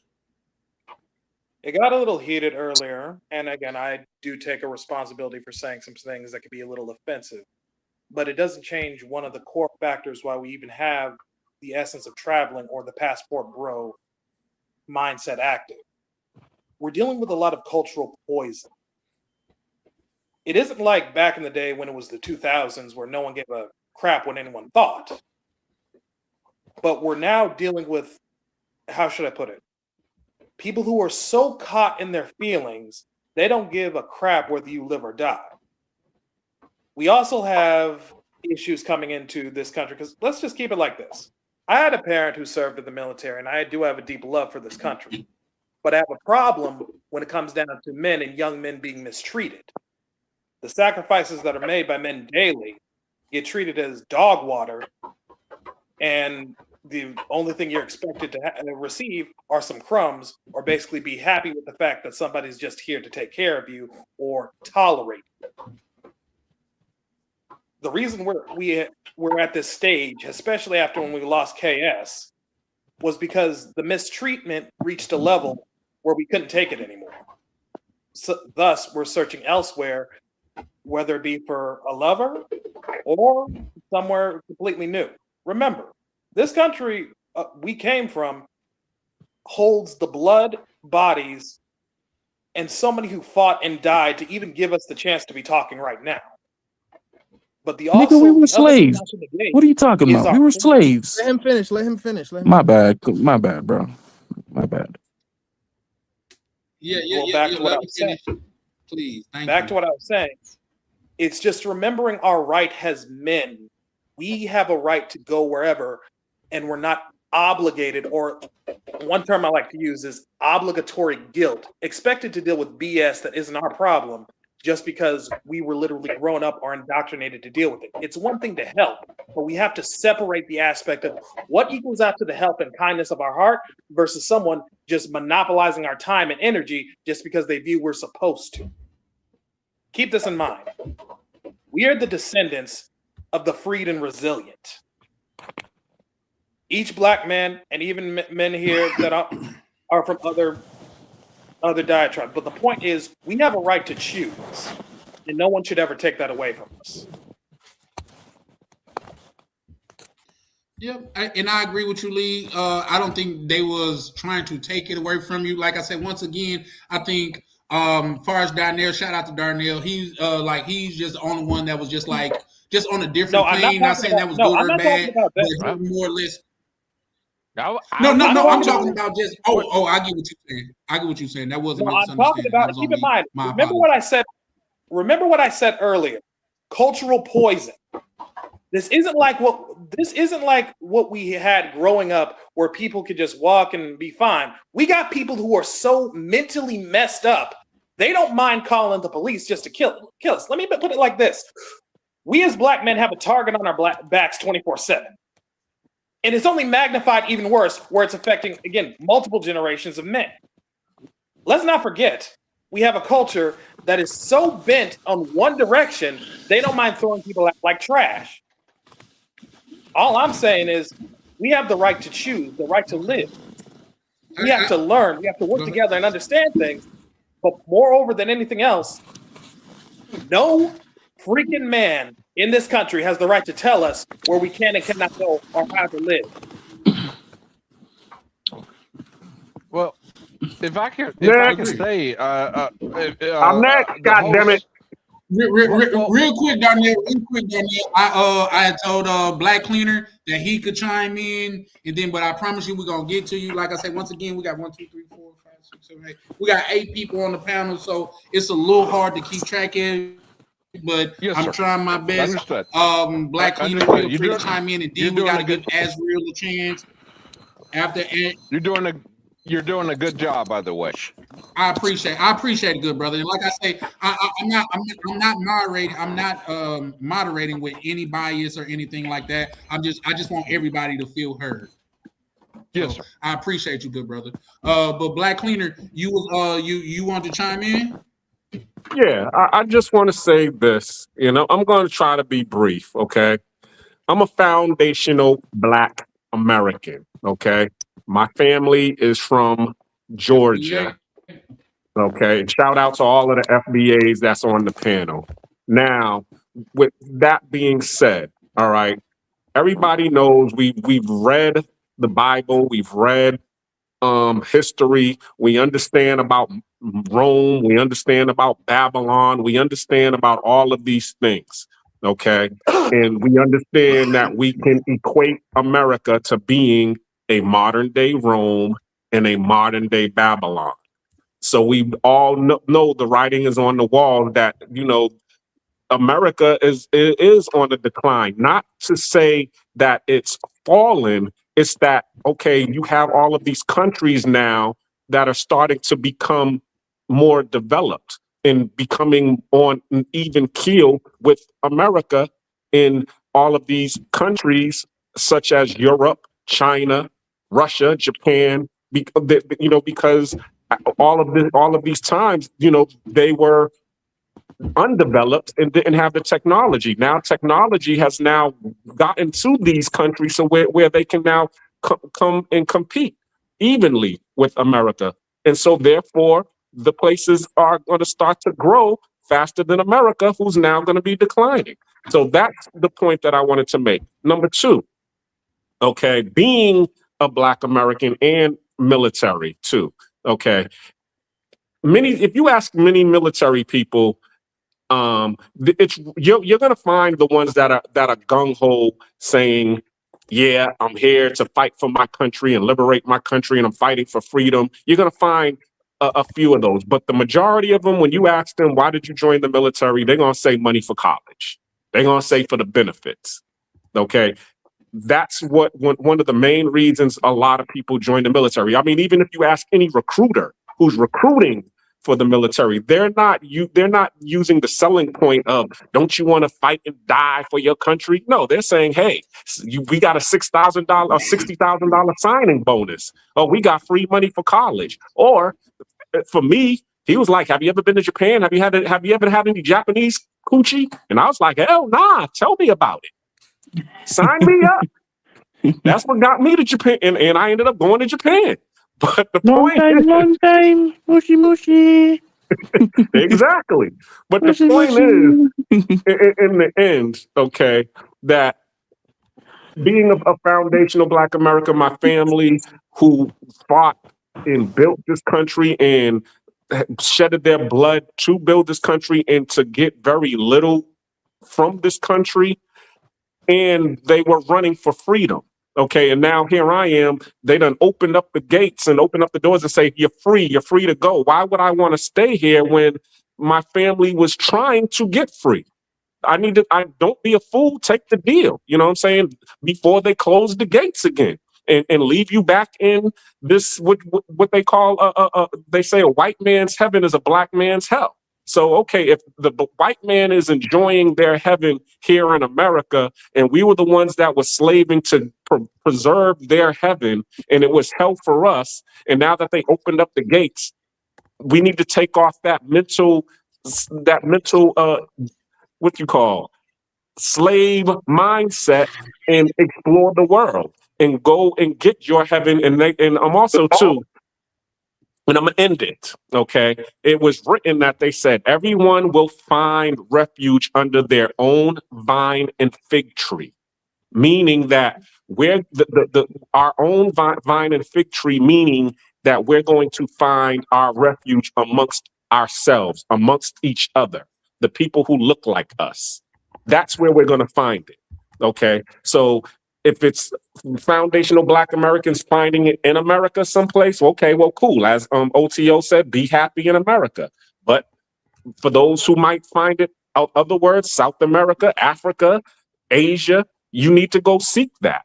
But don't, have that mental slave mindset that this is the only place out here, because we're now going into a global marketplace where every place is starting to become built and developed. And we need to be able to take advantage of the global marketplace. And I'm done. You're starting to Shout fade out in to and you. out. I think you got some very good points in there. Real quick, we're gonna let who? I couldn't hear you. Who said that? That was Lee. That was Lee, the guy right there, right in the bottom of Instagram. Just said so. I couldn't hear you. What I was about to say is, I promised that Azriel could go next. After Azriel, we got to hear from X-Pac, because X-Pac has pulled up on the panel and have been waiting. And then I would definitely like for Shango and OTO to chime in. I want to hear from Ronan too, because he's military. If guys can you guys get to the point and not just make it like extremely, I get it, you want to get your point across, but other people also want to feel heard as well. So KB, after OTO, the floor be yours. Azriel, let's pay him some respect and give the brother the floor, because he has been waiting patiently as well. Azriel, go ahead. Just real quick, I'll make it simple. I won't comment. Just ask me if anybody has a question. They can ask me, and I answer it honestly. Gotcha. That way we can keep everything moving. All right. So can you put me on the big screen for like 5 seconds? I appreciate you. For 5 seconds. For 5 seconds, you can put me on the big screen real quick. You're not going to show nothing that's going to get me banned, are you? No, absolutely not. Okay. I got you. All right. You guys see what this says, right? This is for my MBA, right? I already graduated. So when I hear people, and I hate to make this an age thing, but sometimes with the older generation, why there's a disconnect is because you could take me off the big screen now. I just wanted to prove that like I've done the work. Like when they talk about, oh, you need to go get a STEM program, it's like, dude, you're not talking to someone that just graduated high school and is trying to figure out their life. I've already accomplished a lot in my short span of time. Like I have 3 degrees. What I was trying to say is the disconnect sometimes with the older generation is that sometimes certain people respond just to speak and not to listen. So if you would have heard me previously, I said I've accomplished all that I have. It's not like I'm working at a McDonald's and I'm like, I just hate it and I want to be somewhere else. No, like I've done all the quote unquote American accomplishment, American ambition, this, that, and the third. I've done all of that BS, right? But I'm saying there's more to life, right? Is what I'm saying. And I get it. People think I'm not appreciative. I never said I wasn't appreciative. But it's like if you tell somebody that's excelled in a particular sport all their life, and they're like, you know what, I want to try something else. I want to do something else with my life. And then you tell them, like, how dare you? You need to be appreciative of these God-given talents that you have. It's like, no, dude. I know that there's more to life than just playing this sport, right? And that's how I feel about America. What I'm saying is it only gets to a certain point that it hasn't appealed to me. I've already done, like, to me, this whole thing of, he's talking about, oh, get this STEM. You need to get a STEM degree. It's like, bro, I have an accounting degree. I have MBA in finance. I've done all of that BS that you guys are talking about to pursue this American dream, to level up and become a masculine, high value man. Like I've done that. It's been there, done that. I'm over that. Now, next phase of my life, I want to see what spiritually, what is my purpose? What move? What's going to motivate me? To me, now I'm at a point where I've accomplished all of that. Right? It was the time I was 25. I had a business. I was working overnight and I was going to school, right? So you can't be talking about I'm soft, this, that, and the third. Like, bro, I was probably out hustling you at 25 than pretty much your age. Like you can't be calling me soft out here. Like I've done the work. I've put in a lot of dedication and skill to my craft, right? Like I said, I know that there's more to life. Now I'm at a stage of my life where my focus more on my mental health and being able to get up in the morning and say like I enjoy my life, not just the money. And my thing is, and I hate to say this, a lot of times with the older generations, especially with black men, they believe like your happiness doesn't mean anything. Like your happiness is inconsequential. Like this, he's basically who he's hinting at is like, oh, happy wife, happy life kind of thing. Like it doesn't matter if you wake up miserable as fuck every day, even though you make 6 figures. Like no, it doesn't. Everybody has their things in life that's a deal breaker to them. Me, I don't. Money is maybe my third or fourth. I'm more concerned about family, quality of life. I like to be able to wake up and actually have like quality food, being able to have a social life where I'm around people that actually like talking to other people, right? And I understand for some people in America, you might not be able to fathom that there's more to life than money. Like you feel as though, okay, as long as I have a bunch of money, I'm okay. The fact that I can't even go up to another person and have a conversation with them. As long as I got enough money in my bank account, I don't care about the G-Wagons. I don't care about having a nice flyest house. I don't really care about all of that stuff. I'm a very simple person. I like to bike, smoke cigars, and surf. Right? That's not, and you might think that's weak, but to me, I feel fulfilled, and that's what I want in my life. Wouldn't it have been easier to say I'm a simple man with simple needs? Yes, but I was pointing to the point that Like, America has only but so much appeal to me. Is that's what I'm saying? Like I feel as though there's more to life than just making money, you know? But I get I what you're don't think he's a Yeah, simple man, nor does he have simple needs. But okay. but no, let me chime in on that right fast, and then we're gonna go to what X-Pac say, just ask some questions. So we'll go to Darnell after that. But I just chime in on that. But first of all, shout out to Miguel to let me highlight because he said something. Y'all been man, shout out to the chat because y'all definitely been on it. Like so much so to where I can't even find it. But no, shout out to Miguel. We said no, shout out to Miguel, man. I feel you, bro, and I feel where you're coming from, and that's something that I want to try to relate to the panel is that, like, say you talking to brothers that like they feel passionate about their country, that they put their life on the line for in a lot of things. Not saying that's what you're trying to do, but it can come off disrespectful, like they just wouldn't put their life on the line for some BS. You know what I mean? And even though you didn't try to say that, that's how they could take it. You see what I'm saying? So let me say this. Check this out, Chan. He said they're not going to minimize my contribution to this country.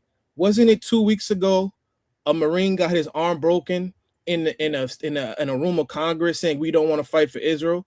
But you're saying I'm minimizing my contribution, but you literally had a member of Congress break the hand of a military veteran, but I'm the one minimizing your contribution, right? You want to target me and attack me, right? Because I say it doesn't have appeal. Meanwhile, the officials that you elected broke the arm of a Marine because he doesn't want to fight for another country. He doesn't want to fight under the guise of another proxy country, right? But I'm minimizing your contribution. We arguing with the chat now? Yo, Ronan. That was Miguel. He ain't saying He nothing. came up there before. Come on now. Let's not play. Yeah, no, that Hold was on, definitely Ronan. that was Miguel. Ronan, I want to But hear your real quick, opinion on let's this. go to, yeah, but let's go in order after Darnell because he's been waiting, guys. Like I say, it's nothing that I'm doing facetiously. I'm just trying to make sure everybody's being heard. Yeah, Look, go I ahead. can Appreciate wait, you guys' even though I've been patience and booked things of that like nature 5 after times on Darnell. the internet. Yeah, no, because your internet been going out, so you know what I mean. Like, but yeah, once again, it's nothing that I'm doing like intentionally or Oh, I'm not blaming somebody you. I'm point just is saying. not like being ill. I'm sorry, say that I couldn't hear you. I said I'm There's a not blaming delay. you. I understand. No problem. Okay. Well, Darnell, you say you wanted to chime in after Darnell, like OTO or Ronan could go. You guys could figure that. But Darnell, you said you wanted to chime in.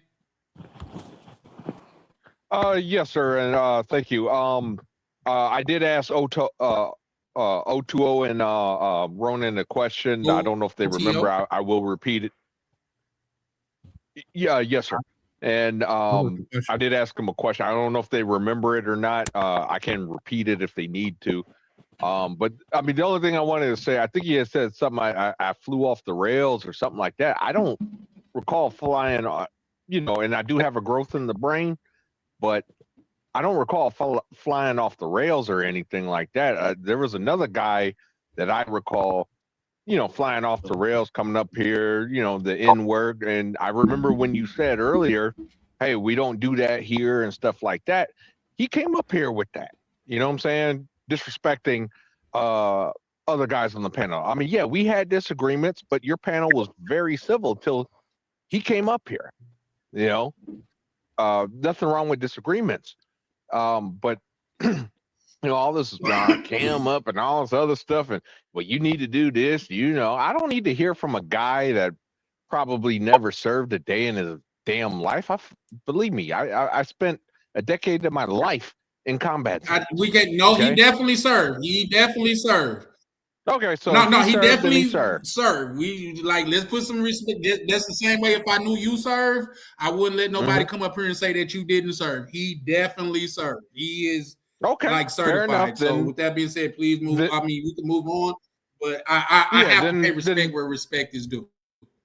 No, I understand completely. And if I spoke out, and if I'm wrong, then I apologize.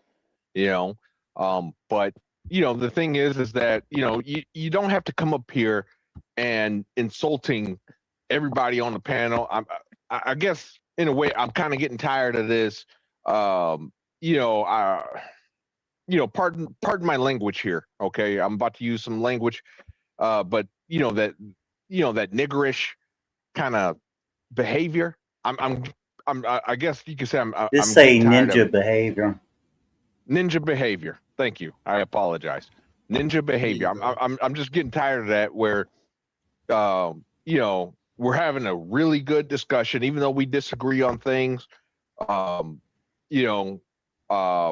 able to communicate and we're able to disagree, with some kind of decorum, and then you get this stuff, for clicks and views.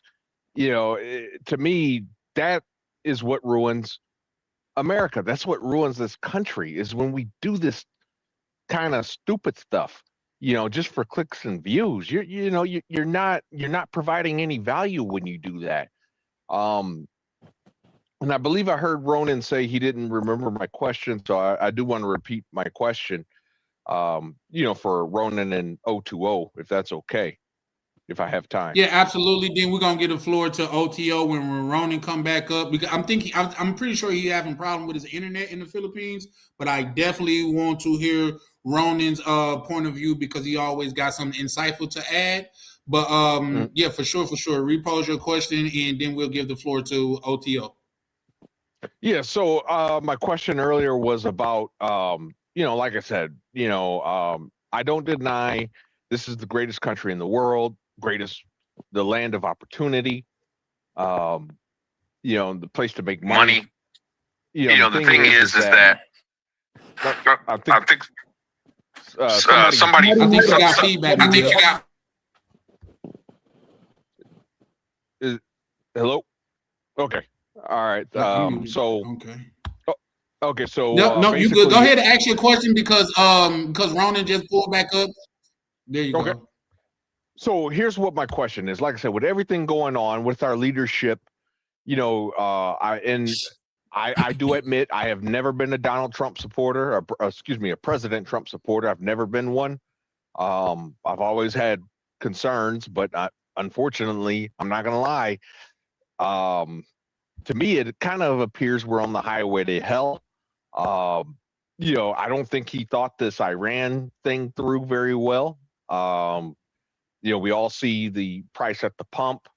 Our food costs are about to go up, things of that nature. Like I said, for me to start going into T-bills, I mean, I don't believe in T-bills. Like somebody, I can't remember who was telling me, you don't want to be buying T-bills and bonds. He's right. And I know this. I know he's right. I don't disagree with one word he said. The thing is that, man, I'm watching, Brent crude prices. If it reaches 120, it's unsustainable. That means economies are unsustainable. I've been reading the news.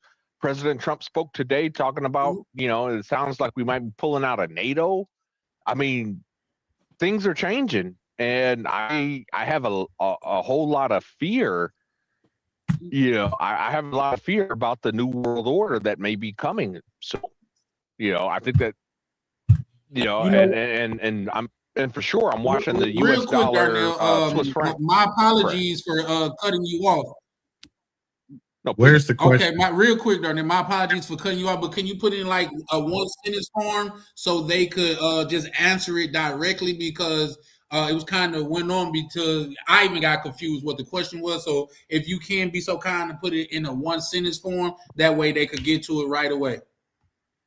Yes, sir. My humble apologies. Basically, I mean, for O2O and Ronan, are you guys not scared that maybe this might be, the end of America as we know? I'm not saying the end of America like the world's going to end or anything, but is this the end of America as a superpower? The current world order? Do you guys have any concern? And if you have any advice on how to navigate these troubling waters, I would really appreciate it. First off, Darnell, I would definitely appreciate your courtesy and things of that nature. You're very respectful. Let's let Ronan go, OTO, and then I'm pretty sure Miguel want to chime in. So Ronan, the floor is yours. I don't know if I'm breaking up. If I'm breaking up, then I'm gonna have to reboot and come back in. So you need to tell You're me loud that and first. clear. Loud and clear. You're good. You sound crispy. Yep, you good right now. Speak your mind before you leg out again. Yeah, I really want to hear about his perspective on the military, but go ahead. See, I'm out.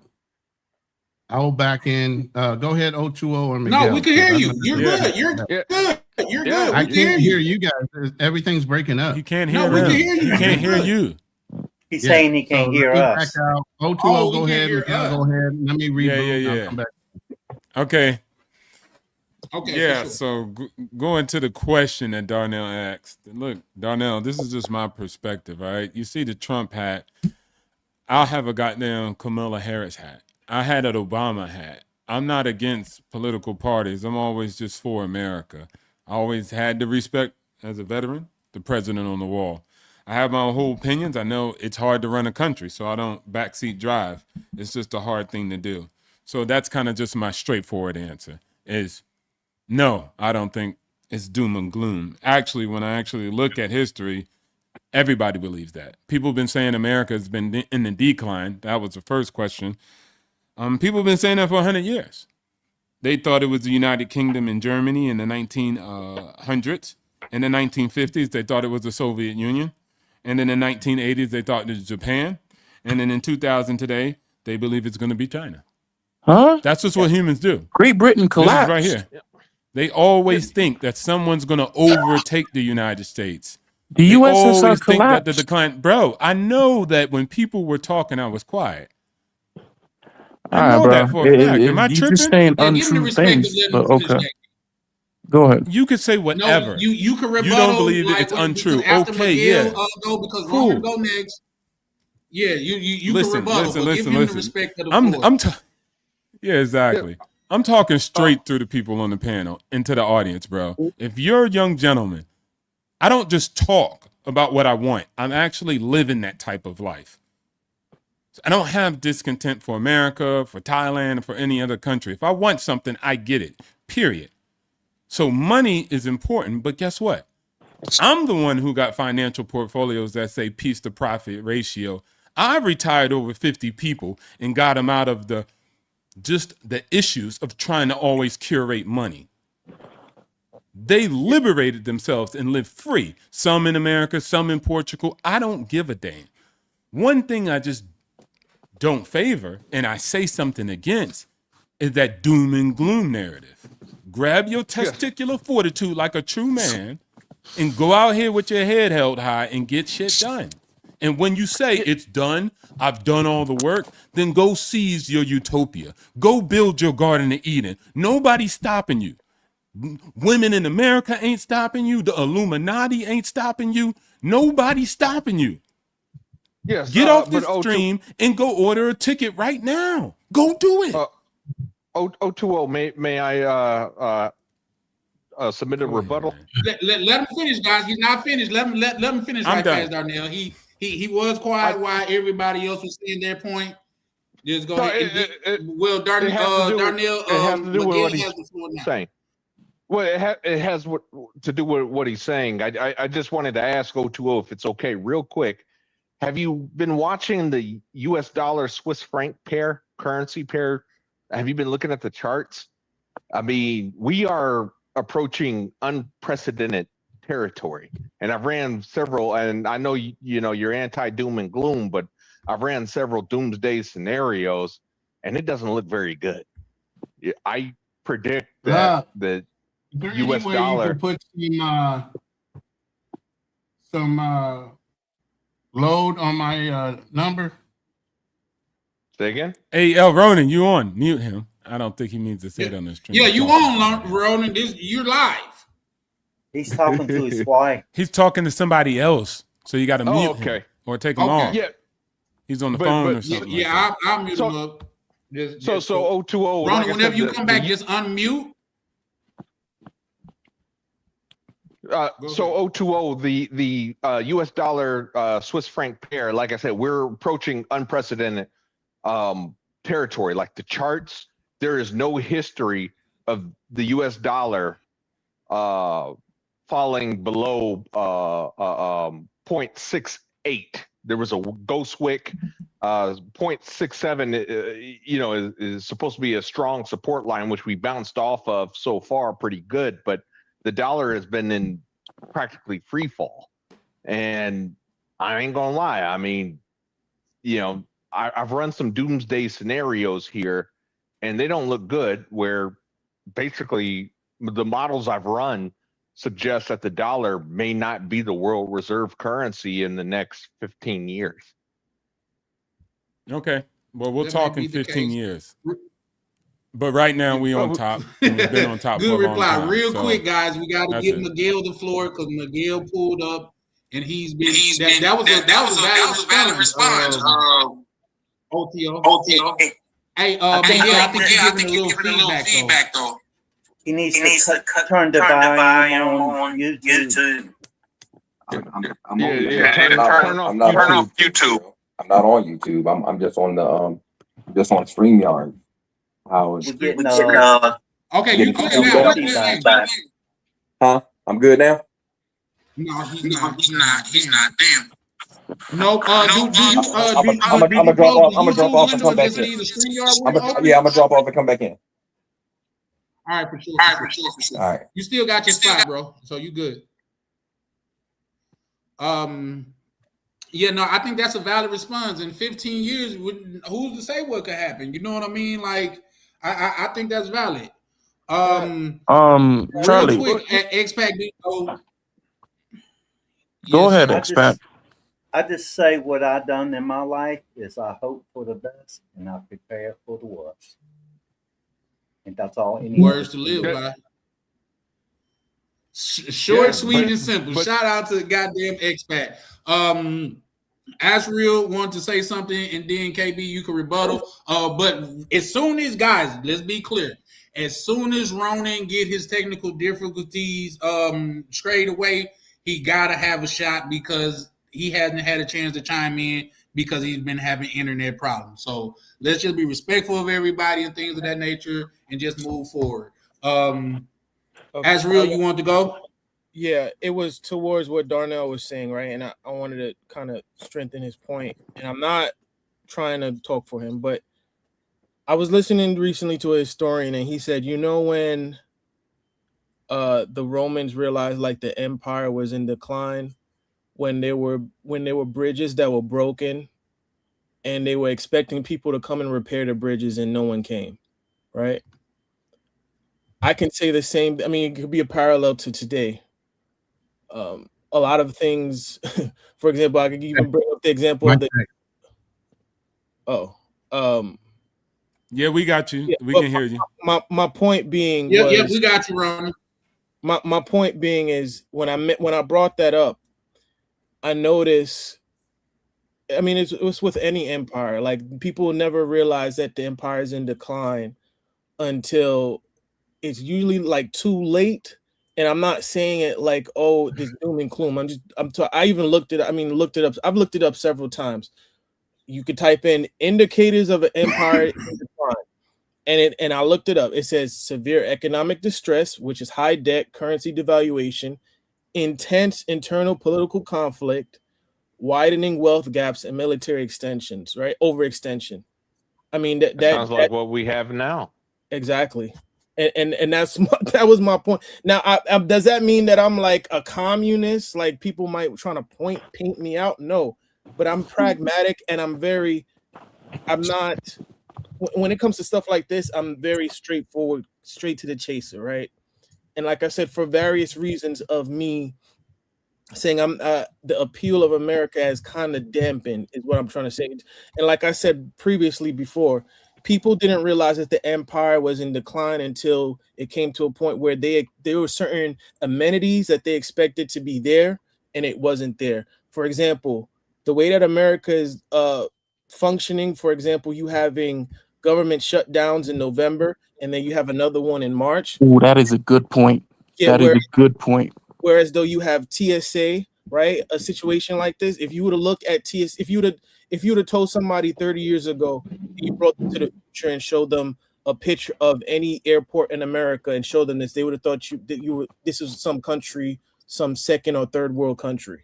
The way that TSA was operating, right? And that's the point that I'm trying to make. And I get it, people are patriotic, but we have to be we have to be realistic. That's all. When I heard about the government shutdowns, I thought this was a Wait, Brazil hold on, thing. Ronan. KB, 1 second. Yeah, we gotta let Ronan go because Ronan hasn't went yet. Ronan, can you hear me? Nah, he dropped out. disappears. Man, he dropped Right down when you asked again. him. I just have Oh, one okay. thing to say real quick. Right. And it's short and KB, sweet. go ahead. When Rome No, realized, go ahead, expat. Go ahead. No, when let Rome realized there expat were, go I'm first. letting you cutting them I off. can't talk. When Rome realized they were in decline, Go what did ahead, they bro. start doing? They brought in tons of immigrants. How did that work out for them? It went horribly because what happened is the military and the people that were, military were promised land when they would come back. They felt as though there was no difference between them and a person that came there basically as hired work. So all you had is a country full of mercenaries that were just in it for themselves, and the lack of of differentiating citizenship between those that served, for example, in the Praetorian Guard, and a person that just they were from another country, and then boom, you became a citizen. It clashed. It clashed with both parties. I don't know if people are familiar with the Praetorian Guard, right? Just shout out to you. Real quick. Let me say this real fast. I think X-Pac is the only one that he say I'm gonna be really quick. He's literally really quick. So Really quick. shout out to X-Pac for that. Yeah, right. But yeah, he's the only one that's why when he said that, I was like, go ahead, because he's literally 15 seconds and he's out. You know what I It's mean? mainly Like, just so waiting shout out to my them. That's the only turn. thing.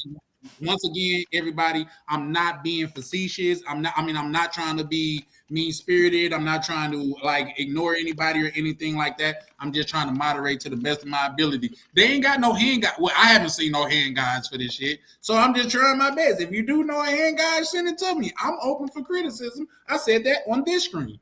But and you can call me in the back office with criticism. Otherwise, it's gonna seem like hate. But with that being said, KB, the floor is yours, sir. I'll be quick. I would Hell say, no, you won't. especially to his point, because that brother right there, he touched on something so. I mean, it was so well put that I don't think most people realize how well put it was. When you hear something like about a 45-day government shutdown, and no one's getting paid, employees aren't being paid. When I hear something like that, I'd be like, when I first heard that, I said, man, this must be Portugal. This must be Brazil. I said, ain't no way. But it is yes way. Today, we're kind of on almost 90 days, if you counted from the start of the year, where government employees haven't been paid for close to 2 months, or some even more, right? Where you see a lot of the it goes even deeper than that. A lot of those civil rights protections that we even used to have here, a lot of them are very much getting gutted right now, right? So you kind of, that's why I kind of say it's kind of like, I really do think that there's something really bad going on here. And finally, to OTO's point, while it is true that people tend to doom and gloom or to dramatize or exaggerate situations, a caveat that I want to add is that sometimes it's not untrue. For example, Great Britain, and its eventual collapse due to its debt, the USSR. Man, even in 2006, 2007, people were talking about how strippers were owning 5 houses and how, this is a bubble. Well, we didn't see it immediately, and maybe people didn't want to hear that immediately, but the consequences still had to be paid. There are quite a few things that, are exaggerated and that are not true, but there's quite a few that are not exaggerated. I got a question. That's not quick. Go ahead. That's all. No, that he was being facetious when he said that. No, I was really trying to be quick. I thought I was quick. My bad. KB? I made an ass of myself. Go ahead, Charlie. What was you gonna say? Okay. No, I said I said, KB, have you thought about scripting? You probably could get 7 houses. No, okay. Just saying. Is Miguel stuff Miguel back, and Miguel didn't get a chance to chime in. So Miguel, can you hear me, Miguel? Yep. Yeah, I can hear you. Yeah, when I was off, I heard niggas call my name 3 times in the mirror. Niggas called my name 3 times in the mirror like Candyman, so I showed up. You know what I'm saying? So instead of saying the N-word, just say ninjas. That's more respectful. Would that make you feel better? That being said, would that make you feel better? Free to No, that's what they was talking about earlier. They were talking about saying the N-word on the panel. So I'm just respecting the panel. All right, just for you, baby. Ninjas. Okay, Buttercup. That's my guy. That's my guy. Now see, that is a proper response. Now see, exactly. Now that is a proper response. See now, which I can't. Can y'all hear me? Yeah, we got you. Go ahead. Oh, okay.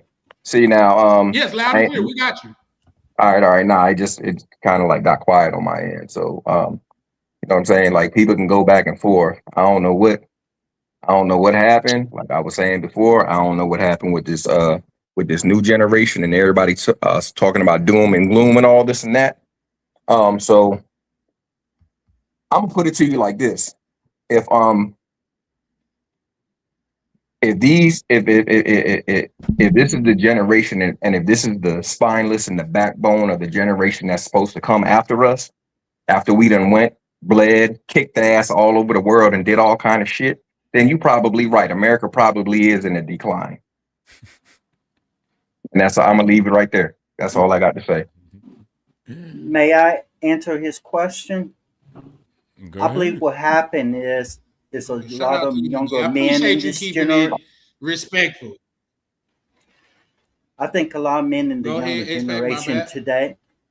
I think a lot of men in the younger generation today didn't have a father figure to teach them how to be a man. Yeah, I think. Go ahead. If you weren't done, X-Pac. I'm done. Yeah, no, let me say something real quick. I got you, because I thought Ronan thought he could get in, but now Ronan's to the panel. So Ronan's there. Because X-Pac, when he say he'll be real quick, he is really quick. Hey, can I say something? But Ronan's has definitely put up on the panel. Hey, this Shango. No, who said that? Shango, let me say something about the military service. Let me just say this right quick. Yeah, can you keep it brief, because Ronan his internet is kind of going in and out. So while we got him, we definitely want to give him the floor. It's going to be quick. You know, I'm real deep into my family history, ancestry, genealogy. Yes, sir. I'm not going to give any name. I'm not going to give any names. I'm going to just give some abbreviations. HW was born in 1830. He joined the Union military in, I think it was 1862 or 1863. NW. He was born in 1864, 1865. Damn, how quick is this gonna be? It's gonna be quick. Are you gonna be quiet? I'm not saying anything. So he was born in 1863. No, then you have 1874. Then you have 1908. Ron has been waiting patiently. Yeah. Then 1908. Then 1941. So these are guys in my family who actually fought for something to defend this country, even though they were considered during that time as less than man. They didn't have full human rights. And what conflicts did you fight in that actually saved America? In the 80s, in the 90s, even Vietnam, fighting in Vietnam, did that help? Was that going to save America, or is that considered unjust? Just like the Gulf Wars, just like going to Afghanistan. So don't come at me with, oh, I fought and bled for this, because seriously, you didn't bleed for nothing. I'm done. That's all I had to say. What's going on, Ron? Real quick, guys. Ronan has the floor. He's been waiting for some time now. Ronan, the floor is all yours, my good sir.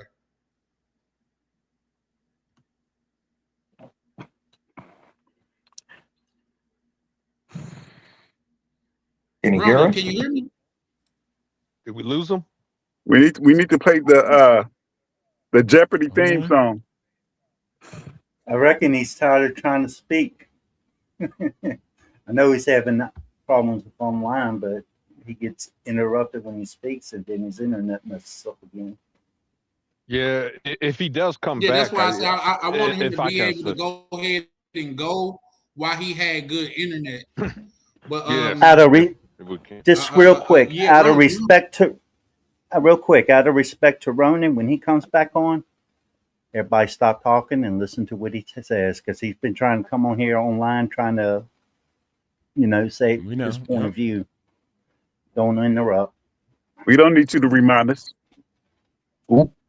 You don't need me to remind you, but yeah, y'all keep doing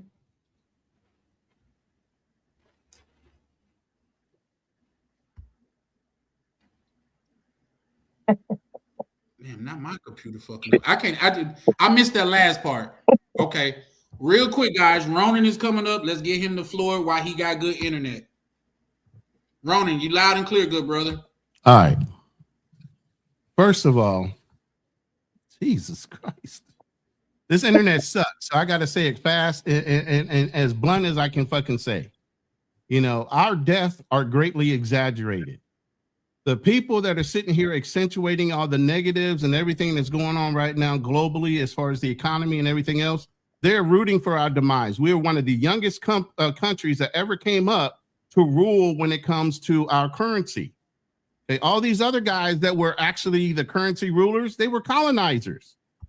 How insulting is it for a fucking United States to come up from nowhere, break away from the colonizers, and become the world global leader in a lot of different things? And the fact that we got people on this panel don't appreciate the fact of how far we come to say that they dislike what's going on in America. Fine, dislike it.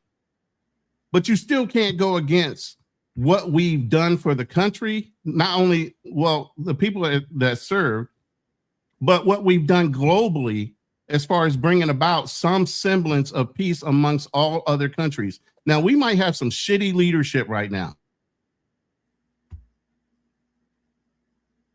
True.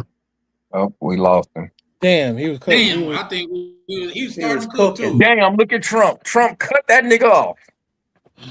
I respect. Excuse me, my bad. That ninja. I respect the service. Real quick, guys. Let me say this.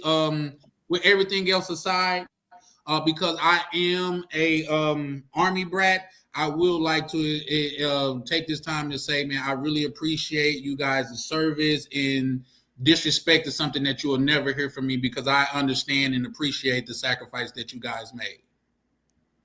Yeah, shout out to Absolutely. you on that. I respect the Also, service of my ancestors who fought in the Civil War and yeah, shout outs to them. who fought in World War I and World War II, Nazi Germany.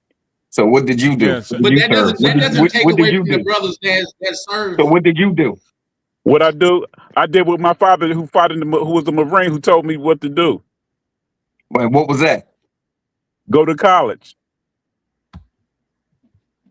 oh, he's back. So Running back. you want to sit? Hold on. So you want to sit up here? So you want to sit up here and elevate yourself off of? You want to sit up here and elevate yourself off of the backs of people that came before you, who fought for your right to be ignorant as you are right now on this panel. Pause that. Let Ronan speak, please. How did you save America? Yes. By fighting in I Vietnam. don't even know where I left off at, to tell you the truth. Trump part. The Trump. You said shitty leader Trump. Go ahead. While we might have shitty leadership right now, that doesn't mean you throw out the whole fucking country because of who's running it. You get what I'm saying? You still have benefits here that are far surpass any other country. O2O brought up the fact that there's no social welfare in a lot of fucking countries that you have here. There's no retirement in a lot of countries, where in the Philippines, there's a legal law that the children have to pay the retirement of their fucking parents because there is no fucking federal welfare system here. So the kids are raised, child support, yes, retirement. And they help out with their siblings as well for them to go to college. You have so many advantages in America for you guys to say, okay, fine, you don't like some of the politics that are going on. You don't like, the way the dating culture is. Those are fucking minor ass things on a larger scale of all the benefits America gives. You guys are being really fucking petty over little things when it comes to an overall global perception of the benefits within the United States. Are you fucking kidding me right now? Most of your grandparents, and like you guys are bragging about, people that served in the military, they fucking sat there and either caught a bullet or were lucky enough to come back home. And the ones that came back home, most likely they're traumatized because they watched their buddy's head blow up right next to them. But then you're going to talk down about their service level and what they've done so that you can open your mouths to say whatever the fuck you want. That's the freedom that we fight for as fucking military individuals. So that you can sit here and guesstimate what's good and what's bad about this country that everybody's fighting to get the fuck into. Think about that for a second. You have all the advantages, yet and still you're finding a way to complain when anybody else in any other fucking country would love to be in your place, would love to be able to take advantages of the systems that are already established here that they can freely take advantage of the minute they get in our fucking borders. We can't go nowhere on the global economy, any other country, and take advantage of their systems. We can't go and get on welfare. We can't get no assistance on housing. We can't get none of their shit. I disagree with that, Ronan. We do take it. Let Ronan finish. Let him finish. You might go country by country and get some exceptions, but the global perception, there is nowhere an American can go and take advantage of all the systems that are in place there in those countries. But yet and still, everybody can come here and do the same. But you complain. That's where somebody said, each generation gets lazier and lazier and doesn't appreciate the work of their fucking forefathers and their ancestors. While you use their advantages of what they've done, like Miguel said, of all the fucking strife and everything they had to do to get you where you were so that you could be lazy and unappreciative, you still are doing that off the sweat and tears and backs and blood of all your ancestors that came before. And you're showing a level of disrespect that's so fucking, like, you're so unappreciative and so entitled in the generations that have come up. Like putting in a hard day's work. Disrespect. I want to know who you're talking to specifically. I'm talking in general. In general, are you entitled when you receive VA benefits? I'm I'm entitled to it. Absolutely. You know why? Because I fucking got hurt while I was in the military. I got shot at. They fucking damaged me when I was in the best of my life, bruh. I was a martial artist. I could run you in the fucking dirt. I don't give a fuck who you are. I will whoop your ass too. Real talk. Before I even got in, I was doing these things. Once I got in, they took me at my best and wore me the fuck out. Knees, back, everything. Exposed me to all kind of fucking chemicals. So when you talk about a veteran pulling a fucking retirement check or pulling some kind of disability, that's fucking well deserved. Do you think this country? Well, hold on, but that's not the only. The military isn't the only profession or line of service that is important to national security. That doesn't destroy your body. There are people who even do work on jet engines. I know someone personally who got sucked in and got turned into chum inside of one of the engines. I just want to say this. I'm going to say this is absolutely quick, less than 10 seconds. I got my CDLs in 1991.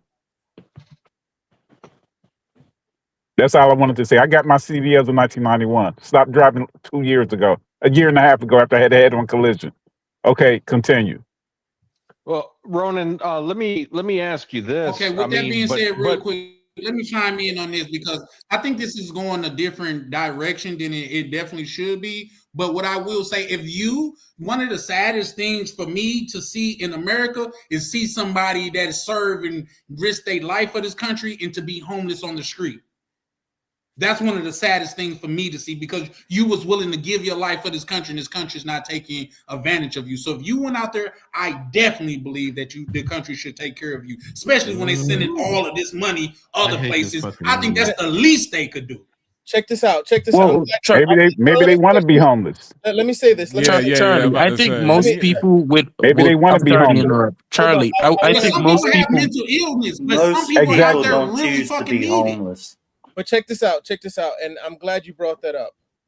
I wanted to say two things, right? We people are getting on me, and I understand. I have no issue with military. I respect. The ironic thing is, and this is gonna really F y'all up, I probably have more respect for the military than half of your congressmen and the president, right? But we don't give him that same smoke. The mere fact that we have veterans that are homeless and out on the street deserted, right? Meanwhile, Israel gets free healthcare and free schooling, and they get more aid than the whole continent of Africa. Like, why are you mad at me for saying I don't see the same appeal that America used to have, but you don't have an issue with your own representatives and how they treat people like you, right? And then to my second point, we all are familiar. I don't know if you guys watch geopolitics very closely. Joe Kent came out himself and said this war is he said he's tired of the wars, fighting for the never-ending wars, Useless. The useless wars, the wars that go nowhere. There was pushback, but I'm sure you guys are not gonna disagree with him in terms of his sentiment of where this country is going. But the ironic thing is, I feel the same way as Joe Kent. But because people want to dismiss me and say, "Oh, you're young, you're this, and the third, you haven't experienced life," he's multi awarded Green Beret, served multiple years in the military, has like over 12 decorations, I believe, right? So he agrees with me when I say the same thing of where the country is going. And he's he has more experience than all anybody on this panel. And but that's my point. Not right? me. So shout outs to him though. But at the end of the day, man, I gotta go. I'm definitely gonna go back to enjoy my life because this shit is depressing. But what I would say it's just too much chat. Yeah, no, I said I'm leaving. I said I'm leaving. Well, so shout outs, it is. But for you guys who ever listen and live that life. But net at the end of the day, I'll say this. Man, seize your life. You got all the opportunities. I tell people in Thailand always, shout out to the mentees and the people I led in Thailand. American dream is global. They're out here owning property, doing better in Thailand because I believe it's a mindset and it's about what you decide to do in this world. I don't give a damn about politics and what somebody said this. I don't care. You got to go out there and you got to make something for yourself. The moment you start looking at the world they hand you out, is the best you can do. Is to actually fix your own life and fix your own issues. That's it. That's my advice. Somebody else got something. They want to run charts on the dollar. They want to run charts on immigration. They want to run charts on the Roman Empire. Go do it. I'm winning because I got my life straight. Thank you. Motherfuckers winning, dipped in butter. I love this shit. And yes, I'm going to say it. And not only am I winning, I put people on. Shout out to Digital Nomad in the actually in the chat. That brother said he couldn't afford homes. Listen to me. Shut the hell up. And he not only afforded the home, he made a profit when he bought it. That's what I'm talking about.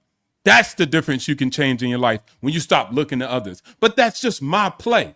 Some other people run the Roman strategy. Want to look for the decline. Want to run into treasury bonds.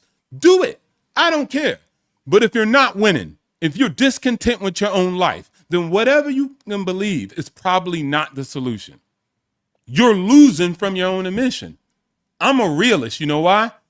Because I live the life in which I say I love. I'm not a realist because I look at charts and can tell you that America's going to decline in the next 15 years. I'm a realist because I really live this. Shout outs to everybody else who's living their best life. And if you don't have hope, then go somewhere and find it and figure it out. Shout outs to everybody in the chat. Much respects to the entire panel. And then don't say the N-word because expat will get on you. And shout outs to Ronan. One thing we can say in this chat is the Philippines, hold on, let me finish. The Philippines don't have better internet than the United States of America. It doesn't have better internet than the United States of America. We can say that for sure. Shout outs to you, Charlie. Shout out to OTO, man. I'm just saying, if y'all gonna say the N-word, I'm gonna say it. How's that gonna work out? Well, because I have no problem saying it. O2O, just real quick. I'm sure you don't have a problem saying it over the internet. Well, just real quick, before if the O2O leaves, I'll tell the person right into the face. I have no problem knuckling up to a buttercup. Well, O2O, before O2O drops off, if I were to send you my work, I can understand the criticism, I'm receiving right now. But if I were to send you my work, you look at it. If I'm wrong, I mean, I will apologize. I'll kowtow, whatever it is, if I'm wrong. All right. But if I were to send you my work, you take a look at it. You know what I'm saying? Could you? Could that you brother tell me if I'm email. wrong? You guys know each other's email. Send that brother email, man. You wasn't prime. Don't send me the email. Don't send me the email. You don't want to see my work? Short the currency and become a trillionaire. Best of luck. I wish you the best. I hope you're right. Get rich. A young brother in the black shirt. When you talking about traveling somewhere, being at peace, I definitely know what you're talking about. The same thing happened to me when I went to Kenya, when I started doing things that I like, comfortable, no worries.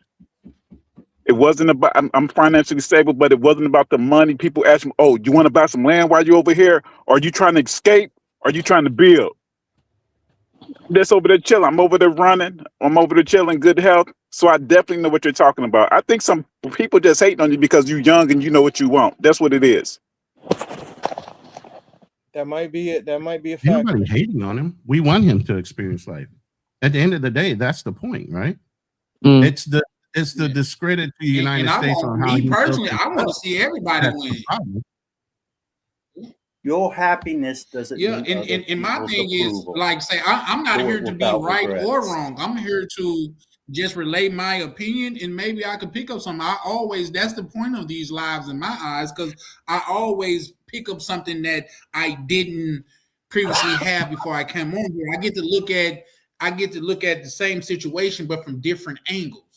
You see what I'm saying? So that's my whole thing. It's never where I'm hating on him because he's young. I give KB shit because me and KB, we got that kind of relationship. He talk about me being old. I talk about him being young. I'm sure he don't take nothing I say to heart, and I don't take nothing he say to heart. But it's never me hating on another black man. Go ahead. My apologies. I don't necessarily believe it's even hating. It's more of a you know, you're young, I'm old, I've lived and experienced life, therefore just shut up and listen to what I have to say, right? And it's like, no, maybe sometimes people have an introspective coming from a younger person's perspective, right? For example, I'm sure that there were when you had people coming into the new world, right, into America and settling in America, I'm sure their English grandfathers and fathers were telling them like, what do you know? Like there's nothing better than the British Empire, right? But they're like, no, there has to be something better than being under King George and not being able to have religious autonomy, right? So my point being is I think maybe I should have preferenced my argument by saying that I appreciate the military, because people brought up the military to the point where it's like that wasn't really my point of contention, right? But I get it, but what I'm trying to also say is you guys really need to understand you're more upset with me than you are with the representatives and how they treat your own. I mean, look at Joe Kent. He's a pariah in politics now. This man is a decorated veteran. So that goes to show you how your own politicians feel about you as a member of the military. Aren't those your politicians as well? Yes. I agree. But yeah, they are. Wait. So the way you talk, you're dismissive of the fact that you think all military people are supportive of everything that's going on with the government. We are not. We don't agree with everything that's going on. Matter of fact, Donald Trump right now is out of order, but you got pussy ass generals that are following behind him, not getting congressional approval to do any of this bullshit because we are being run by Israel. Do you think military people want to fight for Israel, not the United States? We signed up to fight for the United States, not Israel. But here's the caveat. As a civilian, you get to question that. As somebody in the military, you follow orders. You don't get to question shit. I feel like I'm having a Colonel Jessup moment. The only thing you can question are we supposed to respect that order or not? You heard me, Ronan? I feel like I'm having a Colonel Jessup moment. God damn. Hey, Ronan, let me ask you an honest question, a respectful question. Am I supposed to respect you for following unjust orders? That is deep. What?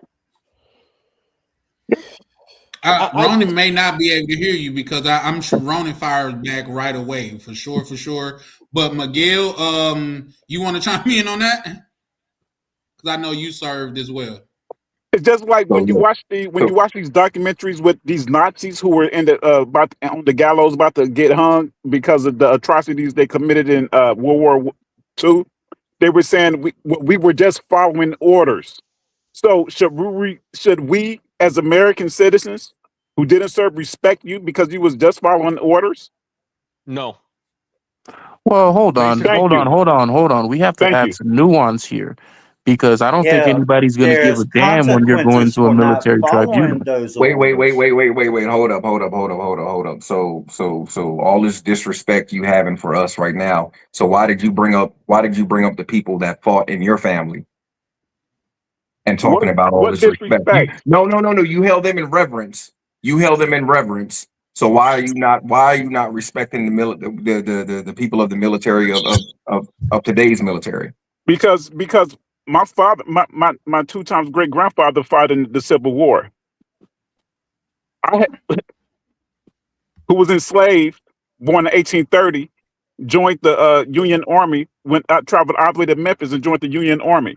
Okay. Brother, I got family that's been fighting since World War I. What the fuck are you talking about?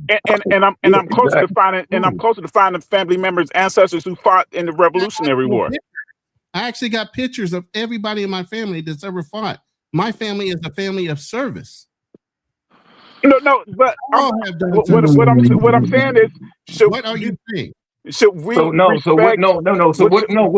we're saying is orders. We fight for your right to say the stupid shit that you're saying, and to be as ignorant as you want to be. We fight for that right. Just because you was too pussy not to don a uniform, just because you was too pussy not to don a uniform, don't discount the service that we provided for you to talk the dumb shit that you fucking talking right now. Do not discount Nobody Or that was in George the Bush fucking Jr. service. Because Was nobody George Bush? discounted none of your fucking I'm family asking you a that was in question. the I'm service. asking you a question. Was it Don't ask Ronald me Reagan? shit. Don't ask me shit until you put the fucking Was uniform on. How was about it that? Ronald Reagan? How about that? Wait, Good Don't on ask me you, shit. Miguel. You know why? wait, You don't deserve to ask you ain't me gonna stop. shit. Keep wait a talking. minute. The Wait a fuck minute. up Wait out a of here, minute. nigga. Oh, The come fuck, on, nigga, man. get the fuck up out of here. Wait, Shango. Children. Let me tell Fuck you up this. out of here. Once again, Hold on, Nigga hold on. talking that dumb shit. Fuck Let you me gonna say this hold? real You quick. gonna hold your family in reverence? But then, oh, my Absolutely. great Absolutely. grandfather twice removed. Absolutely. Man, shut the Hold up. fuck up, nigga. Absolutely. The shit My that we You think great fought I'm for grandpappy provide you you think fought I'm in gonna the and respect respect you you Civil because become War. with today? you was in the So Gulf man, War? shut the fuck up. You think You I'm gonna respect dumbass. this shit because you was in the Gulf Guys, War? Dumbass. That's on you. You mad Yeah, at the yeah, world yeah, because whatever. you did that shit. Hey, y'all, let's look, just take it Shango, down a listen, notch. let me say this real quick. Let me say Let's this real not quick. forget. You're not gonna Let's be all disrespecting converse. no fucking military, not on no Hold on. No, fucking that's a panel that fact. I'm on. You punk Hold up. That's pussy Let a me ass say this fact. real quick. motherfucker. But I don't give a damn Disrespect. who the fuck. Oh my Your God. Who's family served, nigga. disrespecting? You didn't serve.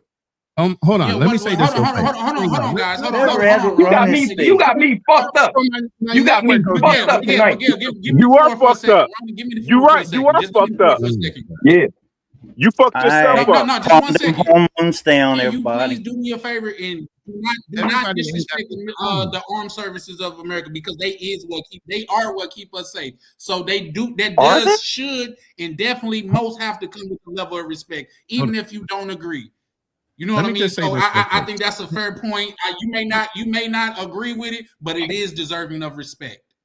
To Just like Shango, your people, your ancestors should be respected. The oh my men that God. is served prior after them should The also brother, be Let the brother Ronan respected. just said speak. something that Shango, the generals let me letting Trump say do this. this unjust shit. Oh my So I was God. just Can I asking, say should we something real We, respect quick? it? we just heard Stop you asking talk. Let questions Ronan and let me speak for a comment real minute. quick. Hold up. Yeah. Let Ronald rebuttal. Shango. You asked the question. Hold Let up. Hold Ronald up. rebuttal. That was the question. Okay, so You shut up gotta and let let him me answer it answer it. though, God bro. damn. You You ain't got gotta to let him comment answer just it. to get somebody to answer your Go question. ahead. You need to Proceed. comment. All right, Proceed. Shango, I'm not discrediting you because I told my sons the same fucking thing. Do not go in the military. Okay, so and I'm a Marine, just like your father, your grandfather that told you don't go in the military. I said the same thing to my children. So I'm not fucking faulting you for that. Okay, go and get your education. God, Didn't say you were. in the military. Okay, I'm telling every one of you. It's traumatic. You've already had enough trauma as black men growing up in America. You don't need any additional. But sometimes people don't have choices. And this is me coming out of the military. I'm telling those don't go in if you can't. If you have some other way of doing something, then do it that way. Don't go in the military. Okay? Because as you can see right now, we're not fighting for the glory of benefiting America. We're fighting for the glory of corporations. We're fighting for glories of other countries and everything else. It is not honorable service anymore. But the problem is right now, you still have your brothers and sisters and family members that are in. And sometimes when you say things, it can be disrespectful to their act of service. Agreed. And that's all we're trying to say. Agreed. Don't discredit the fact that somebody had that choice and maybe they didn't have any other choice. I had a lot of brothers that had to join the military because it was either that or they went to jail. And they did their time when they were in. You get what I'm saying? Sometimes you don't have a choice and you have to serve. But to discredit somebody that's willing to risk their life or to do service for the country is the problem. And you bragged about your family being of service and did service, even though they advised you not to go in. Fine, don't go in. But don't discredit anything that your ancestors did, and don't discredit anything that anybody else that might be currently alive or their ancestors in their service. Let me politely make something absolutely clear. I was bragging that my 2 times great grandfather fought in the Civil War against slavery, against the Confederacy. Okay. If it was bragging because I had family members, I had ancestors, great grandfather who fought in World War II against Nazi Germany. Okay. Now, so I wasn't, brother, I didn't say anything to discredit your service. You said something about these generals and this unjust shit. So I was like, should we respect it? That's when everything went off the hook. So, so should we respect you your service, like your actions that you said the bullshit generals, unless I misheard you. That's all I was saying. There are a series of checks and balances. Absolutely. There are rules of engagement. There are a lot of things that go before just blindly following a politician that was elected to become the president of the United States. I absolutely did say those things. And one last thing. And the president who mocked a man who was a prisoner of war who was tortured. Oh, I absolutely don't agree with anything Donald Trump is doing right now. Did you not hear me? No, I didn't say you were. I'm just saying about this man who, some people wear the MAGA hat, and this man is mocking POWs. You're referencing my late Senator John McCain. Correct. And I know, and I'm very aware of John McCain because he was a big boxing fan. And this is the same president that ran on the ticket of no more new wars. Absolutely. These are all contradictions of what this man said he ran on. This is contradiction so bad that if you watch the midterms right now, you might even see right wingers and you will see Republicans vote against Donald Trump just so there can be checks and balances when it comes to congressional approvals. I wouldn't be surprised if Texas turns blue too, to be honest. I can tell you right now, there are so many redneck white motherfuckers right now that are so pissed off. If you look at anything when it comes to Nick Fuentes and others, they are all against these actions because they're about to make America great. What white racist motherfucker do you know likes Jews? You get what I'm saying? Why would they be down? Wait, why would they be down to have their white brothers and sisters over there and fight for that? Why would they be down for that? Last time I checked, I'm trying to tell you. Last time I checked, the Jews are white. They're Caucasian. How many politicians ran They're on Ukrainian. empty promises? They're German. Yes, I understand Ashkenazis come from Poland, Ukraine, and all that. I'm doing a whole fucking series on who the Jews are. But they're not Anglo, though. It's okay. No, they're Caucasian. And you make it seem like all white people get down with all white people. If that was the fact, why is Russia and Ukraine fighting right now? All white people don't get down with all white people, just like all black people don't get down with all black people. Of course, they have. But what Ronan just said is just like in Kenya. What Ronan just said is facts. You got some hardcore redneck white boys that is pissed the hell off because, just like he said, Trump ran on "Make America Great," and now he got the military up over there capping for Israel. Like, come on, man. And they see Trump as the great white hope that's going to save their great white country. They do not. Go check your facts. Are y'all saying all rednecks are racist? Not all. I'm not saying all white people, but it's like this. I'm walking past. Wow, that's a cute dog. Go ahead and pet it. Nah, that dog might bite. I don't trust dogs. So I'm like this with Caucasian people. I don't trust them. But most of them, no, I'm not going to deal with them. So most of them are races and do support Trump, and they would keep supporting him. They hardcore. They locked in. Racism is just you all need to over check the your world. facts, bro, because they've changed. Where would you get that from, though? Like, okay. Is that just your anecdotal experience? Let me put it this way. Sean? Like, Any I politician, genuinely want to know. Let me say this. Any politician right now running off of AIPAC, whether it be Democrat or fucking Republican, will not get re-voted in. Anybody participating in AIPAC at all. If anything, Israel has exposed itself on how much control politically they have within the United States. Facts. And at this point, everybody's fucking tired of it. At this point, nobody else will support Israel. No politician, no new president. All that shit is hands the fuck off. As a matter of fact, politicians are running on, what's his name? James Fishback is saying, hey, I don't support Israel. But the other black dude does. Right? I forgot his name. This is I'm telling you, brothers, they are locked into this MAGA shit. These motherfuckers are locked in. They're not. Trust me. It's different. Look, the only people who aren't locked in are the independents. MAGA's not the same as Republican. It's not the same as I'll say one thing real quick. People can I'm still not be locked into anything because I don't believe your vote matters anymore.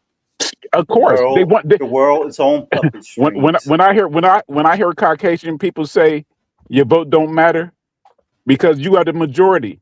You can be afforded the luxury of not voting and still and still get shit done. As a black man in America, we can't. We No, have to vote. I disagree with that. I disagree. First, OTO, if you were just talking, I believe you're muted, good brother. But I disagree with that. Oh shit, let me get OTO the Summer Jam joint. Hold on. for me to vote, it has to first be somebody worth voting for. Yeah, we don't need to talk.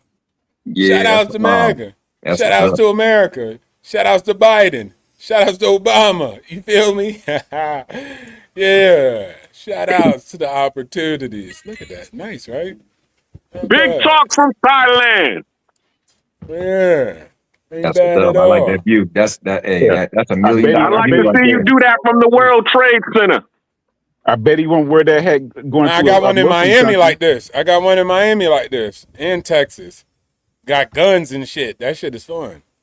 Shout outs to All Texas. right. That's my Well, home. I look forward.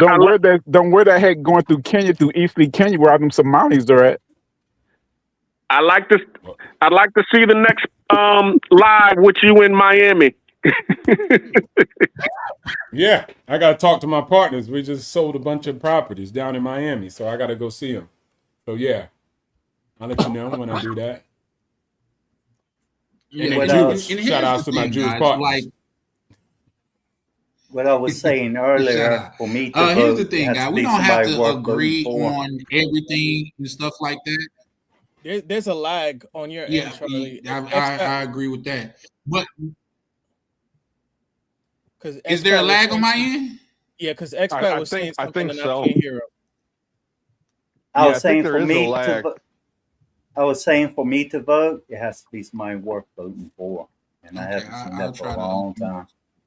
I don't think it's you. I think Azriel might be lagging because I can hear both of you all fine. I don't see no lag on Charlie's end, but his internet might be lagging a little bit. But I don't think Charlie heard Expat when he was talking. That's why. But I might be wrong. I don't But think you're I wrong. think, well, because from on my end, it's all good. Go ahead. I was just saying I don't think you're wrong because like I don't know if you noticed, but when Charlie would speak, it sounded like there had been some time that may have elapsed, because like the conversation just wasn't making sense, so I definitely think there's a lag. It may be. We didn't got to 5 hours and damn near 30 minutes, so we finna That's how it happens, get ready to brother. be shutting it down in a minute anyway. I'm sorry. Go ahead. I said that's how it happens. Next thing you know, you be at 11 hours and 30 minutes. I make things fairly simple for people. I don't make things fairly simple for people. The life you deserve is the one you're willing to create. The world owes you nothing. I'm not saying not to help people in need, but make sure you're not enabling the bad behaviors. And that's all life is about. Mm-hmm. Yeah, for sure. Well, I agree with that to a certain. It puts me in the mind saying of I heard a saying to where it said I bargain with life for a penny and life no more. You get out of life what you expect from life, what you're willing to work for. So yeah, they say the grass is greener. The grass is greener where you water it. Agreed. I believe my view changed in 2001 at the age of 29 when I had my first strokes lined up in the ICU. That really changed my perspective on the world. And ever since then, I made the best of each day, regardless of the circumstances. That's what you got to do. Shout out to Lee Majors, Exactly. still rocking with us, man. Shout out to all you guys. Shout out to every last one of you guys. Lee Majors, the Bionic Man. It got a little heat here and there. What you say? I couldn't hear you. No, I'm just fucking around. I said Lee Majors, the Bionic Man. The Bionic Man back in the 1970s. Oh yeah, it's the $6 million man and the Bionic Woman. Yeah. Oh yeah. You're right.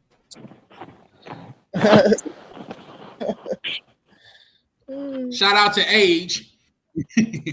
But yeah, no, man. Shout out to the panel, man. It got a little heated in moments and things of that nature, but I think that's what makes for a good panel when everybody's speaking from passion and things of that nature. And once again, like I say, over here, man, I don't mind conversations that push the envelope.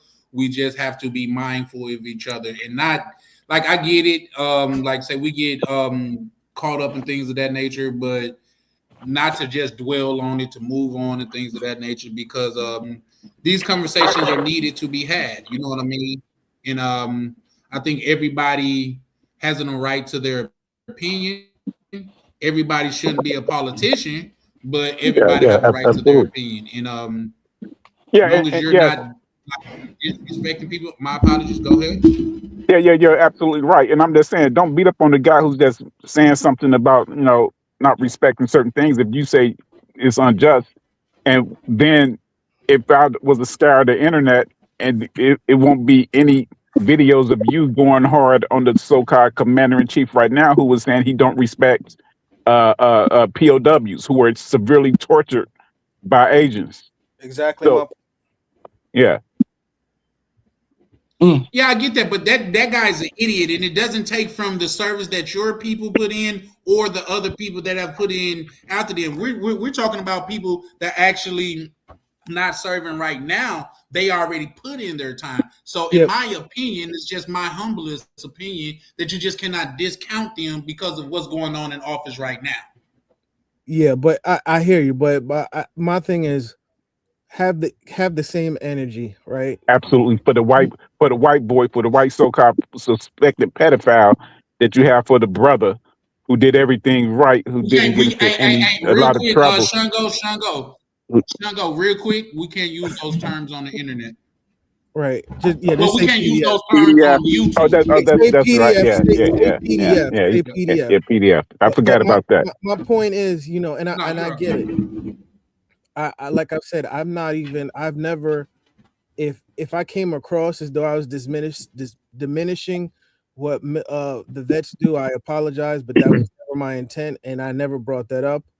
I was just being pragmatic and being removing the rose-colored glasses of where America is heading, and I was saying the ironic thing is there are military members that that we see online and they agree with me. I mean, for the mere fact that we see anybody that's a military vet, and I know there's certain people didn't talk on it, but the fact that you saw a Marine get his arm broken just for the fact that he said no one wants to fight for Israel. I mean, that's exercising his First Amendment right to free speech. That's damning, and people were getting on me about, oh, you're weak, or this, that, and the third exactly. for having pushback on. Then that's a multi-million-dollar lawsuit.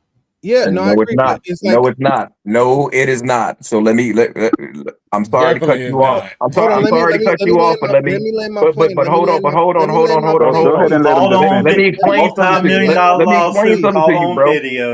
Let me explain something to you real quick, bro. You talking about a Marine and this and that. Yo, when you sign up, you are no longer, you don't have rights like that.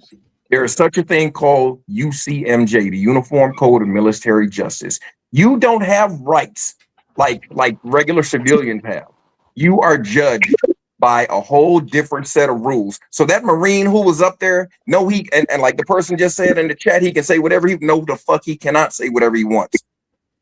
You cannot say whatever you want. When you're wearing that uniform, you do not have rights like regular civilians. That's what y'all don't understand. So people who have never served, have no idea. You don't have the same rights. Is he still serving the active duty? No, he wasn't. Oh, but because he have on a uniform. Oh, but because I understand what Miguel is saying. When you're actually was he not active duty? Yeah. I see what Miguel is saying. Was he active duty? He was. I believe he was active duty. He was active because if you're not why are you still wearing it? If you're not, and I believe he was. If memory serves me, he was an officer. So once you're done with that, you're done with your commission. Why are you still wearing it? Like, I'm not active duty no more. I'm not in the military. I'm not going to be walking around in my damn uniform. Even though I served and I'm down for everybody that served in the armed forces. But okay, that was a point in my lifetime. I'm not. That's like Al. That's like some Al Bundy shit. This nigga always talking about them 4 touchdowns. Anybody remember Married with Children? I don't know how old y'all are, but go back and see Al Bundy. He always talking about the 4 touchdown game.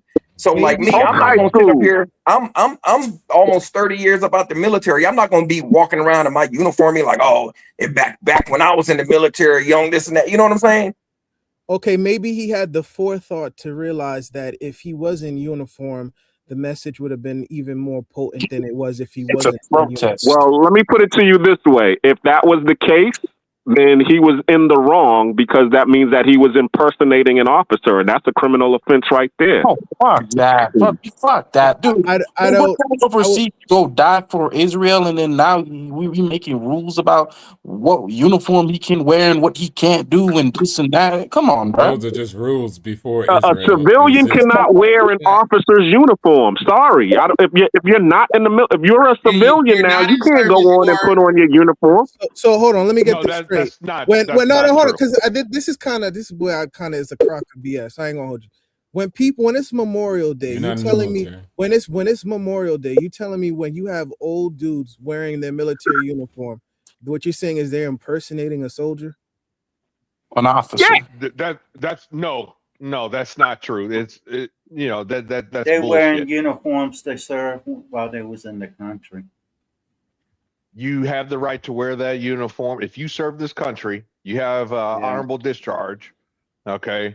Matter of fact, you don't even need an honorable, general. at least a general. Yeah, I was about to say you don't need it. Yeah. Yeah. But yeah, go ahead. You know, you have the right to wear your uniform. I mean, just case in point, and you go to a funeral, for example. There's a lot of people that were prior service that goes to a veteran's funeral.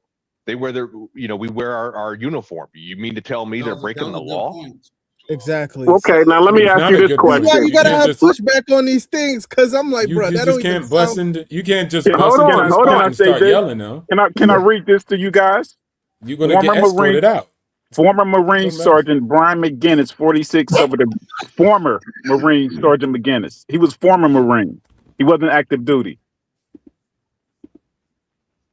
Okay, go ahead. Yeah, that's what I'm saying. Was his point. He wasn't active duty. What Miguel was saying was that when you're in the military, you might have to be forced to follow certain orders because you have some kind of rules or obligations placed on you while you're on duty. Afterwards, it becomes something else. But while you're there, you might be forced to do some things that you disagree with, morally, philosophically, and personally. Yes, we fight to defend the democracy. We don't practice it. That's what they tell you in the military when you're in boot camp. We fight to defend democracy. We do not practice it. But and also, let me tell you something else. So when you're enlisted, right, and when you get out, say like let's just say today I was still in the military and I got out today. Guess what? I have up to 10. They got up to 10 years. They have up to 10 years where I can still be affected by UCMJ. Like, they can call me back. Like, if they found out that I did some like I did some fuck shit and while I was in, they can call me back. That's the fine print that a lot of people. So even though this guy was, depending on how long he was out, he may still be affected by UCMJ because of the shit that he did. Now, I'm not sure. They're just saying former, so I don't know if he's in the reserves or anything like that.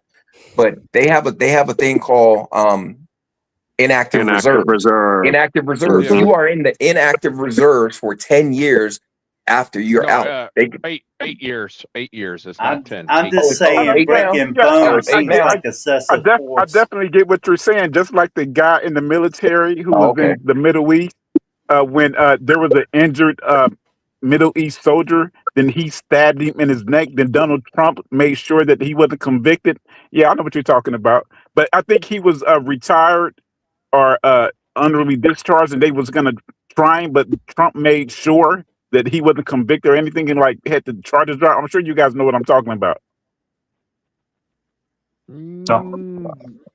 I'd You have to guys look haven't that heard up. about that? I'm trying to catch up on these what's the names, but real quick, man, shout out to Tam because she just dropped some real dope shit. And I'm sure everybody know this, but I think it just should be said. She said Memorial Day is for the dead, Veterans Day is for the living. Shout out to you for that, Tam.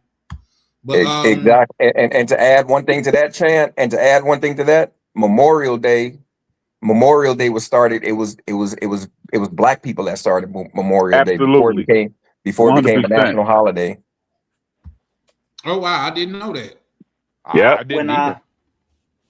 When I was doing landscaping, one of my projects was in Beaufort, Virginia, and that was doing all the landscaping for the D-Day memorial that they have there. And I donated a lot of that work.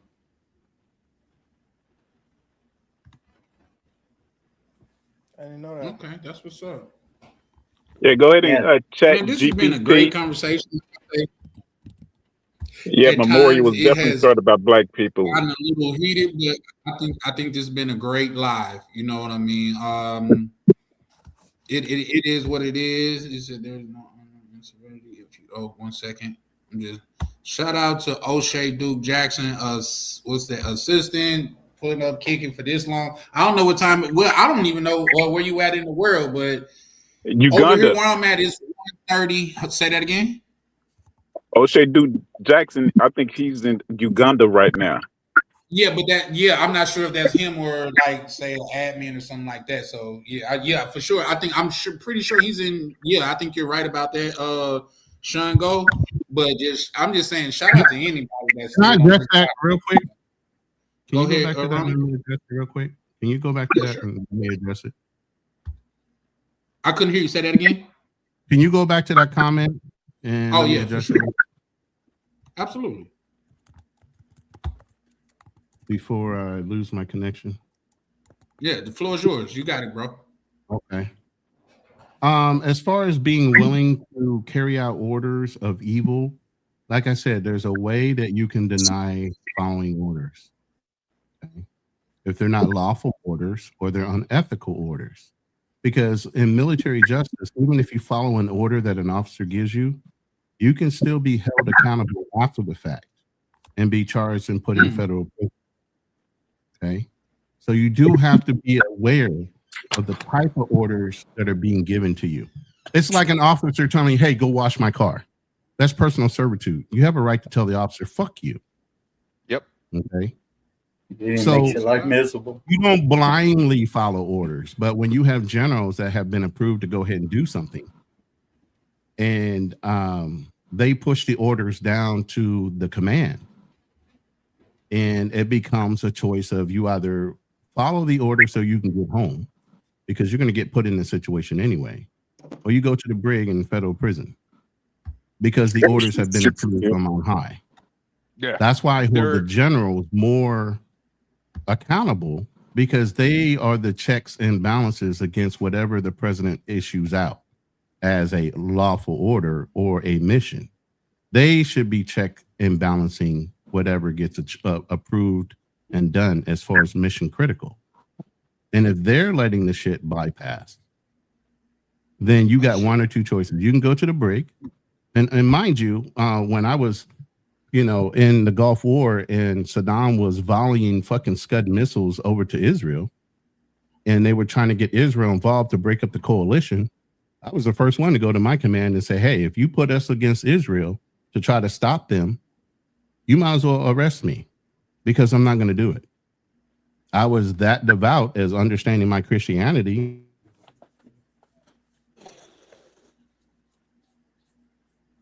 Oh, man.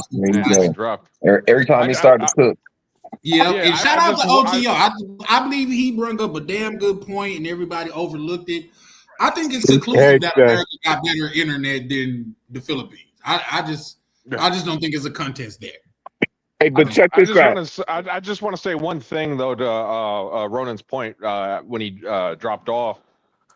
There have been cases that proves Ronan's point, i.e., Abu Ghraib.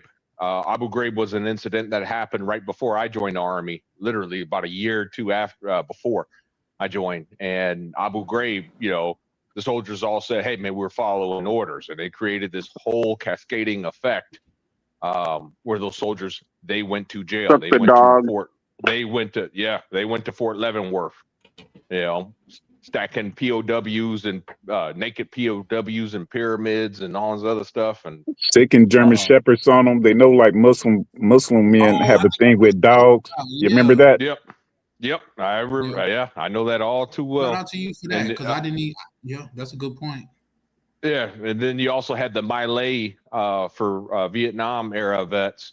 You have the My Lai incident, where a captain, I guess, lost his mind for one reason or another. No one really knows, but decided to go shoot up a village. They had bad intel saying, "Hey, there's Viet Cong in the village." There was no evidence of any Viet Cong. The village really didn't offer any resistance whatsoever. Next thing you know, let me add to that real quick. And the reason why you have to check and balance some people, because sometimes officers themselves are gung ho.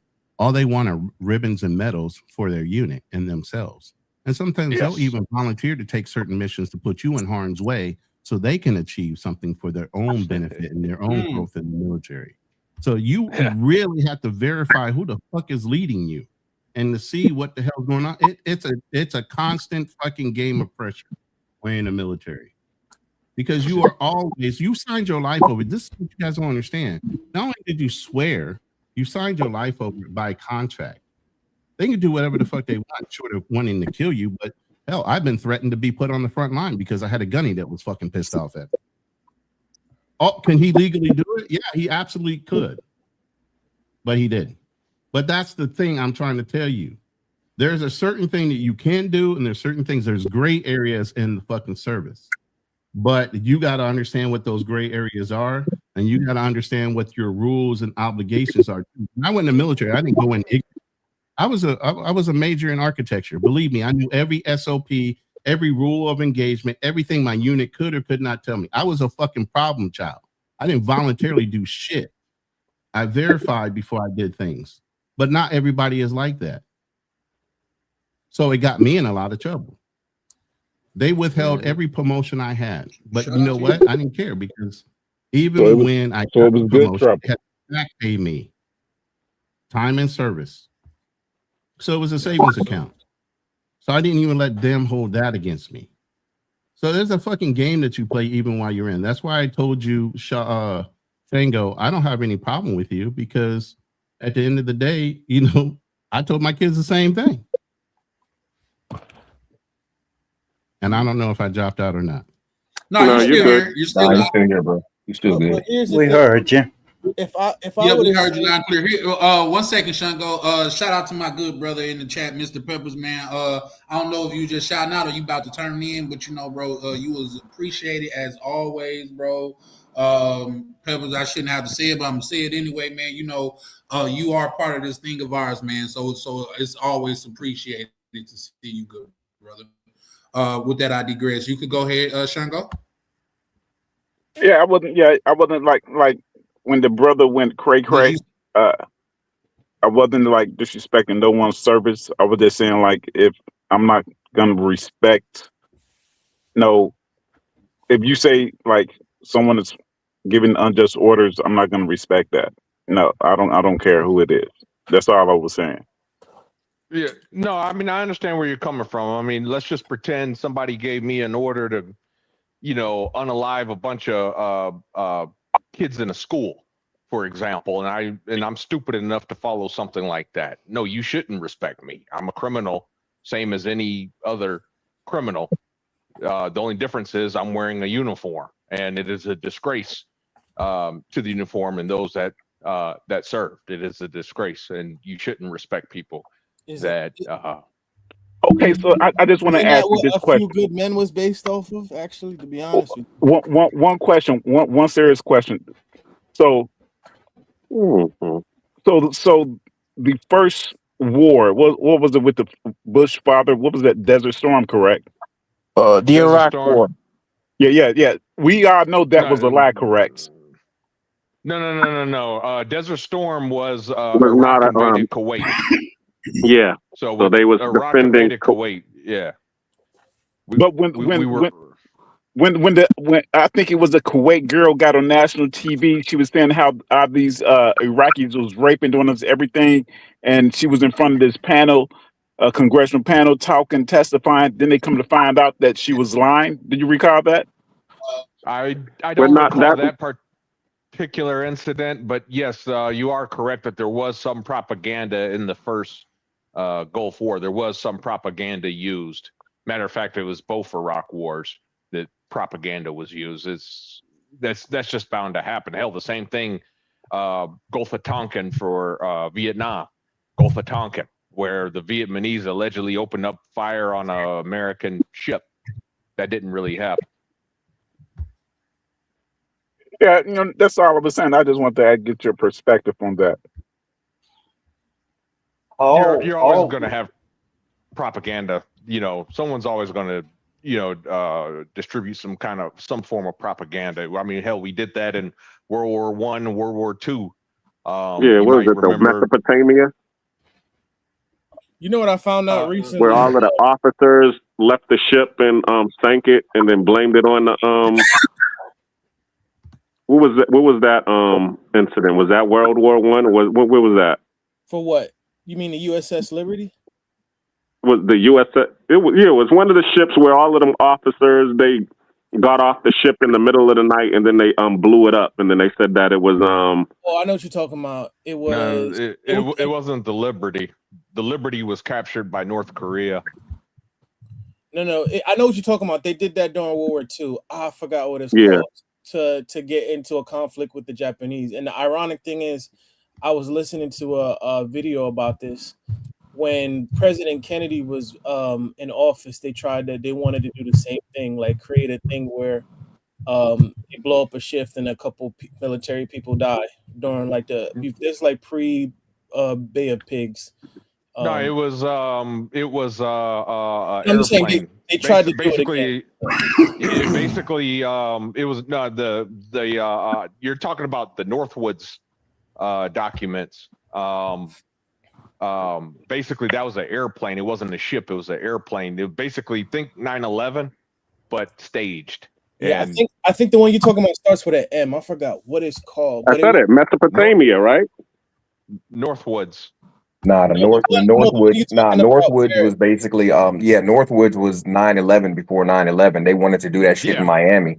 They wanted they wanted to escalate the Cuban Missile Crisis, and they were going to paint planes to look like Cuban planes and fly them into skyscrapers into Miami to drum up sentiment to go to war with Cuba and Russia. Yep.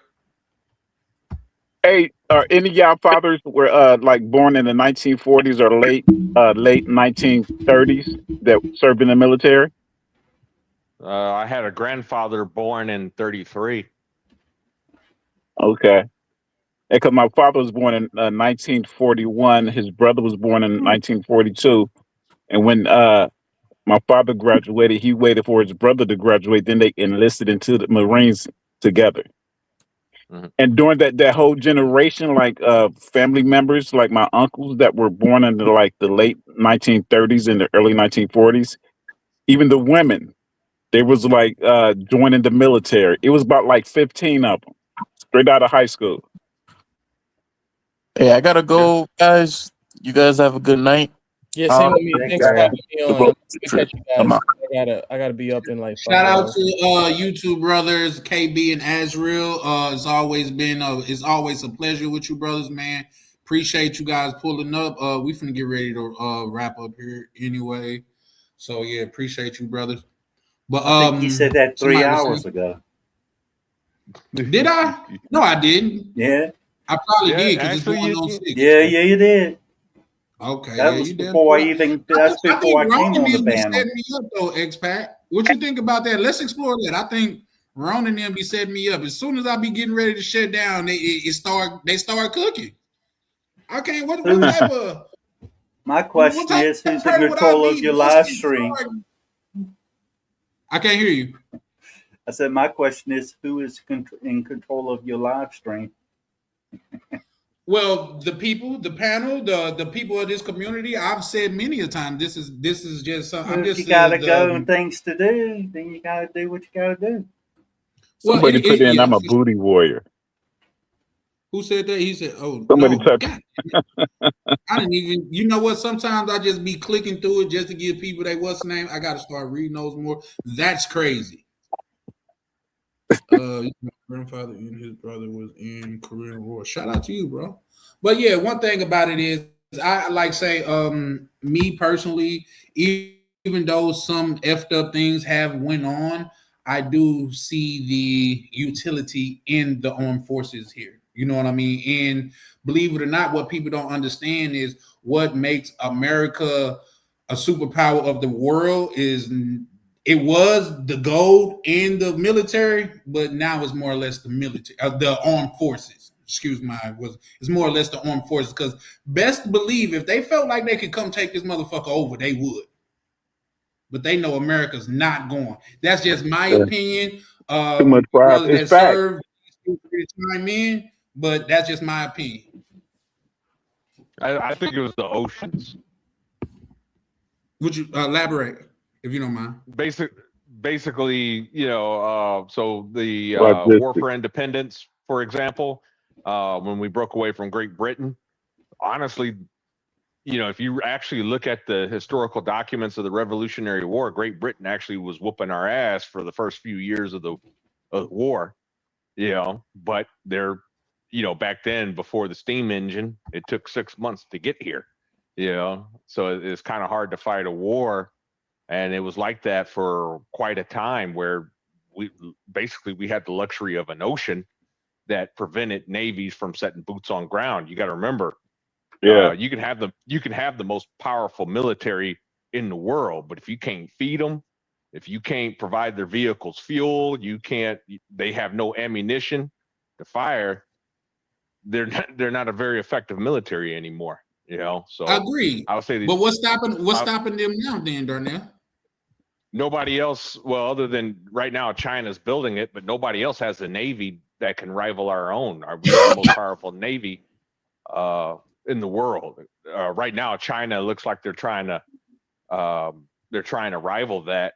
They built 4. I think that China's at 3 or 4 aircraft carriers now, compared to our. I believe we have 7 active, and we have like 20 in the mothball fleet that we can call up, but. The thing is, you know, no one has a navy to really contest us, and without a navy, you can't win. I mean, the Chinese have a much larger. I didn't say more powerful, but they have a larger military. But if they can't provide cover fire, they can't feed their troops. You know, they're not going to last very long over here. Yeah. Resupply is the biggest thing in the Marine Corps. Yep. We go anywhere in the world for 29 days on the president's word. On the 30th day, we actually have to pull out, wait 2 days, and we can go back in. That's our mission. But I just put in there, that's all it takes is 2 more days? That's it. Not to be a commission of war. And that's what I'm saying. With us, we already knew without congressional approval, we can't stay on that 30th day. We have to pull out. That's beating every Marine's head. Yep. You can go anywhere in the world on the president's whim for 29 days without anybody else's permission but the president. Now, this is what an illegal order is. That's why I put that up there. A non-CCO or officer has to be able to question what a legal order is versus an illegal order. You have to know the difference. They don't put dummies out there, but at the same time, when you got a chain of command that just follows through and not pushes the issue of congressional approval, you're a peon when it comes to that. I haven't heard that word since I left the South. Yeah. Peon. I think Ronan CIA. Ronan and O2O. OTO. Somebody put that in the chat earlier. I'm not gonna lie. When I first went in the military, my objective was to go work for the CIA or the FBI. Mission accomplished. She just ain't telling you. No. I'd let And you know most if I, people that serve in the I CIA would. or black ops or special force groups that are not supposed to be known about, they're not going to openly admit that they are in those types of things. I mean, Well, I some have people my do. ultimate top secret clearance. Believe that. I already control a village over 2,000 people. So what else can I do at the moment? Just keep on keep CIA, going. see, that too. I'm grouping them all together. That's the CIA crew. They coming over here to keep us black folks in line. Shout out to you. Hey guys, this is where we're gonna stop it at. Anybody want to give out any parting words before we get up out of here? Because I want to come on tomorrow. I do, but shit is gonna be late when I get up, so we don't know.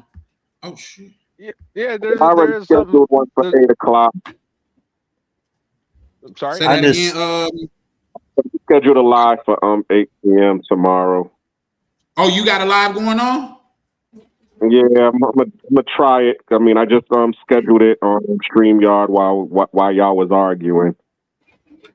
Well, me personally, I try not to argue, but it did get a little bit it got a little heated, but that's what happened when passion is involved. Like I say, it didn't go like say where people was, going too far, but it did get a little bit passionate, and rightfully so. People got the right to feel the way that they want to feel. And if that's the case, especially people that have put their life on the line, just think if I put all my work into this, just hypothetically speaking. If I put a lot of work into a house and it may not be shit to you, I done worked on this house for 5-10 years, and you just pull up and be like, yeah, I see what you did. They're like, it looks better, but it's still a piece of shit. Like, I'm gonna be offended by it. You know what I mean? So Yeah, because it had code violations and all this other stuff. It's a store out in the community. So Like Charlie, say for example, I'll pull up on your house while you working on it. I ain't gonna sit there and complain. I said, say like for example, I pulled up on your house and you actually working on trying to fix it up. I ain't gonna point at fingers and stuff like that. I'm gonna grab a hammer and help you out. See, but that's not what people do. See, like say, that's what most people don't do. Right. You see what I'm saying? But that's what make a community. That's just like when we had that big was that storm up here. They went online and took, on the news and took goddamn it credit for the community coming together and cutting people trees out of the yard and stuff like that. Oh yeah, we got out here and we did. It wasn't y'all, it was the community. We didn't see no city workers, no nothing out here. It was the community, and God damn it, they took advantage. They took credit for that. I'm saying that to say what you just described, X-Pac, was something that was neighborly, something that's humanly to do. Most people just point, oh, look at that. He ain't gonna get that spot in his house. It's gonna be still look like they rather criticize than to help. That's just like, and keep in mind this. We live in a world to where a person could see somebody get shot or really hurt. They rather record it than actually help somebody. Exactly. And I can kind of relate to that because, like last October, we had a flood here in our village in Thailand.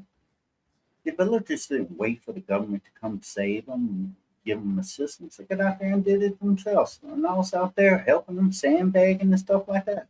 When they ran out of sand and didn't have no more in our area, I paid and ordered more sand so it can help protect many of the homes. And after that, I helped feed people. I helped rebuild the homes and everything. I did that out of my own pocket. That's what it means to help people without expectations of anything in return. You must be balling over there, X-Pac. Yeah, I agree with Charlie 100%. Community, you gotta have a strong community, and now it's diversity is what is dividing and conquering the nation. People don't come together like they used to in the past. But it's still nice to see it when it does happen. yeah, you're right. People don't come together like they used to in the past. That's why we're trying to make America great again. I don't know what decade or what generation that was, but no, I'm just being a little sarcastic. Hey, but brothers, people, good people, peace and blessings. Stay safe. Good conversations. All right, take care. Did Charlie freeze? I think Yeah, I he's think frozen Rodeo is frozen. Yeah. because he's getting ready to say something. Then he all of a sudden stop. Uh-oh. And they talking about American internet. I know, right? I have good internet here. I got it through the True. It's my internet service provider. Yeah, One for ticket. One. Ronan's internet was like, hold my beer. I'll show you something. I have 1 gigabyte upload and 1 gigabyte download, and I pay $20 a month, and that includes cable and my telephone. Wait, you said how much a month? Like $23. I have to look at I have to see what the USD and Thai baht ratio is. But it fluctuates. Yeah. Oh, okay. Oh, yeah. I was about to say, I'm like, you paying $20 a month for quality internet? Hell no. I'm paying 60. My internet. Well, I mean, this ain't bad, but like So where you at? Arizona. Well, You're in Carolina? Oh, you got Xfinity. Okay. And it's warbling now. You over here digitizing like a mug right now. I'm digitizing, or Yes, you're digitizing. You sound like a Mad Max from not Mad Max. Who was, Hey, I go. I could say I got ahead of myself. I was joking about Ronan's internet, knowing that I done only had like 3 good shows without my internet messing up, and it just had to remind me like you is not in the clear, nigga. Let me cut your shit off. So that's what they did to me, guys. yeah, well, we were just saying that. We was just saying that. Yeah, OTO was mistaken. It's Latin America's internet. well, here's the thing. I Better than am back on the Philippines internet. I just in like for America. some reason, like I say, I think I'm gonna go ahead and take Ronan's advice. I'm gonna start. Well, I'm not gonna be here for too much longer. Well, in this apartment, so I'm not sure if getting fiber here would be worth it. But yeah, I'm definitely going with another internet company. They go Ronan right there. Ronan, can you hear us? Yeah, I can hear you. I said when you went down, you took me with you, brother. My internet went out too. But they're not supposed to be any brownouts in America. That's the Philippines for you. You take everybody with them. For sure. But yeah, guys, we're gonna go ahead and close out here, man. Anybody got any parting words? No, I mean do whatever you want. A lot of the guys that are on here that might be expats and ex-servicemen, you know, that's what we fought for you to have a freedom of opinion to do whatever the hell you want with your life. You know, but at the same time, don't discredit somebody for wanting to serve. You know, if there was no people that wanted to serve at all, do I encourage black people to serve? Not unless you have no other choice. You done went through enough trauma trying to make it to 18 years old, let alone have to go through more. No, I just But say that's the not the way it world. works. I just say the world has enough problems already without people making it worse. Well, people are gonna have difference of opinion, and it's not the difference in opinion that I have a problem with. It is the not respecting It, other people's opinion. You know what I mean? When I say respecting, I mean like you don't have to belittle somebody because they believe something different than you do. You know what I mean? So yeah, I get that and things of that nature. And like I say, I am an army brat, so I am and not only that, I could show y'all like say yeah, I could get into my family history and like say it goes through my grandmother's uncle. You know what I mean? So and it was far away. Like when I say far away, I'm talking about the pictures of him in his service uniform was in black and white type shit. So there's that, but yeah, no. So it's never a time to where agree or don't agree. I'm never gonna put down the armed forces over here because or like say, do is there other choices out there? Yeah, for sure. But I'm never gonna say, well, America is no good.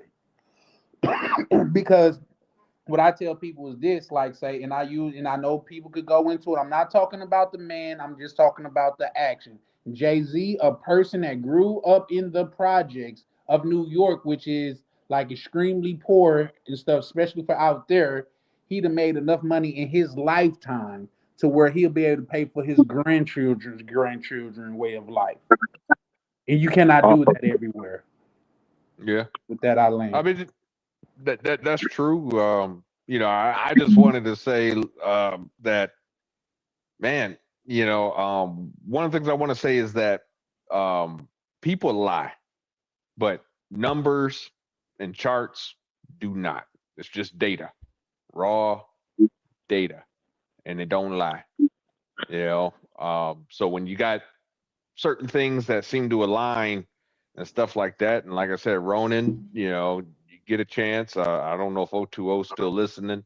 Um, you know, hey man, you take a look at that USD Swiss franc chart, man. I'm telling you, that there's But something. now, what Go ahead. you have to understand is this, okay? You got people out here who are going to, you know how, let me just use this as an example. Okay, you've heard of the bank run, right? Yeah, where absolutely. they do the run of the bank because there's panic in the water, so everybody runs to the bank in order to get their money out, and that's going to create a problem. So what do people do who understand that the panic is going to actually cause people to run to the bank, to everybody at the same time, to withdraw all of their money, to so that it's going to create that problem. So you got some people who are going to actually try to support the bank to prevent the bank run from happening. So you're going to see a lot of service members who are going to say, we don't want you to be able to speak ill of the United States because of the fact it's going to create panic in the water, and it's going to create it's going to create a ripple effect, and everybody's going to be wanting to make a run for the borders and that's what's going on right now. I mean, with all of this going on, I mean, with the U.S. going against Iran, with Iran, doing what they're doing in the Strait of Hormuz, and clogging up the oil pipeline, and fertilizer and gas going up, it's going to create panic. So you're going to have those people who are going to say, "Hey, we gotta toe the line so that we don't make this panic even more bigger." And that's what you're seeing online, and that's here in this panel. So just understand what you're looking at. I mean, me personally, I'm black first. Wherever I go, because and I agree with a lot of what you and Azriel were saying, because I am black first. My father did fight in after World War II. He fought. He was a part of the occupation after World War II, when they had the Korean War, and he was stationed in Okinawa. So I also had family members who fought in World War One, and actually fought in the Civil War. And as you was talking about, and when they came back home in their army suits and in their military uniforms, it was segregationists who was telling them, "All right, nigga, you back home, but you better get your ass in line because you still a nigga here." So I'm one of those people who, as I said, I do support my country because I know my family built this country, but I'm black first. So I'm always going to come from that standpoint of being black first. And but as I said, I see the people who are going to defend and try to control the panic that's going on and prevent the panic. So I just let them do what they do, because I do have benefits here as well. So I need them to do what they do, because I don't want my apartments and my funds and my benefits that I got going on to crash. Because what am I going to do if this whole thing does collapse? But I'm also not dumb. I do know that you can't be the big dog forever. So because you can't be the big dog forever, you're going to have your plan B and have your chips in other baskets. So that's why travel is important. And I'm going to leave it there. You know what I'm saying? Every guy, as OCO and OCO and Roman was saying, do what you do.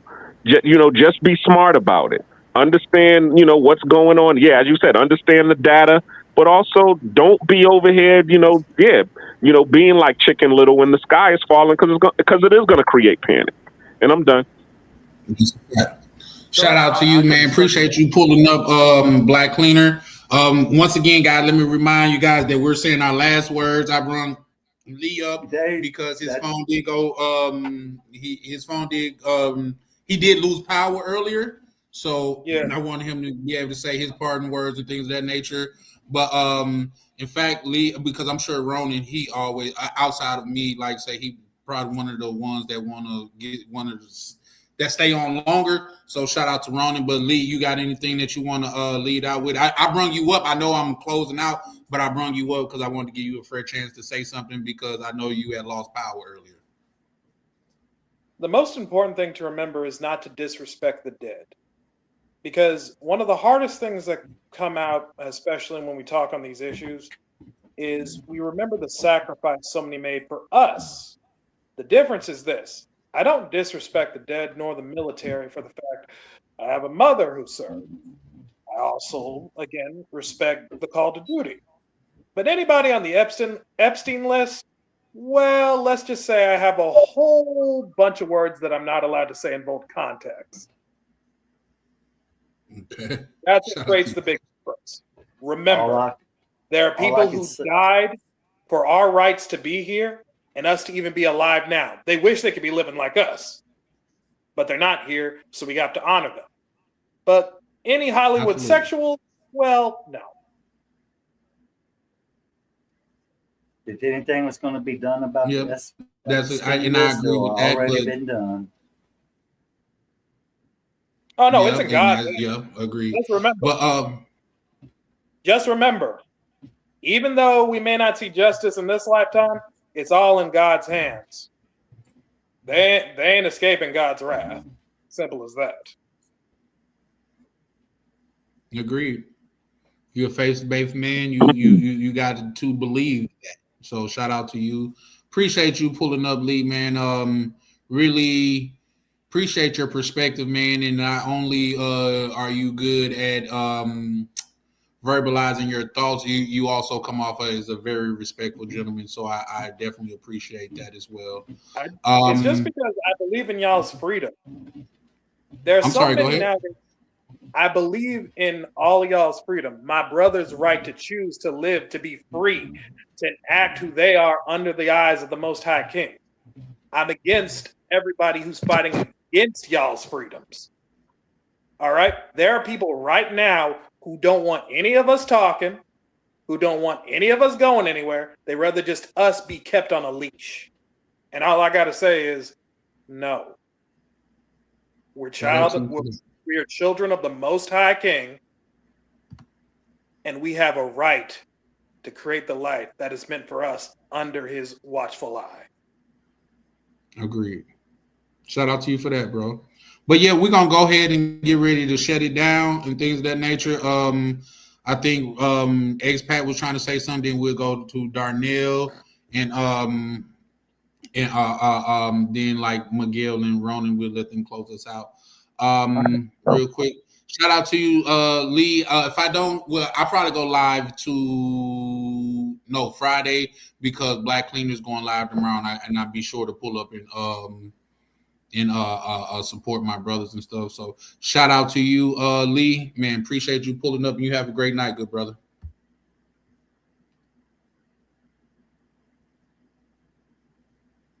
I just say real quick, thanks for having me on the panel, and I'll let you close stream the way it goes quickly. I definitely appreciate it. To you, X-Pac, man. Listen, appreciate you and your perspective, and I also appreciate when you say let you say something real quick. It is actually generally real quick. So shout out to you for that. I try to keep it to the point. For sure, man. So shout out to you. Yeah, take it easy, Buttercup. Your son go say you've been shutting it down for 2 hours. Yeah, I know. Listen, man. My Buttercup is swinging between my legs. I can't hear you. What'd you say? He said, okay, Buttercup. And I said, my Buttercup is swinging between my legs. Then I laughed. Shout out to you too, man. Real quick, Sean, go. Yeah, I know I've been shutting it down, but man, like if I could make the money that I need to make to sustain to do this, bro, I would never get off here, man, because this is like more or less right now a labor of love for me, because I don't really get paid to do this. You know what I mean? But So just real quick on that, you should break these down into clips and smaller videos and post them on not just YouTube, but like Kick, Restream, and other sources. That way, it gets you out there, gets you noticed, and help you move quicker. You create a yeah, I'm library definitely of working on that knowledge. too.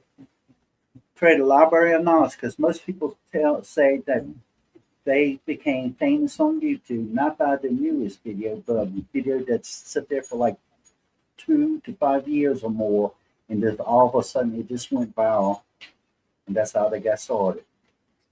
Yeah, in fact, they say the most popular screamer right now, I forgot who was talking about. They said he broadcasts every day to like 2 people for like 4 years. No, he broadcasts to 4 people every day for 2 hours, 2 to 4 hours a day for 2 years, and now he's one of the most popular. So yeah, there's definitely validity in what you're saying, and I got to get my reps in, but I'm already on that too. So I'm not I'm definitely sure who you're talking about, but take like Mr. Beast for example. He wasn't doing real well at first on YouTube. Now he's sitting at like almost 48 million subscribers.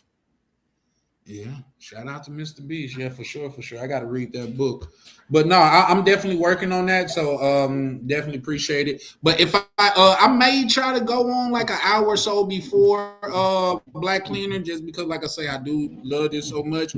But if not, I'll definitely be coming up Friday, man. So shout out to y'all. Shout out to you, X-Pac. Is that it? Yeah, I'm gonna let you go. I appreciate it, X-Pac. You have a great night, man. Always Take care. appreciate you coming up on the panel, good brother. Same. I think what's name dropped down like just because he was having internet problems. But Darnell, would you like to say anything before you get up out of here? And in fact, I generally like to go out in the order from like newest to oldest. I didn't really, because I would have asked you before I asked X-Pac, because he's been around so long. But X-Pac, he don't take anything to heart or nothing like that. I just try to pay homage to the people that have been around, like seniority. But Darnell, the floor is yours. If you want to add in, if you have any closing words, feel free to share them now. Yes, sir. Thank you for having me. It's my first time on the show. Really enjoyed it. A lot of good stuff today. We disagree on a lot of some of the people on the panel. We disagreed here and there on things, but for the most part, I got to say, I think everybody here really brought some very good thought-provoking arguments. And it's one of those things. Yes, the older you get, the more you know and things of that nature. But when I listened to some of the things I heard today, it's like I learned you're never too old to learn something new. I was That's a able fact. to listen to somebody on this panel, when they made a very good point, very good example that changed my level of thinking. I mean, I've been saying the same thing for years, and he got me thinking something different today. So, shout out to him. Shout out to everybody that came up. Shout out to you, sir. Really good show, and thank you for having me. Not a problem at all, man. You are definitely welcome over here at Charlie Chan TV. Not only do you bring a different perspective, but you also bring respect and being courteous with you, man. So that's something that we definitely value over here. So definitely appreciate it. And anytime you see me in this my panel, feel free to come up, brother.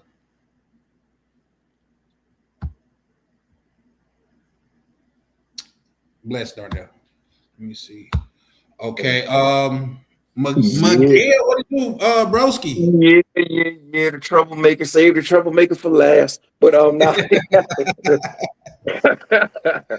Yeah. So no. Man. No. I tell you, like, if you rock with over here, you've been rocking with us, man. It's kind of like you got to put some respect on some people name over here. You know what I mean? Yeah, man. And I'm yeah. So I apologize, to the panel for crashing out, but I'm never gonna stand for no disrespect to the service. I don't, you know what I'm saying. So like the people that I bled and sweated with for years. You know what I'm saying? Went to war with. I'm not here for it. So, but with that being said, I just want to I know I heard I want to piggyback off of something that Ronan said, and he was saying like if you don't have any other option, that's the only I think he said something like that would be the only time he would advise people to go check out the military. So I just want to give just another angle, or just take that comment and run with it from a different perspective, so to speak. So, and I'm going to use two examples. I have an uncle. He did 20 years. He did 20 years in the Army. Retired, got his pension, got his VA benefits, and got his Social Security disability. He came out of the military. He went into the military at 17, came out, and he did 20 years, came out and never worked after that. He was like, I did 20 years. I'm not doing no more. You know what I'm saying? Came out at 37, and just the money that he was getting, he's now he's like in his 70s now. So just food for thought. So, and then Jay's brother, matter of fact, he did the same thing. He went in at 17 or 18. I can't remember, and he's gonna be out here in a in a couple weeks. He did his 20 years, retired. He got his military retirement. He got his VA benefits. Then he got his Social Security disability on top of all of that.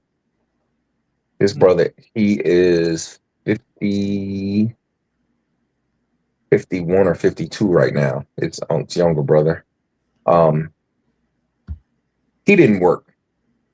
He came out the military at 37, and that's it. He said, "That's it. I'm retired."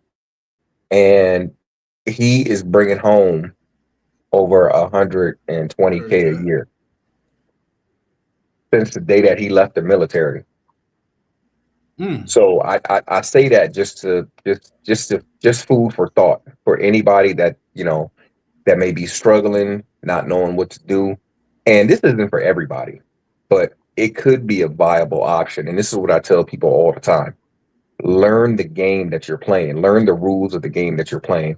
And I mean, a couple people on the panel earlier, they was like, "Oh, well, it's racism and all this and that and blah." But okay, show me one place in America that you're gonna go that you're not affected by racism. So this is what I'm saying. Like, don't let somebody else's, for lack of a better term, fear mongering, or like thought of what you should be doing with your life prevent you from getting the bag. Because had I not even been like, I was in a bad situation when I got in the military, but that's neither here nor there. Otherwise, I would have did my 22, and I would have my bag would have been even bigger than I'm getting right now. So that's all I'm saying. Like, yeah, you may have to, there may be some times of strife, but just because you join the military doesn't mean everybody has to be on the front lines. You know what I'm saying? You could work supply. You could be in the kitchen. You could be a like my son. My son was in the Air Force. He was an avionic repairman. He worked on jet engines. The one that was in the DR with you? Yeah. Okay, He worked on jet engines. So I mean, if you have the aptitude, you definitely can be more than just just a frontline, just frontline personnel. You know what I'm saying? So, like, it definitely offers you something, and then the benefits at the end, you know what I mean, they far outweigh the BS that you're gonna have to put up in everyday life anyway. Like if you go on a regular job, it could be racist people on your damn job. You know what I'm saying? So like like I say, like I tell people, just know the game that you're playing. You know what I mean? Know the game, figure out the rules, and then manipulate that board, manipulate that chessboard to your outcome. You know what I'm saying? Like, so my outcome right now is I'm living in a whole nother country. I retired early, you know. But like I said, had I had I stuck it out, and I did 20 plus years working for the government after the military. But just think, I could have I could have spent that 20 in the military and been like, that's it. And I could have been out about the country at 37, 37, 38. Right. Like, so yeah, so that's all, man. It's just looking at this from a different perspective, a different angle. You know what I mean? Because like a lot of us, we don't have, I have so many friends right now that's like, damn, man, I wish I would have went. I wish I would have went to the military. I wish I would have went. And they said all some of the same stuff that I was hearing tonight. They said, man, and this was around the time, it was so funny. This was around the time when what was it, Boys in the Hood? When you remember that famous line, oh, a black man don't got no place in this white man's military. Oh, okay. Yeah. Yeah, oh, okay. Okay, but guess what? I'm getting paid for that for the rest of my life. Yeah, and it's definitely a strategic move, you know what I mean? But like just not to like just go too far into anything like that. But I agree with you on that, Miguel. Just think about all of the young brothers whose life could have been saved had they went to the armed forces. Right. They Yeah. died over nothing, a night at the club or something. You know what I mean? Facts. And like say, even if that's the case, and like say if it's your time, it's your time. If they died while they was in service, their children would be taken care of. You know what I mean? So like Exactly. yeah, I completely agree with what you're saying. And you got some validity to it. That's why I tell people that's why I want to be sure to make sure that I'm not on the side of disrespecting the armed forces. You know what I mean? That's just not what I do, because like I say, not only I have family members that have served my mother and like say other people in my family, but I do understand the importance of the armed forces as our safety in America. You know what I mean? So For sure. it's a For big deal. sure. It's a big deal. And yeah, we get it. We got some clowns in the Senate and shit like that. But those people they're not risking their lives. And the They're fact of not the they're matter is you know people what? They're not voted them in there. facts, I'm sorry, bro. go ahead. They're not risking their lives or their children's lives. They're not going to put that on the line. And unfortunately, I hate to say it, but um I'm gonna put it to you like this. So like you look at our vice president right now, he came out of the slums. He came out of the trailer park. He used the military. You know what I'm saying? He is a great example of something that you know what I mean? Like he scratched and clawed. Now, whether you like him, whether you dislike him, you got to give him his credit. This man lived in a trailer park. He came up out of trailer park. I didn't know that. Yeah, he straight out the trailer park. Used his military benefits, went to an Ivy League school, became a lawyer. You know what I'm saying? So there's definitely there's definitely benefits, to serve, man. I like when you serve, it's now don't get me wrong, you are gonna have to put up with some BS, but you gotta put up with BS on a daily basis anyway. You know what I mean? Yeah, for sure. For sure, for sure. Yeah, no, I agree, and that's why you know what I mean. A lot of times, people take what they have for granted until they don't have it anymore. Mm-hmm. You know what I Yeah. mean? So that's my thing on that. So I mean, it is what it is, and like I said, I'm not here to harp on anyone. But oh shit, god damn it! Oh, 1 second. Yep, no. But yeah, I'm not here to harp on anybody. It's just that like everybody want to be gun ho about this, that, and the third, and that's just simply not the case. But yeah, I'm gonna go ahead and get ready. I was looking for just my little outro song for some reason. I can't find it. I guess the internet don't want me to play this shit for some reason. But yeah, no, that was my whole thing on it. You know, I just won't want people to understand, like, just because that's not the way you see it don't mean, like, say, and I'm sure that, say, especially the young gentlemen, and I can't speak for them, but I don't think they intentionally came off disrespectful. A lot of times, like the old folks say down south, you don't even know what's coming out of your mouth right now. Yeah, yeah, and that's what. Yeah, that's what.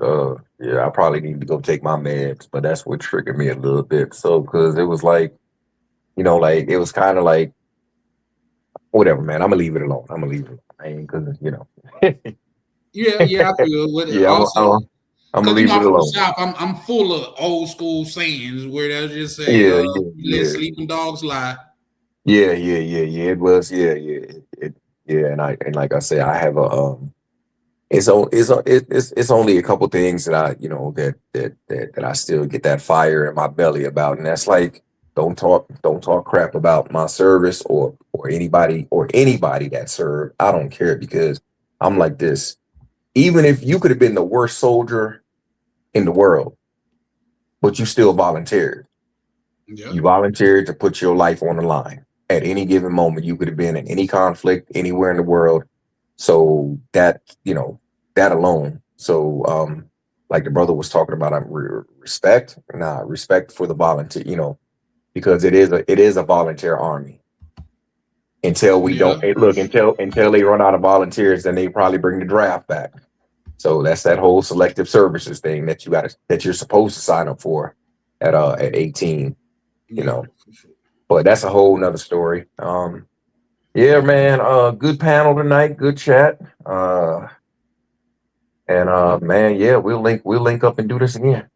yeah, absolutely, man. And you know what, bro? My apologies, man. I be so busy sometimes, McGill. Like, time get away from me, bro. But I'm be trying to hit you up before the week is out, man, so we can converse on that, man. It's completely on me, and just and I'm gonna take responsibility why on live, man, not being true to what I said I was gonna do. But man, this goddamn rent, do you know this shit come every 30 days? Bruh. Like, fuck. I'm just waiting on them one time to skip 130 days or something, man. Like, fuck. So I gotta stay eating, man. But with that being said, bro, like I definitely gotta link up with you and Black Cleaner, man, just because, man, like I said, I still want to get that content out there, but I definitely also appreciate what you and Unc got going on out there, man. I think you guys are like, For sure, man. And shout out to Rainier and Misha, man. They came out, man. They came out for 2 weeks, man. They showed love.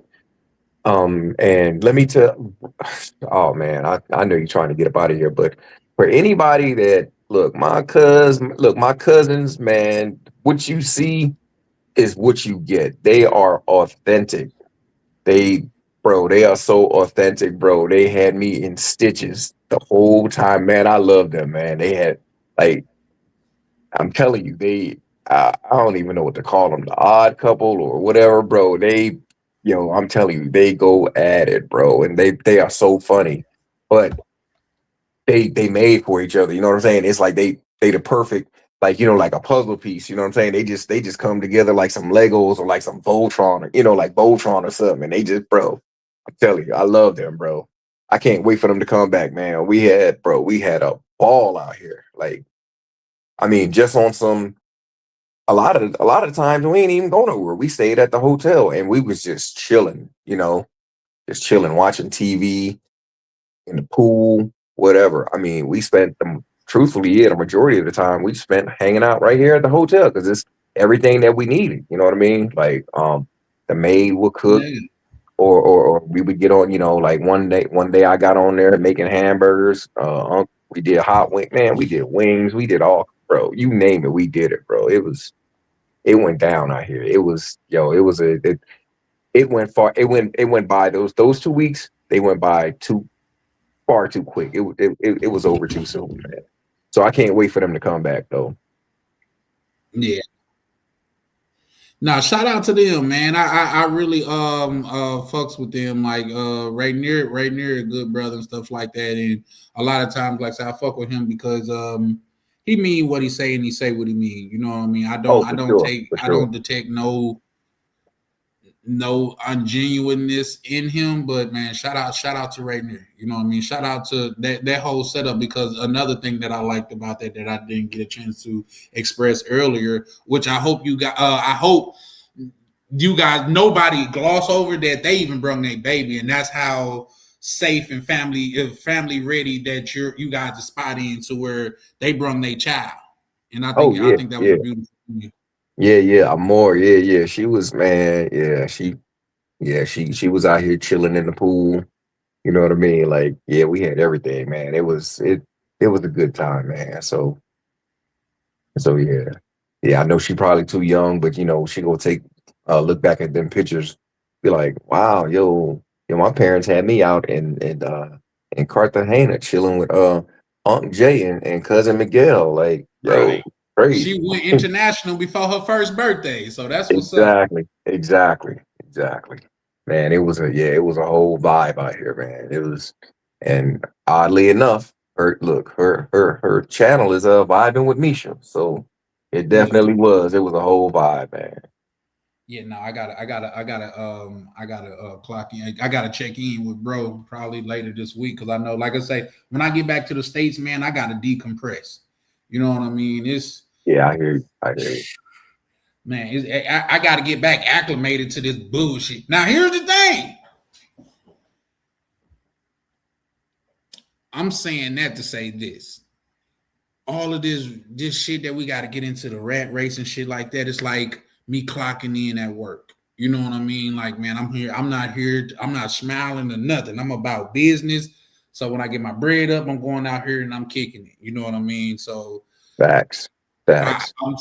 I'm letting Ray near them get back acclimated. I'm gonna hit up bro and just chop it up with him and shit like that. But I'm sure everybody that came out there and rocked with y'all, they give you guys beaming reviews, man. No cap. They give you guys beaming reviews, like especially on the safety part. You know what I mean? So I'm trying to put something together with some of the brothers, and we're gonna pull up out there too.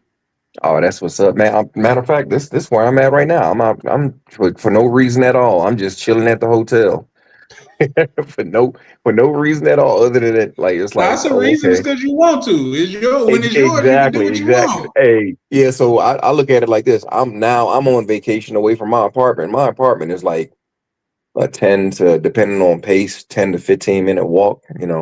But Okay. yeah, I'm on No, that's vacation what's from my apartment. You know what I mean? So yeah, it's like now I spend, sometimes I spend like 3 or 4 days a week over here. Then I go back to my spot, spend a couple days over there. That's just how I move, and then come back here and you know and just live it up. It's, nah, that's what's up. I mean, it's just, yeah, it's just beautiful. It's just beautiful, man.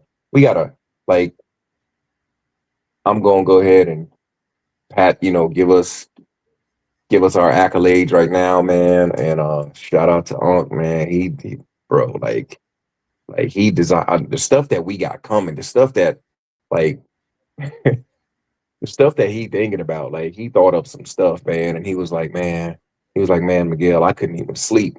Because as anybody ex-military, you have those nights, man, where it's just you just can't shut it down. So, we all go through that from time to time, but it's where you put that energy and what you do with it.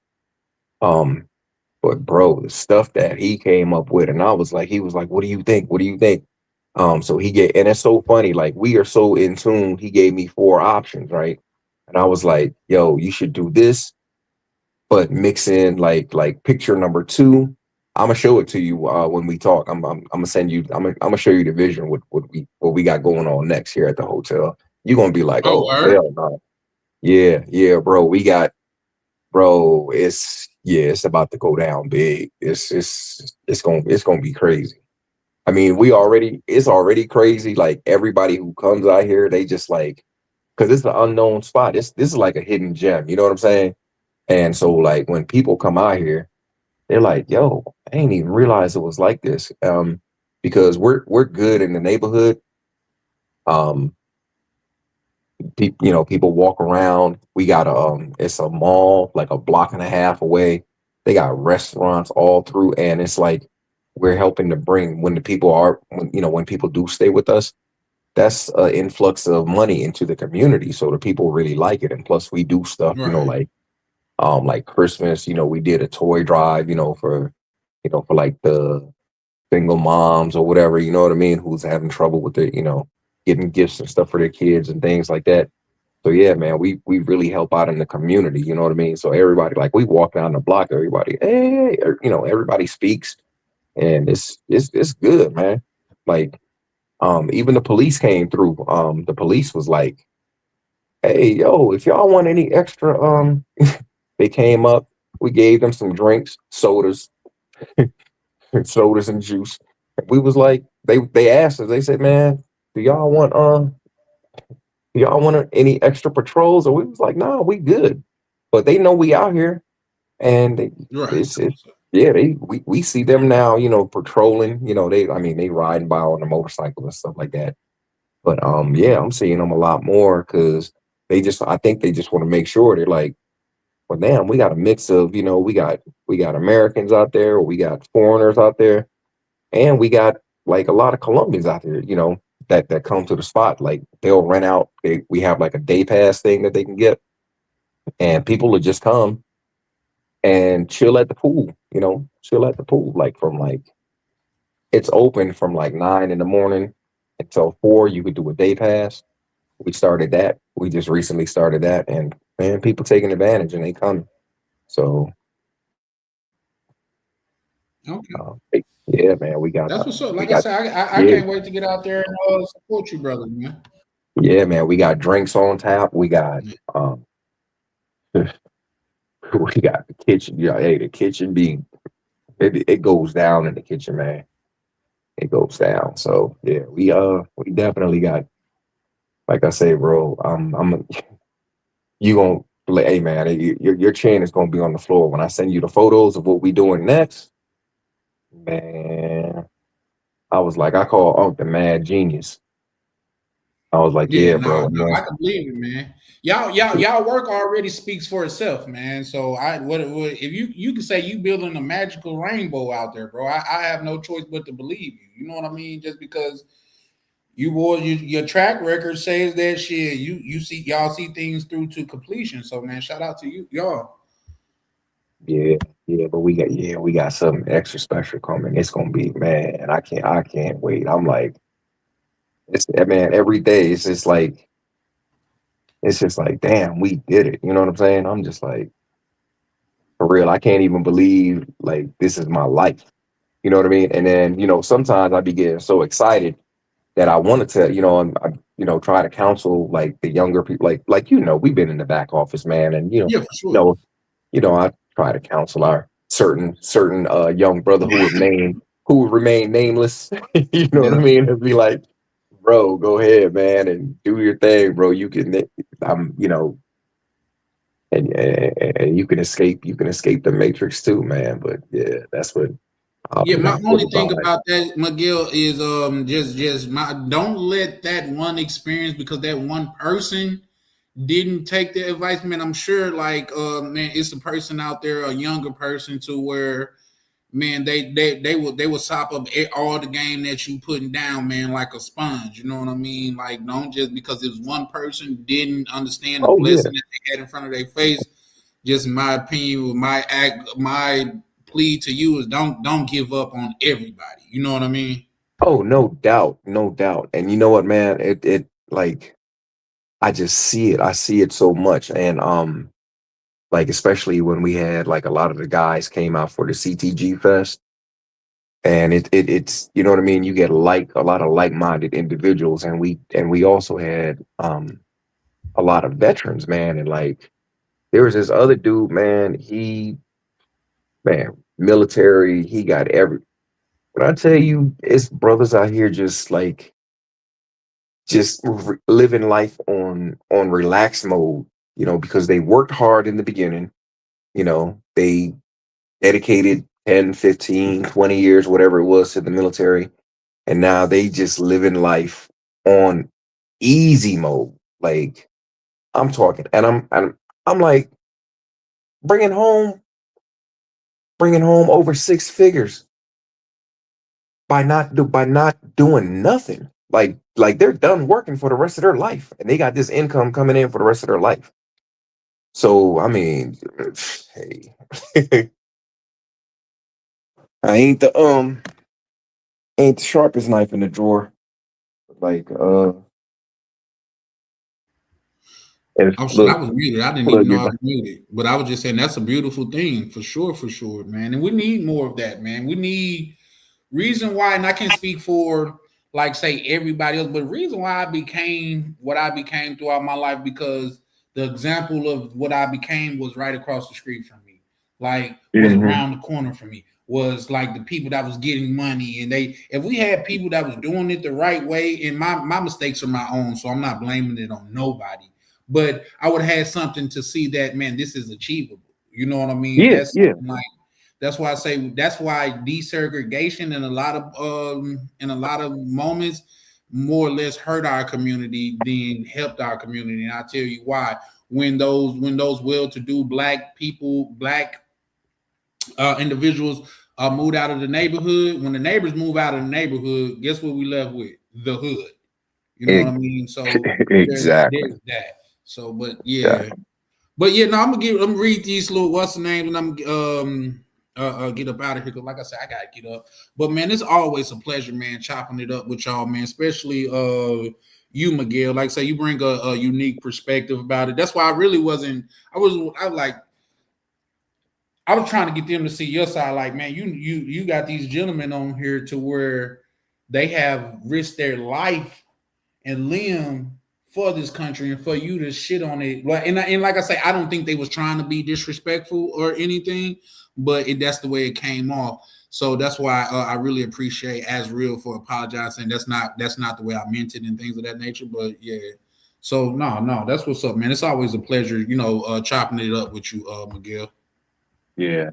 Yeah, all right, man. And thanks to everybody who was on the panel. Oh, shout out to Financial Frontier USA. Oh, thanks, bro.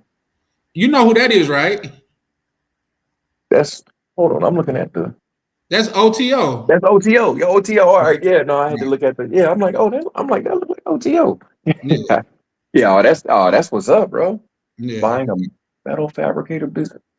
Yeah, he said, Okay. much respect, Miguel. I had to leave. Yeah, he said I had to leave buying a metal manufacturing business in Texas, made in America, US, making jobs and opportunities versus complaining about happiness. Shout And out to that, you. yeah, facts, bro. And that was my thing. It's just like, see, I don't even want to. But like when I hear dudes talk, man, I'm not happy. I'm not happy. Like this is my happiness. My bro, work on it, man. Like, try something new. Then, okay, get out. Like you just gonna give up? Like, nah, keep it pushing. And that's why I said, the comment that hard times. You know what I'm saying? Make tough men. Tough men make easy times. Easy time make soft men. And soft men make problems. Now we No, got, that's a fact. we got a bunch of participation trophy babies whining about So they yeah, feelings no, and stuff like that. They don't nobody like for real, like all this stuff that we talking about, black people, white people versus this and that, and how we want to do this and we want to do. Well, guess what, black man? Don't nobody care about your struggle. Don't that's nobody a care fact. about I mean, and that is we want to talk facts. Don't nobody care about our struggle. Because if they did,